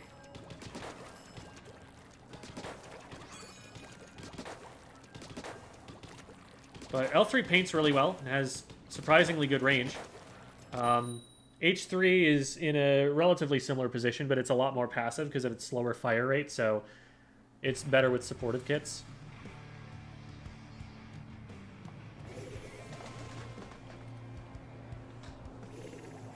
Long range support painter. Yeah, definitely not an anchor. It doesn't have that kind of range.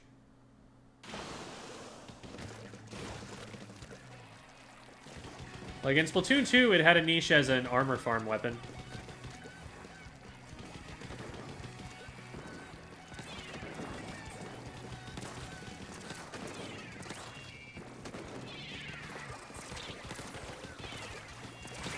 I was almost able to get in.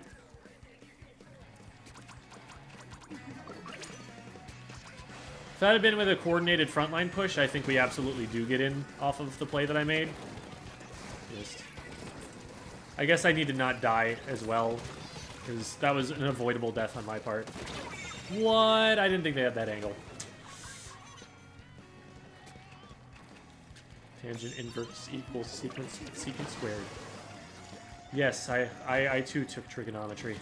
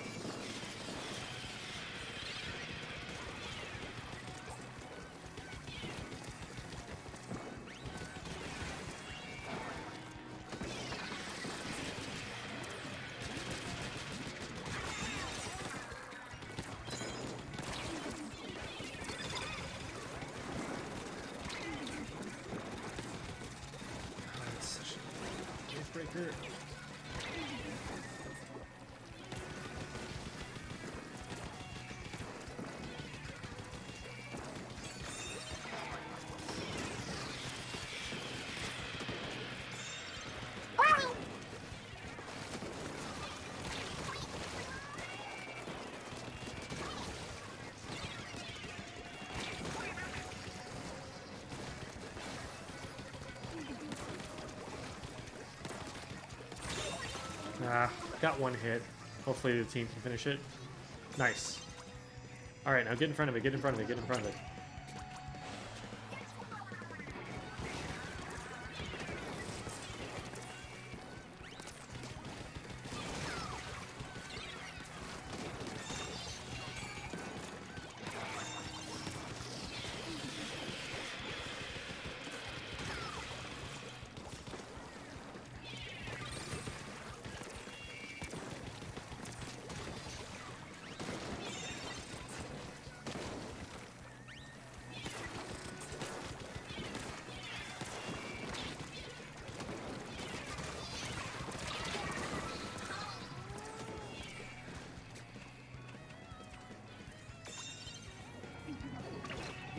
Triple charger is not the most difficult thing to push, especially when you've got a wall.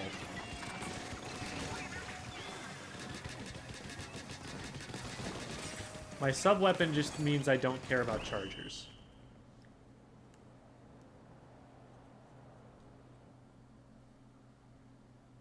How's it going, Cronky FN?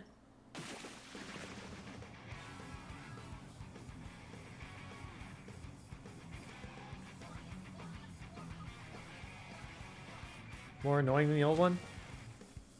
I don't know about the Splatoon 1 Killer Whale, but Stingray was definitely much more overpowering and worse for the game. I like how Whale is right now. I think it feels like a special, but it's also not like an overpowered special. It's one that requires you to work with your team, but you definitely get value out of it if you do. Alright. Hopefully that was a good amount of 52ing for you. Oops. We're going to go back to our series here and keep working on this.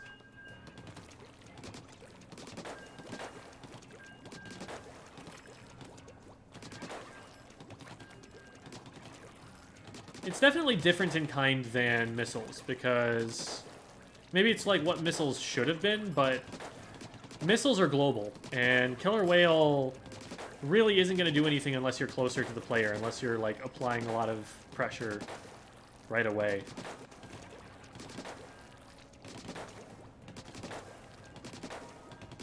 If you just launch a whale at someone with no follow-up, they're forced to sidestep a little bit. If you fire missiles at someone, they are actually forced backward on the objective line. Yeah, this aim is not great. I should not be practicing that way. About to eat In-N-Out. It's on its way. 2 double-doubles for Squid School lunchtime. Pretty... I guess on the West Coast it would not be a super late lunchtime. And it is a West Coast chain, so it makes sense.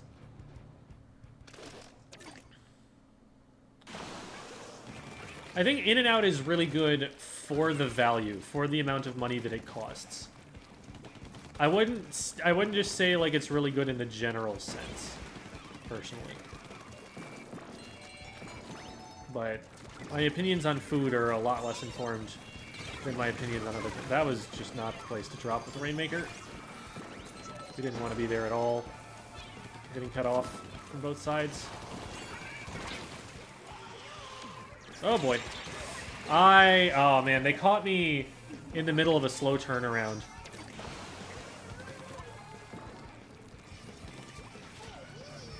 I really want to not let them get super close to us here.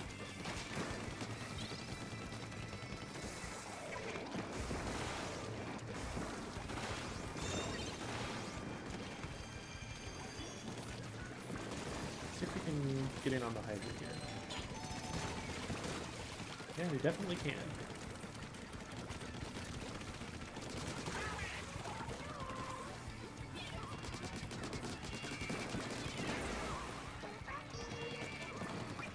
We need to control way more of them than we currently do.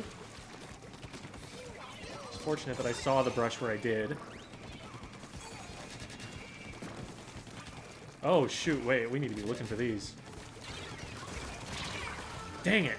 Oh, I was so close.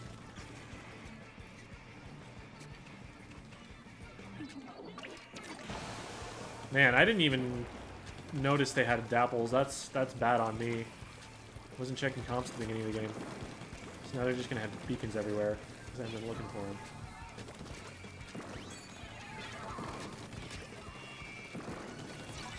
Something across the top, I think. Oh no, it was just shots being fired at my teammates at the top.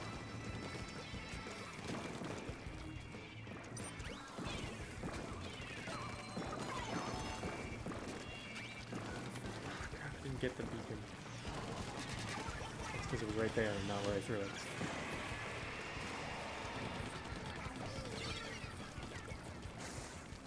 That's numbers advantage.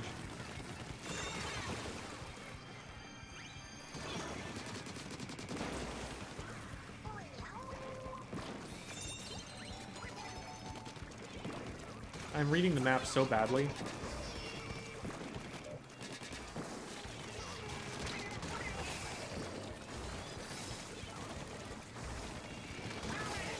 Okay, we get this. We get this lead.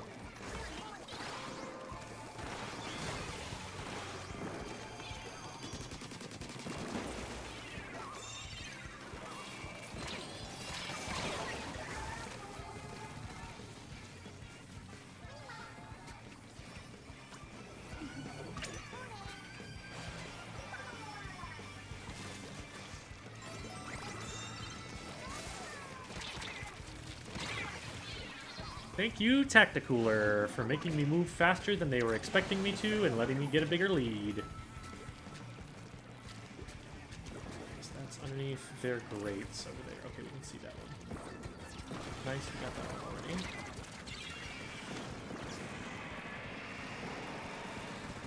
Both a crab tank and a hydra, and it is important to tell the two apart. And we take that, I guess. Excuse me? They're just raging, man.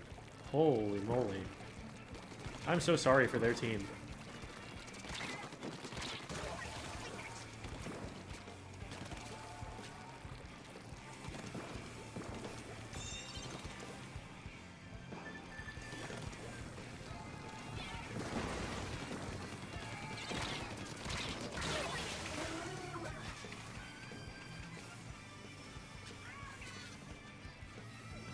At least this player's trying to take it up and out. But man... Oh, I wish I'd paid attention to who it was that was doing that. Because that's a report for throwing the game. This is not an unwinnable game right now for them. It isn't any... It wasn't when they did that anyway.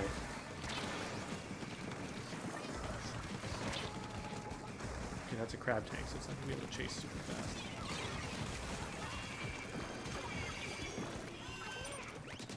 Yeah, we just pick up and win.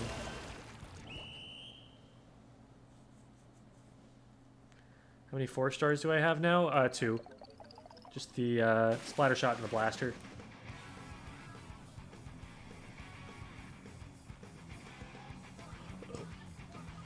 Oh, you were asking that guy called Philip.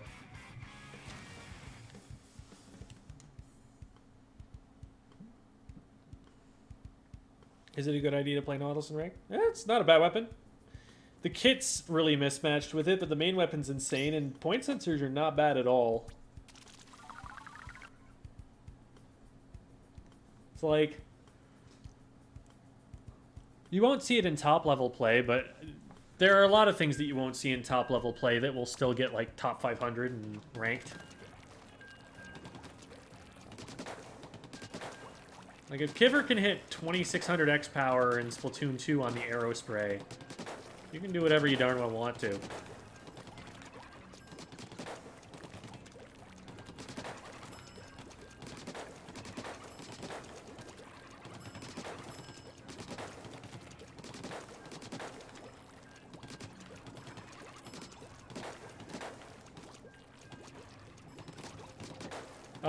I've heard you get a lot of ability chunks from Salmon Run.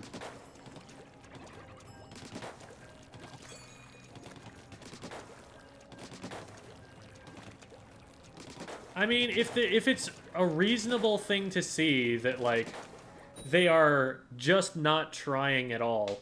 Like, making a bad decision is one thing, okay? Like, don't just report someone because you're, like, outslaying them or something. That's silly. But in that situation, they're clearly not trying to win the game. They're clearly just taking the Rainmaker back to their own spawn.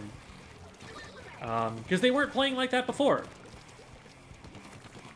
And what can they possibly hope to accomplish by doing that? I was just throwing.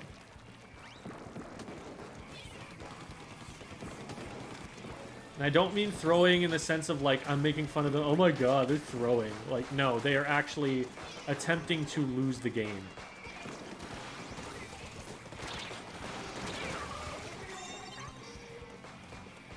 That was not the time to grab. There was still someone there.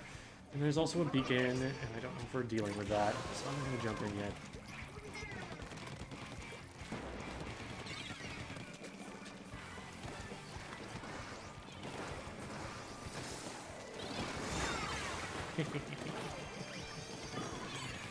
I have used your splash ball against you. Uh-oh. Okay,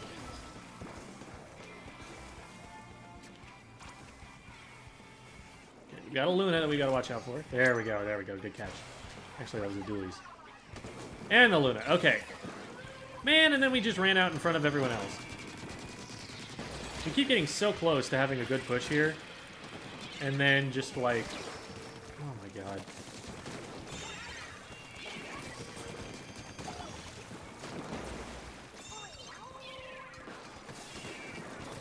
I knew there was someone here. Can we stop running the Rainmaker into the enemy team when we have advantage? Let us get in front first. We could have dunked this, like, 4 pushes ago.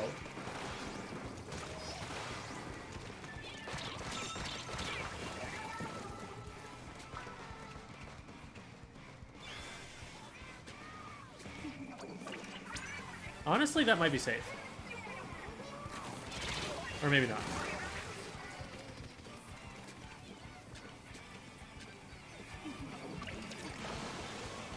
Yeah, I guess with it being right next to the enemy spawn, they would have seen it on respawn. Because I knew there were at least like 2 or 3 players that were alive that were a lot further ahead of that. I was thinking maybe they don't check that. Hey, nobody look behind you, right? Okay, okay, cool. Thank you.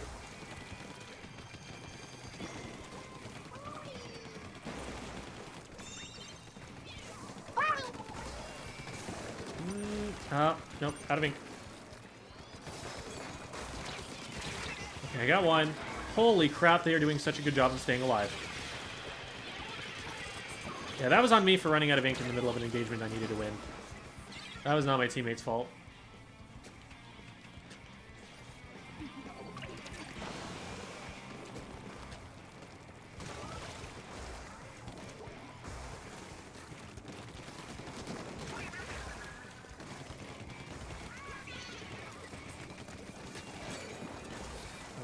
You're there, and the Rainmaker's here. You're not actually helping.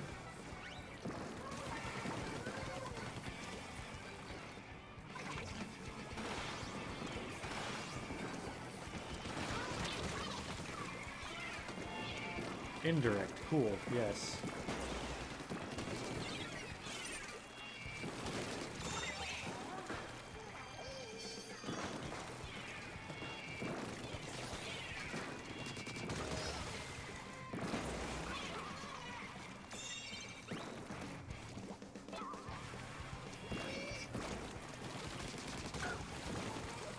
That was the most overcamped jump I've ever seen.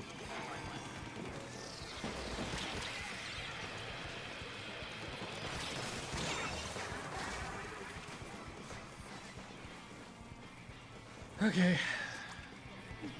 Getting to the point where we're making our last defense here. We need to get rid of that beacon below us. That could cause problems. Already has caused problems. I see you. It's our teammate see you. I got lucky there, they missed shots.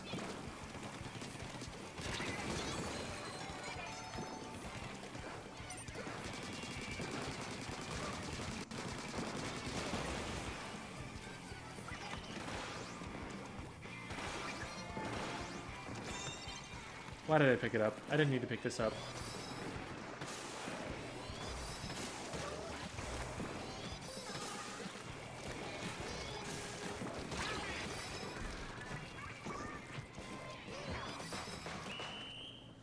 Alright.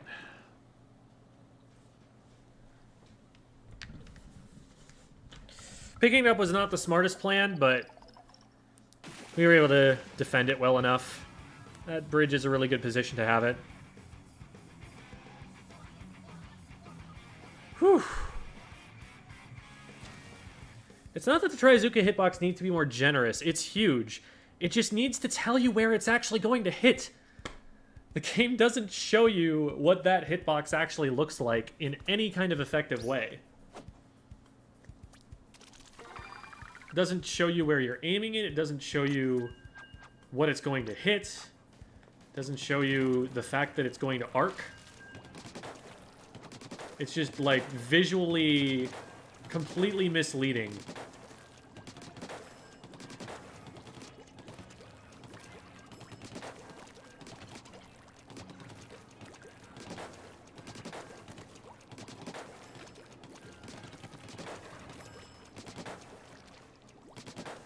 apparently Sploosh is better in Salmon. Yeah, in Salmon Run, range doesn't matter. Everything's a melee weapon.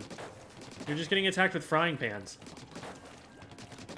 So something that can move faster and something that can still do, like, the best DPS in the game, like... Okay, range matters for hitting certain weak points. I will take that back. Like, it's harder to deal with a Steelhead, for example, with a Sploosh than it will be with a 52, but there are a lot of advantages to it. It can be a really good egg carrier, because you can just move the eggs fast. Can get to places that other weapons can't.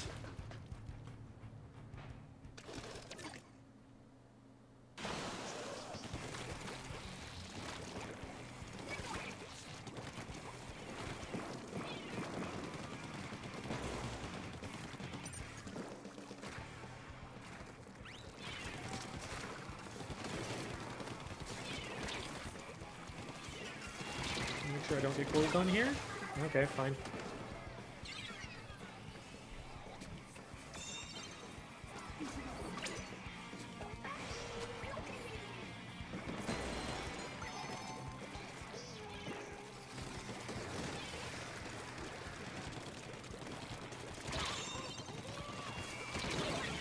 Oh, wow. That was a smart use of the squid roll off the wall. And everybody else died. That's not good. Are they just going to go for the right side? They might actually be going for the right side. This is not the play. Because we can stall this so well. They need to go left. They need to go left. And they're going left now. And nobody rotated left. Nobody was even in position to help left. Darn. I just anticipated that was what we had covered the most. Jesus, 2 crabs. At the same time.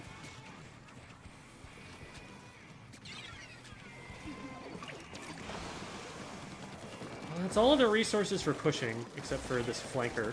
We need to get rid of, like, now. What? I got them? I wasn't firing anywhere near them for the last several shots I fired. I could have gotten away from that Rainmaker shot if it had just told me that I got the player earlier.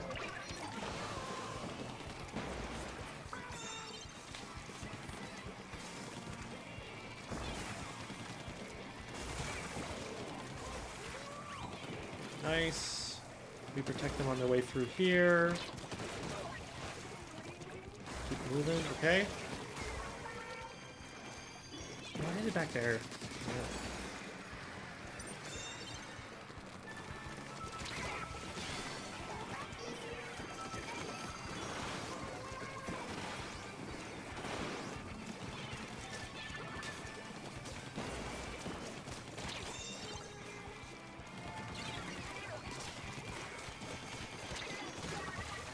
Man, they had so many advantages over me, but their weapon does not do DPS fast enough to kill me.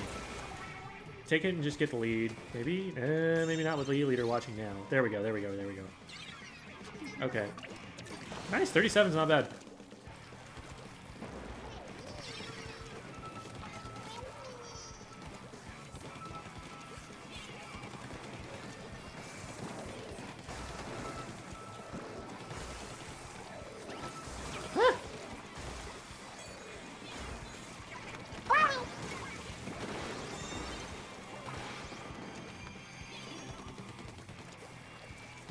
Someone's sharking down there. I'm almost sure of it. Yep. This fight isn't over yet.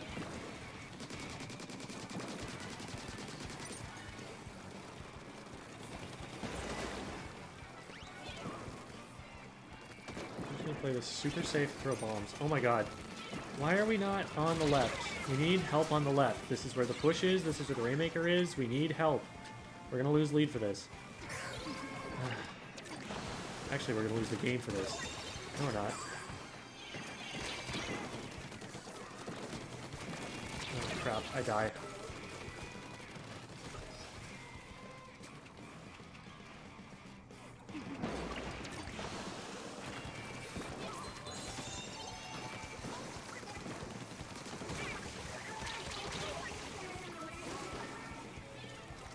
It was interesting. They actually hit me once before they actually dropped to my level.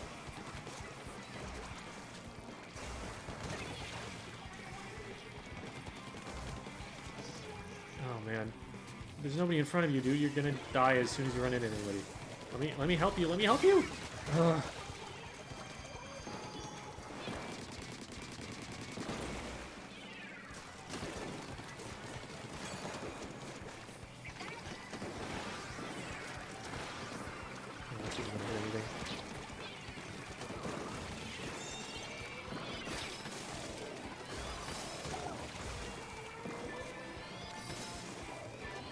Get up, get up, get up, get him out in front.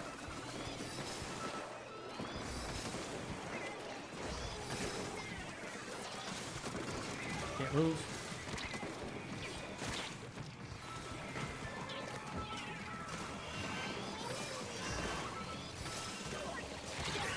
Oh my god. Protect the Rainmaker. Ugh.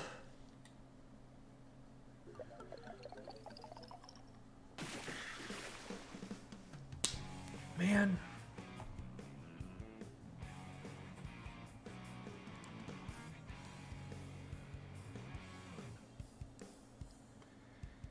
There were a lot of really bad objective plays there.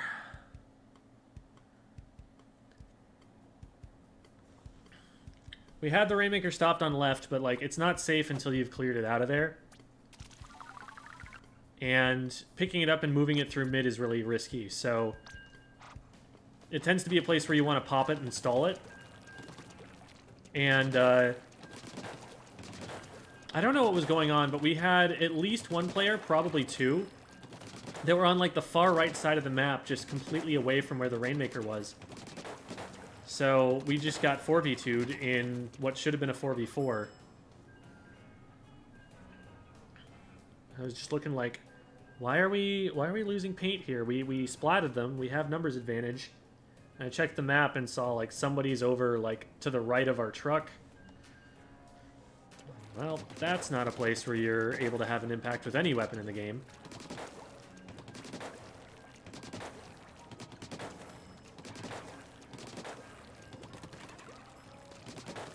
If not for, that one push, I think we cleanly win that game. Like, we had control pretty much every other time.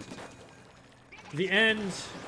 It's a little bit of a scramble, and it's hard to do everything that a frontliner needs to do on that, but we got a little bit too far ahead of the Rainmaker and where it was capable of going at the time. Like, I wasn't able to follow them all the way up the elbow, and they ran off without me, so I ended up just getting flanked. But it's also a really easy place for the Rainmaker to get flanked from if you get stalled for any amount of time. You can just drop into mid and come back from around, so that play I'm less upset about. But we really didn't need to let them get the push that they used to get lead.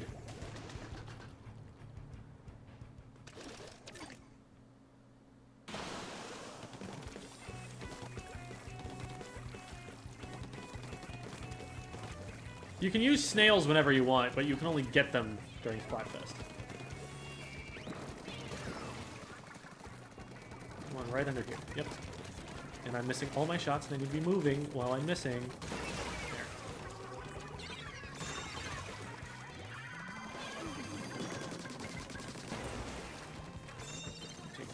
Down because we know exactly where they have to go in order to find us.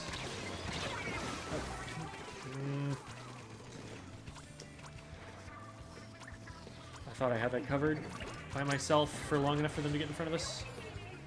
That's still fine. There's only one here. Beautiful.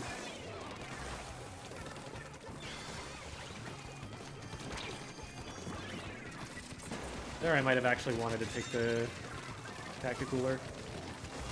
Help the push keep going for longer. Oh, I thought I had enough shots. Whoops. Alright. That could have been a much better push than it was.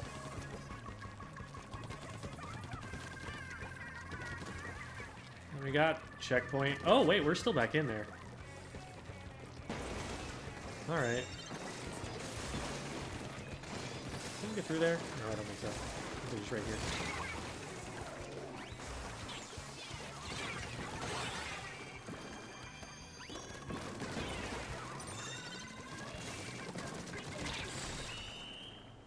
Cool.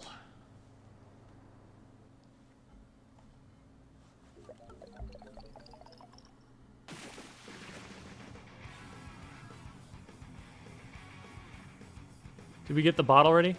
Okay, I think we got the bot. Thank you, mods. Much appreciated.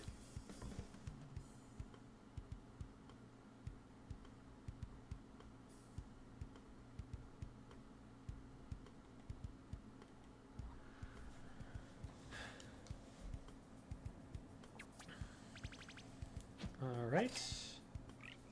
There's the 5 wins. And this is very reachable in one more series ticket. So let's go get it. Voted fire for the Splatfest. Raise his hand.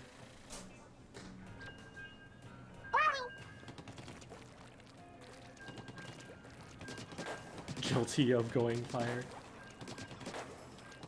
Arsonists unite.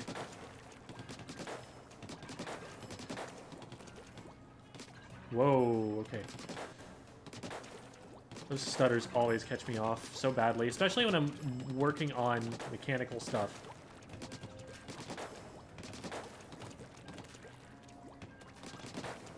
Can't let Shiver win again.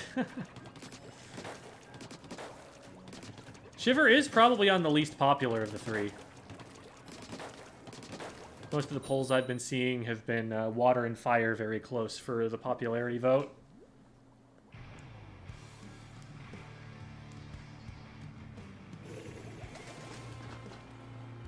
Did grass so I can say go touch grass.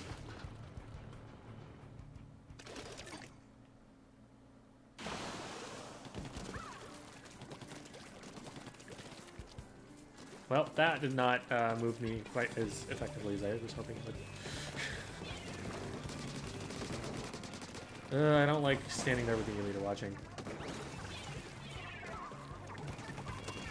They have double backline, but we only have single backline. So our Hydra is going to have a hard time, but I think overall we should win. I'm lucky that they dodge rolled away, because they actually had good range on me. They just needed to move slightly from where they were. Okay. You're just rolling in straight lines there.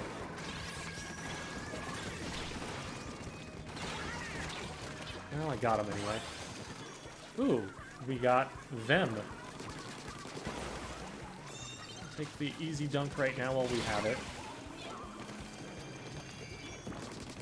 And then we'll rotate it right.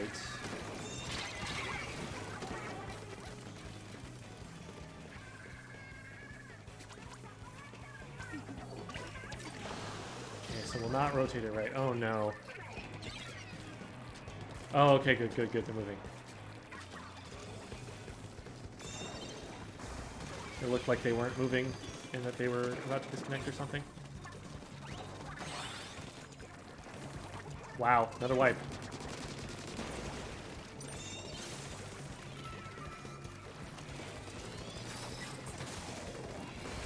Ha, get red.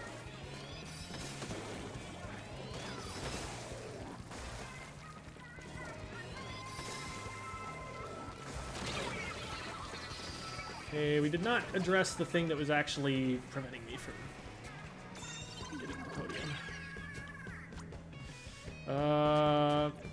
Maybe? Let's see what's like. I'm just gonna back out into mid.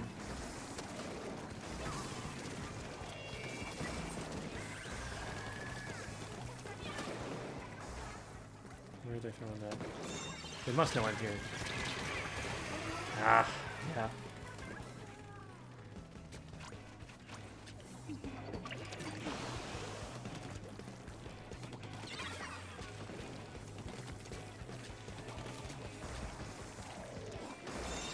Ooh.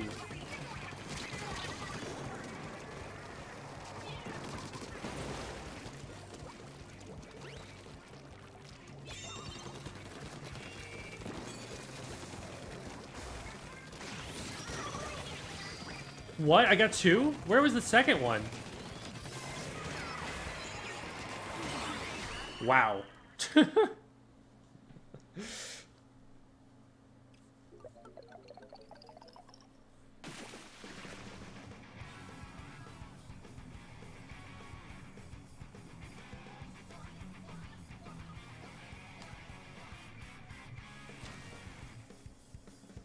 it okay to change your sensitivity when you use certain weapons like chargers?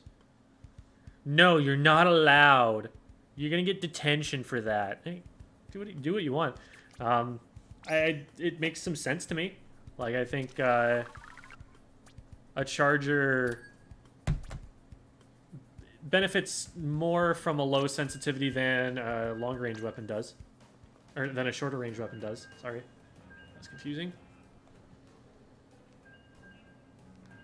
Stretching out my wrists a little bit.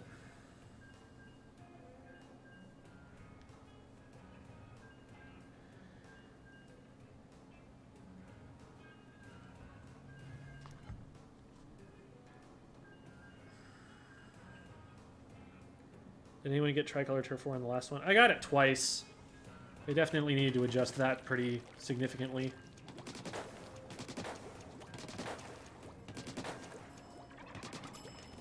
But I don't think they will have adjusted it much unless there are adjustments like that that went in that I missed in the patch notes.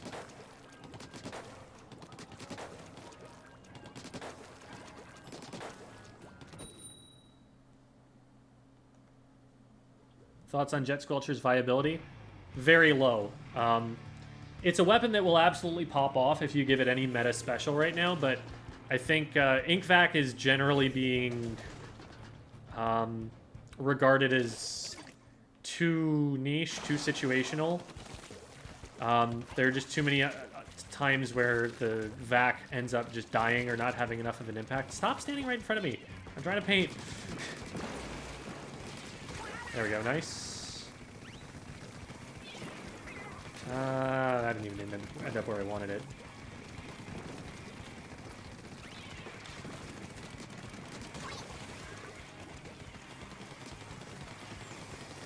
They're stuck. What? How are my shots missed? Why are we not pushing up either? Like, what? Oh, okay. Oh, one of them must have disconnected and I didn't notice. So they were just like jumping around like, wee! And not playing because they know that it was going to happen. How good is 52 Gal? Very good. One of the premier frontline weapons in the game.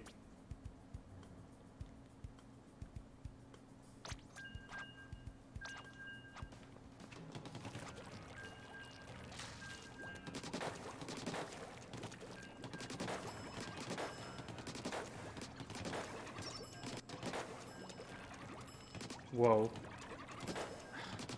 I hate those stutters. Those stutters are disorienting.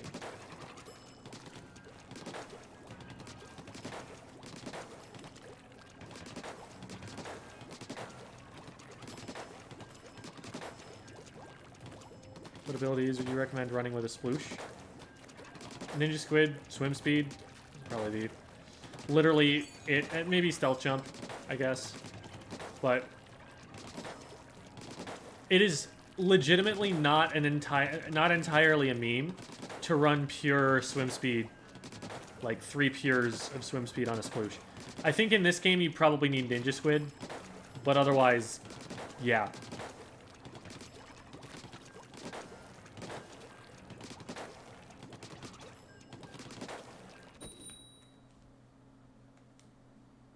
Saturday school. Ew.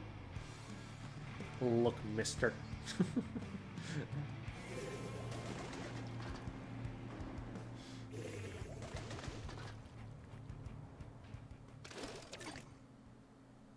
Okay. They got double backline and we don't have any backliners, so we gotta be a little bit careful. But when it comes to pushing, we should be able to play this well. Oh, and they're standing on the same spot. That's a big problem for them. If they hadn't been standing on the same spot, one of them would have been covering the approach that I took. But I wasn't noticing a laser or anything in front of me. So I'm like, I think I can just go do this, huh?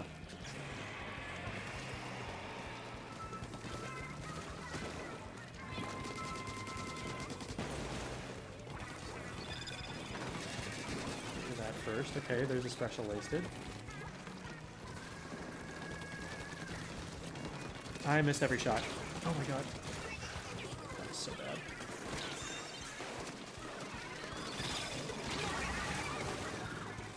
Okay, definitely worth. So now we can just get this scored as long as somebody checks the top left before they push this. Nice.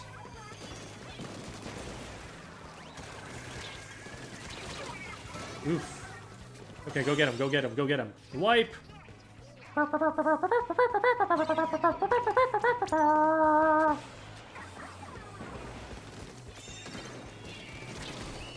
Nice.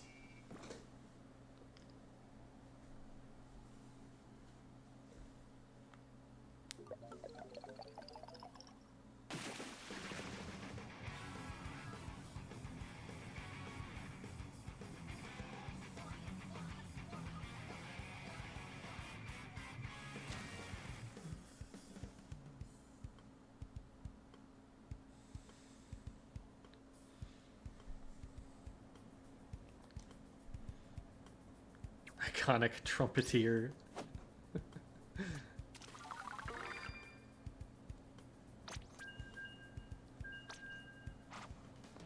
Finally finished the script for your umbrella video. Awesome.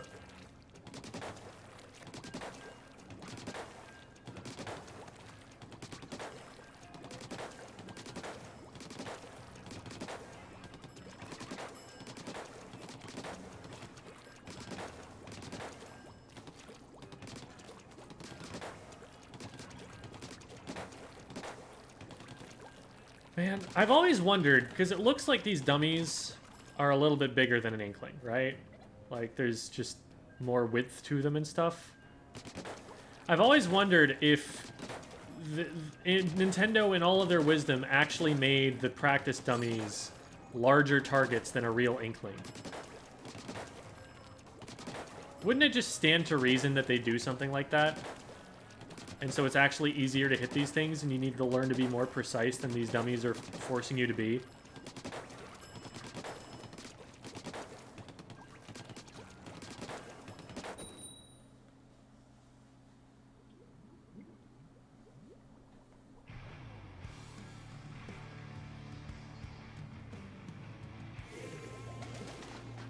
Watch them on Twitch and YouTube for maximum algorithm. Well, that's a tip for me, I guess.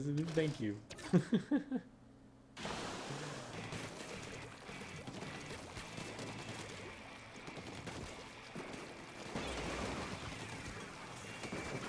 swoosh down. Let's see if we can rush the others. Oh, they do not know. And I almost died anyway. I should die, yes. Yeah, I needed to get the E-liter a lot quicker. But we should still be able to... Oh, no.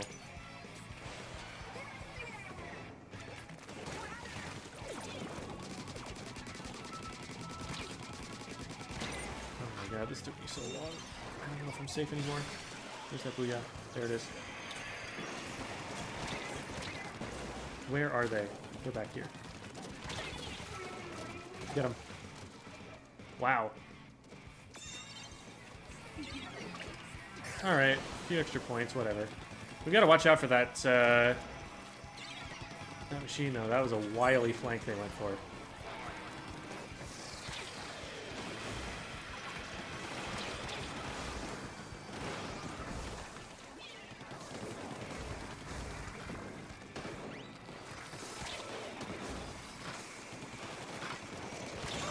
One of these days I will hit shots.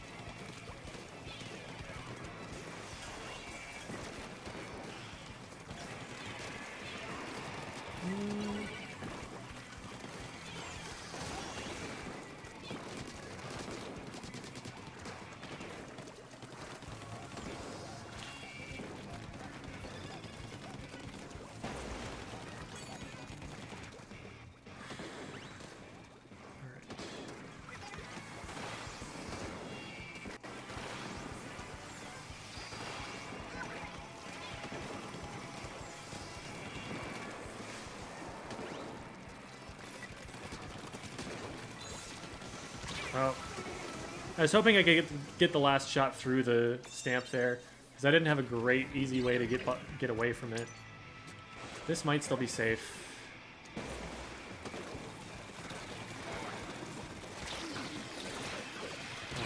so much. Ah, I didn't have an angle, no! They were just far enough away that my shots didn't reach up over the top. But just close enough that...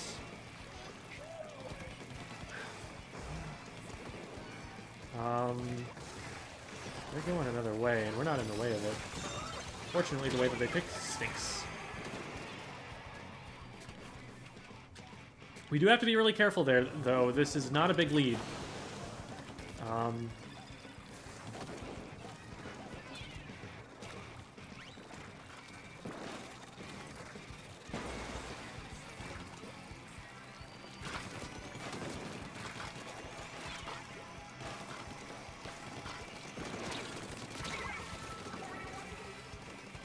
Okay, well, we got one in return, but we completely left the front door open. Okay, good job, teammate. We really needed that stop. That was important. And now we need to be extremely careful.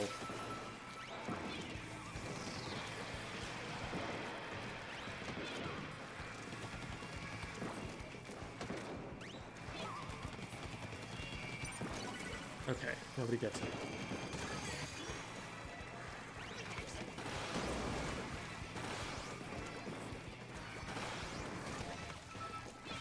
Well, neat. Oh, and they have a DC now. That probably happened way earlier. Oh, we have a DC too. Well, that changes things, doesn't it?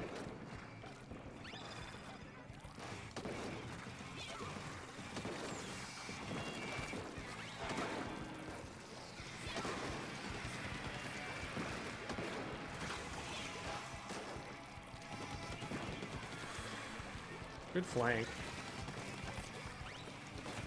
Spotting that we were stuck over here. I'm not going to pick this up.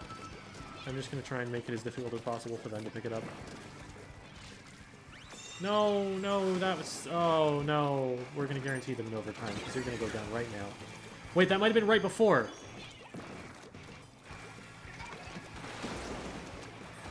I might die to this. You leader.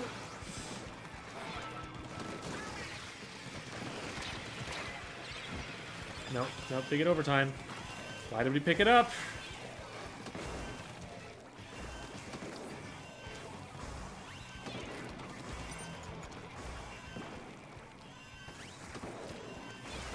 It's just a lot more stressful.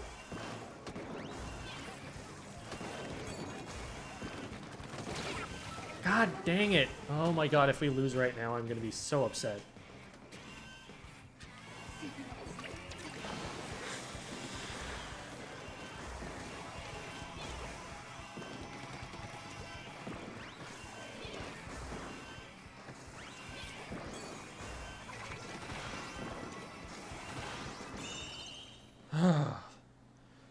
Okay.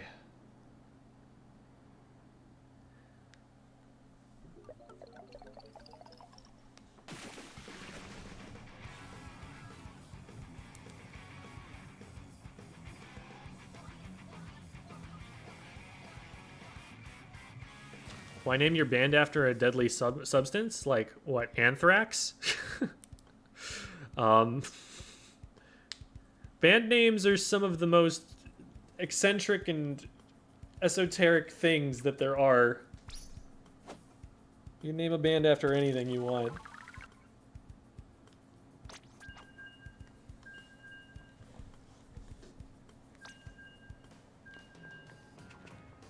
To get Krusty Krab? Valid and important.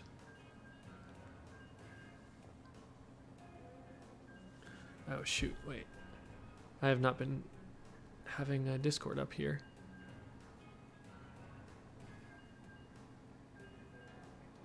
Okay.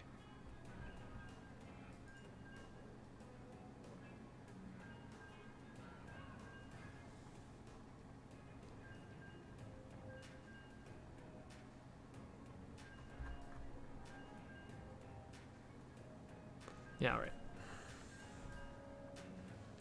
Where are we at on the 2 games left on the ticket? Okay.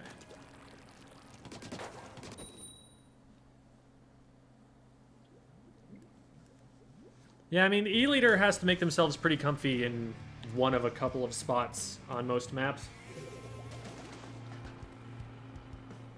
Is that Arashi for real? Could be. We'll see. That is an Arashi kind of weapon.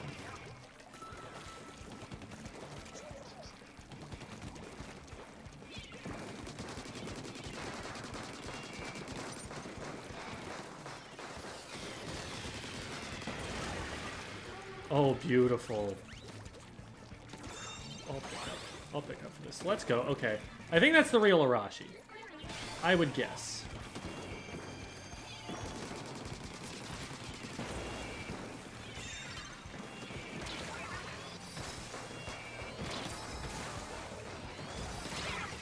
Oh man. Someone got through.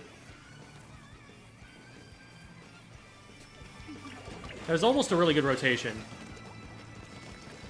It's like the left checkpoint is easier to get to, but the right checkpoint gives you better pushing opportunities after you get the checkpoint. So from here on out, like, we want to be pushing right.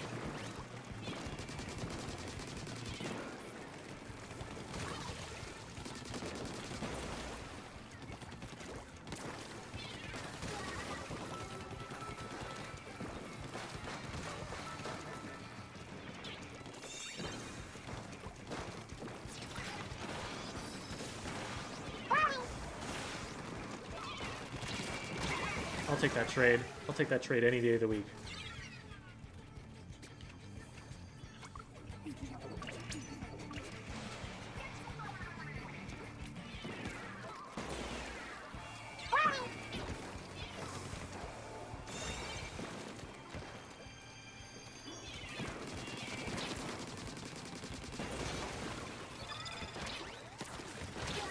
Ah, that was a good shot from the blaster.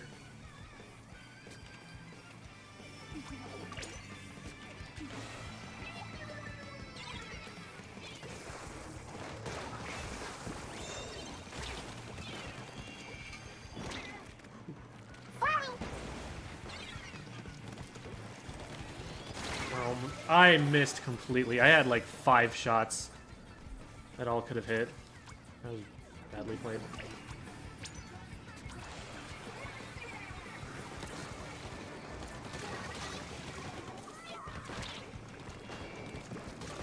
Ha! Yes! Yes, yes, yes, yes. Good, good. Excellent. We just stay up here. Kind of shark to keep the enemy team back. Man, they see me.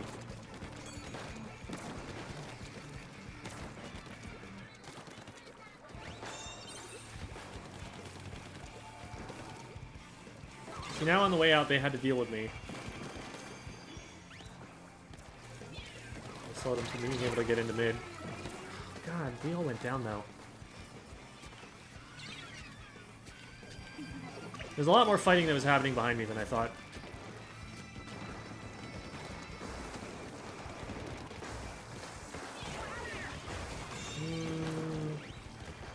Nervous about the range. Nice.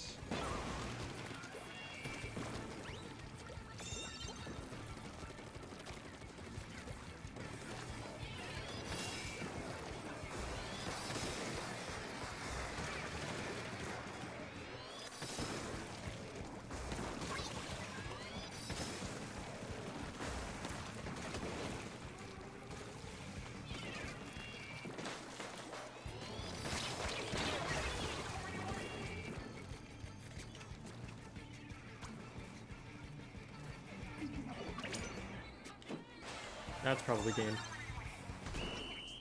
Nice.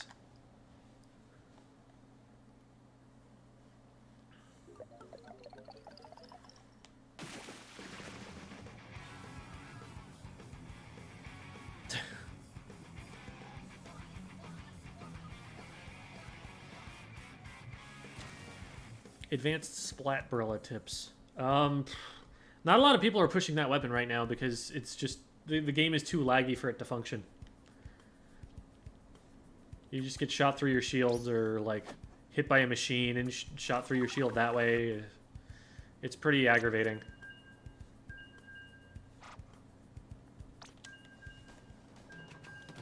Yeah, we'll stick with this team. This team's doing pretty well. Oh, I'm cool with them.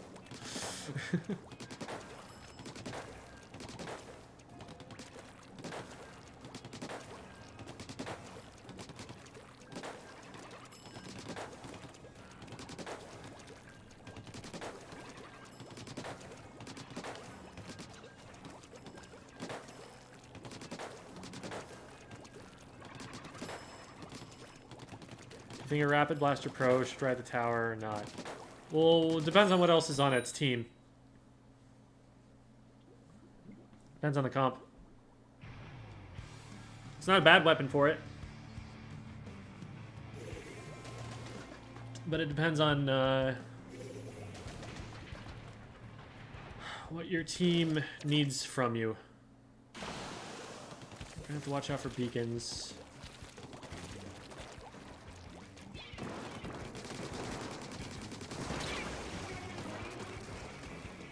Okay, nobody else went for pop, so that's on me.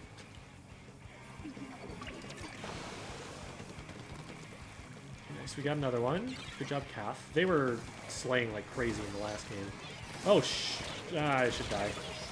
I traded. Okay, that's better than I hoped for by a lot. First checkpoint isn't the end of the world. We just don't want them to get any further than this. It's nice to have first checkpoint intact so that you can hold them there on the last push if need be, but that push is still extremely beatable.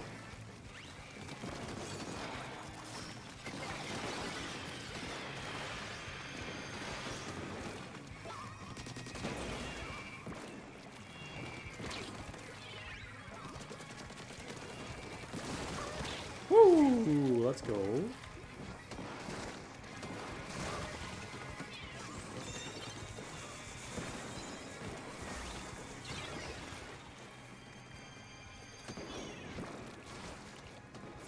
Where in the world is the Rainmaker right now? I want to drop this off and get it right. Ah. I should die.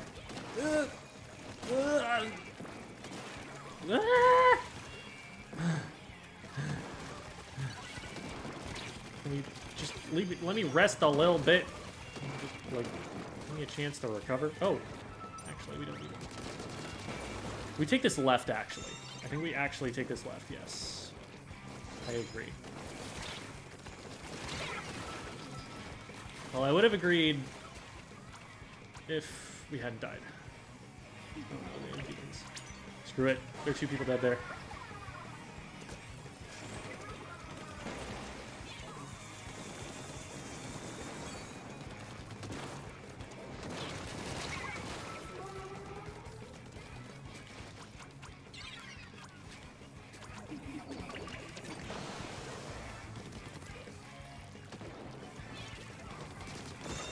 Why are we not playing Tower Path? Okay. They have beacons. I need to know that they're going to be coming with those beacons.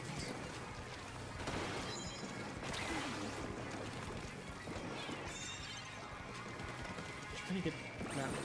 There we go, that got it.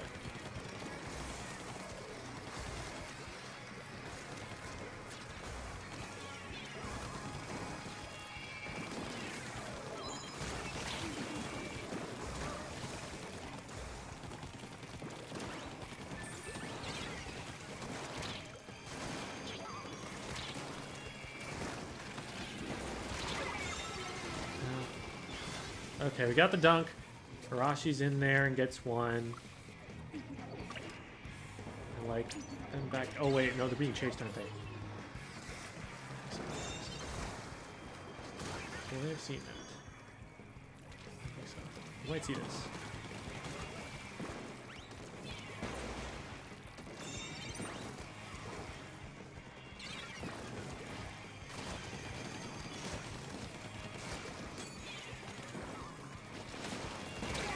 Oh, yeah.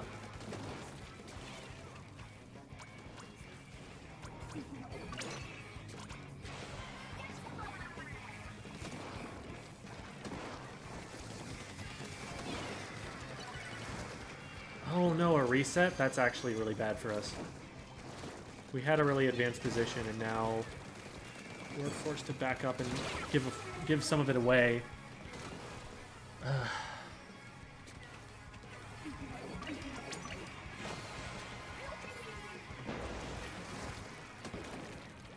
Ooh, hello.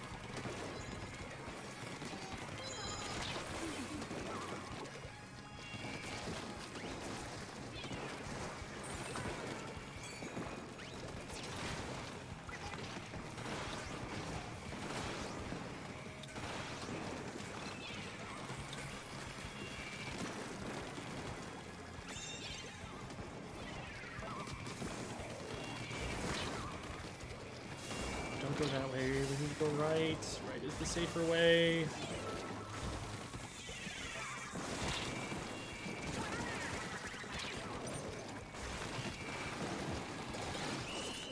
Nice. Okay. Wow. I felt like I was hitting a brick wall, but I guess I was far enough forward that we were able to just run up into it.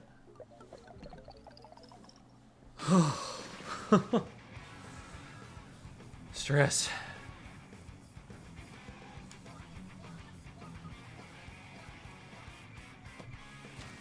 Man, we really did actually win because of me solo stopping the Rainmaker that one time.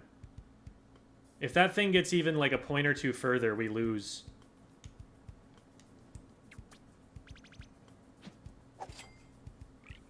Alright, there we go. Plus 23. Whew. That is where I am going to call it for the day.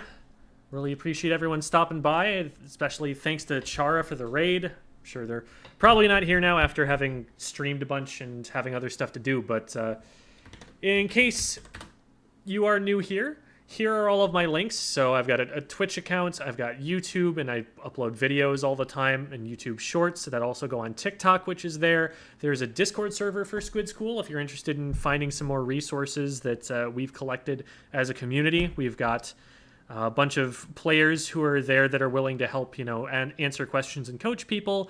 We've got a list of resources, including, you know, Discord servers and how to get into the competitive community, and just a whole bunch of people to hang out with and make new Squid friends with. Maybe find a team or something in there. And then I also do this full time, and so I have a Patreon and I have a Medify account if you want private lessons from me. Both of those are great ways to support the channel, and I really appreciate all of that support that you guys have given me so far to let me go as far as I have with this. So thanks, everybody. We're going to go and send a raid off on Twitch, so if you are interested in joining us for that, we're going to go and raid Reborn. Reborn is a former competitive teammate of mine, really, really solid player, great mindset, and has been learning extremely quickly. Highly recommend checking them out. I think that they are going to just continue growing as time goes on. So thank you, everybody, and we'll head on over, and raid message is school's out. There it is. And 3, 2, 1. Have a good evening, everybody. And go watch League of Legends Worlds, too. It's going to be sick. Probably.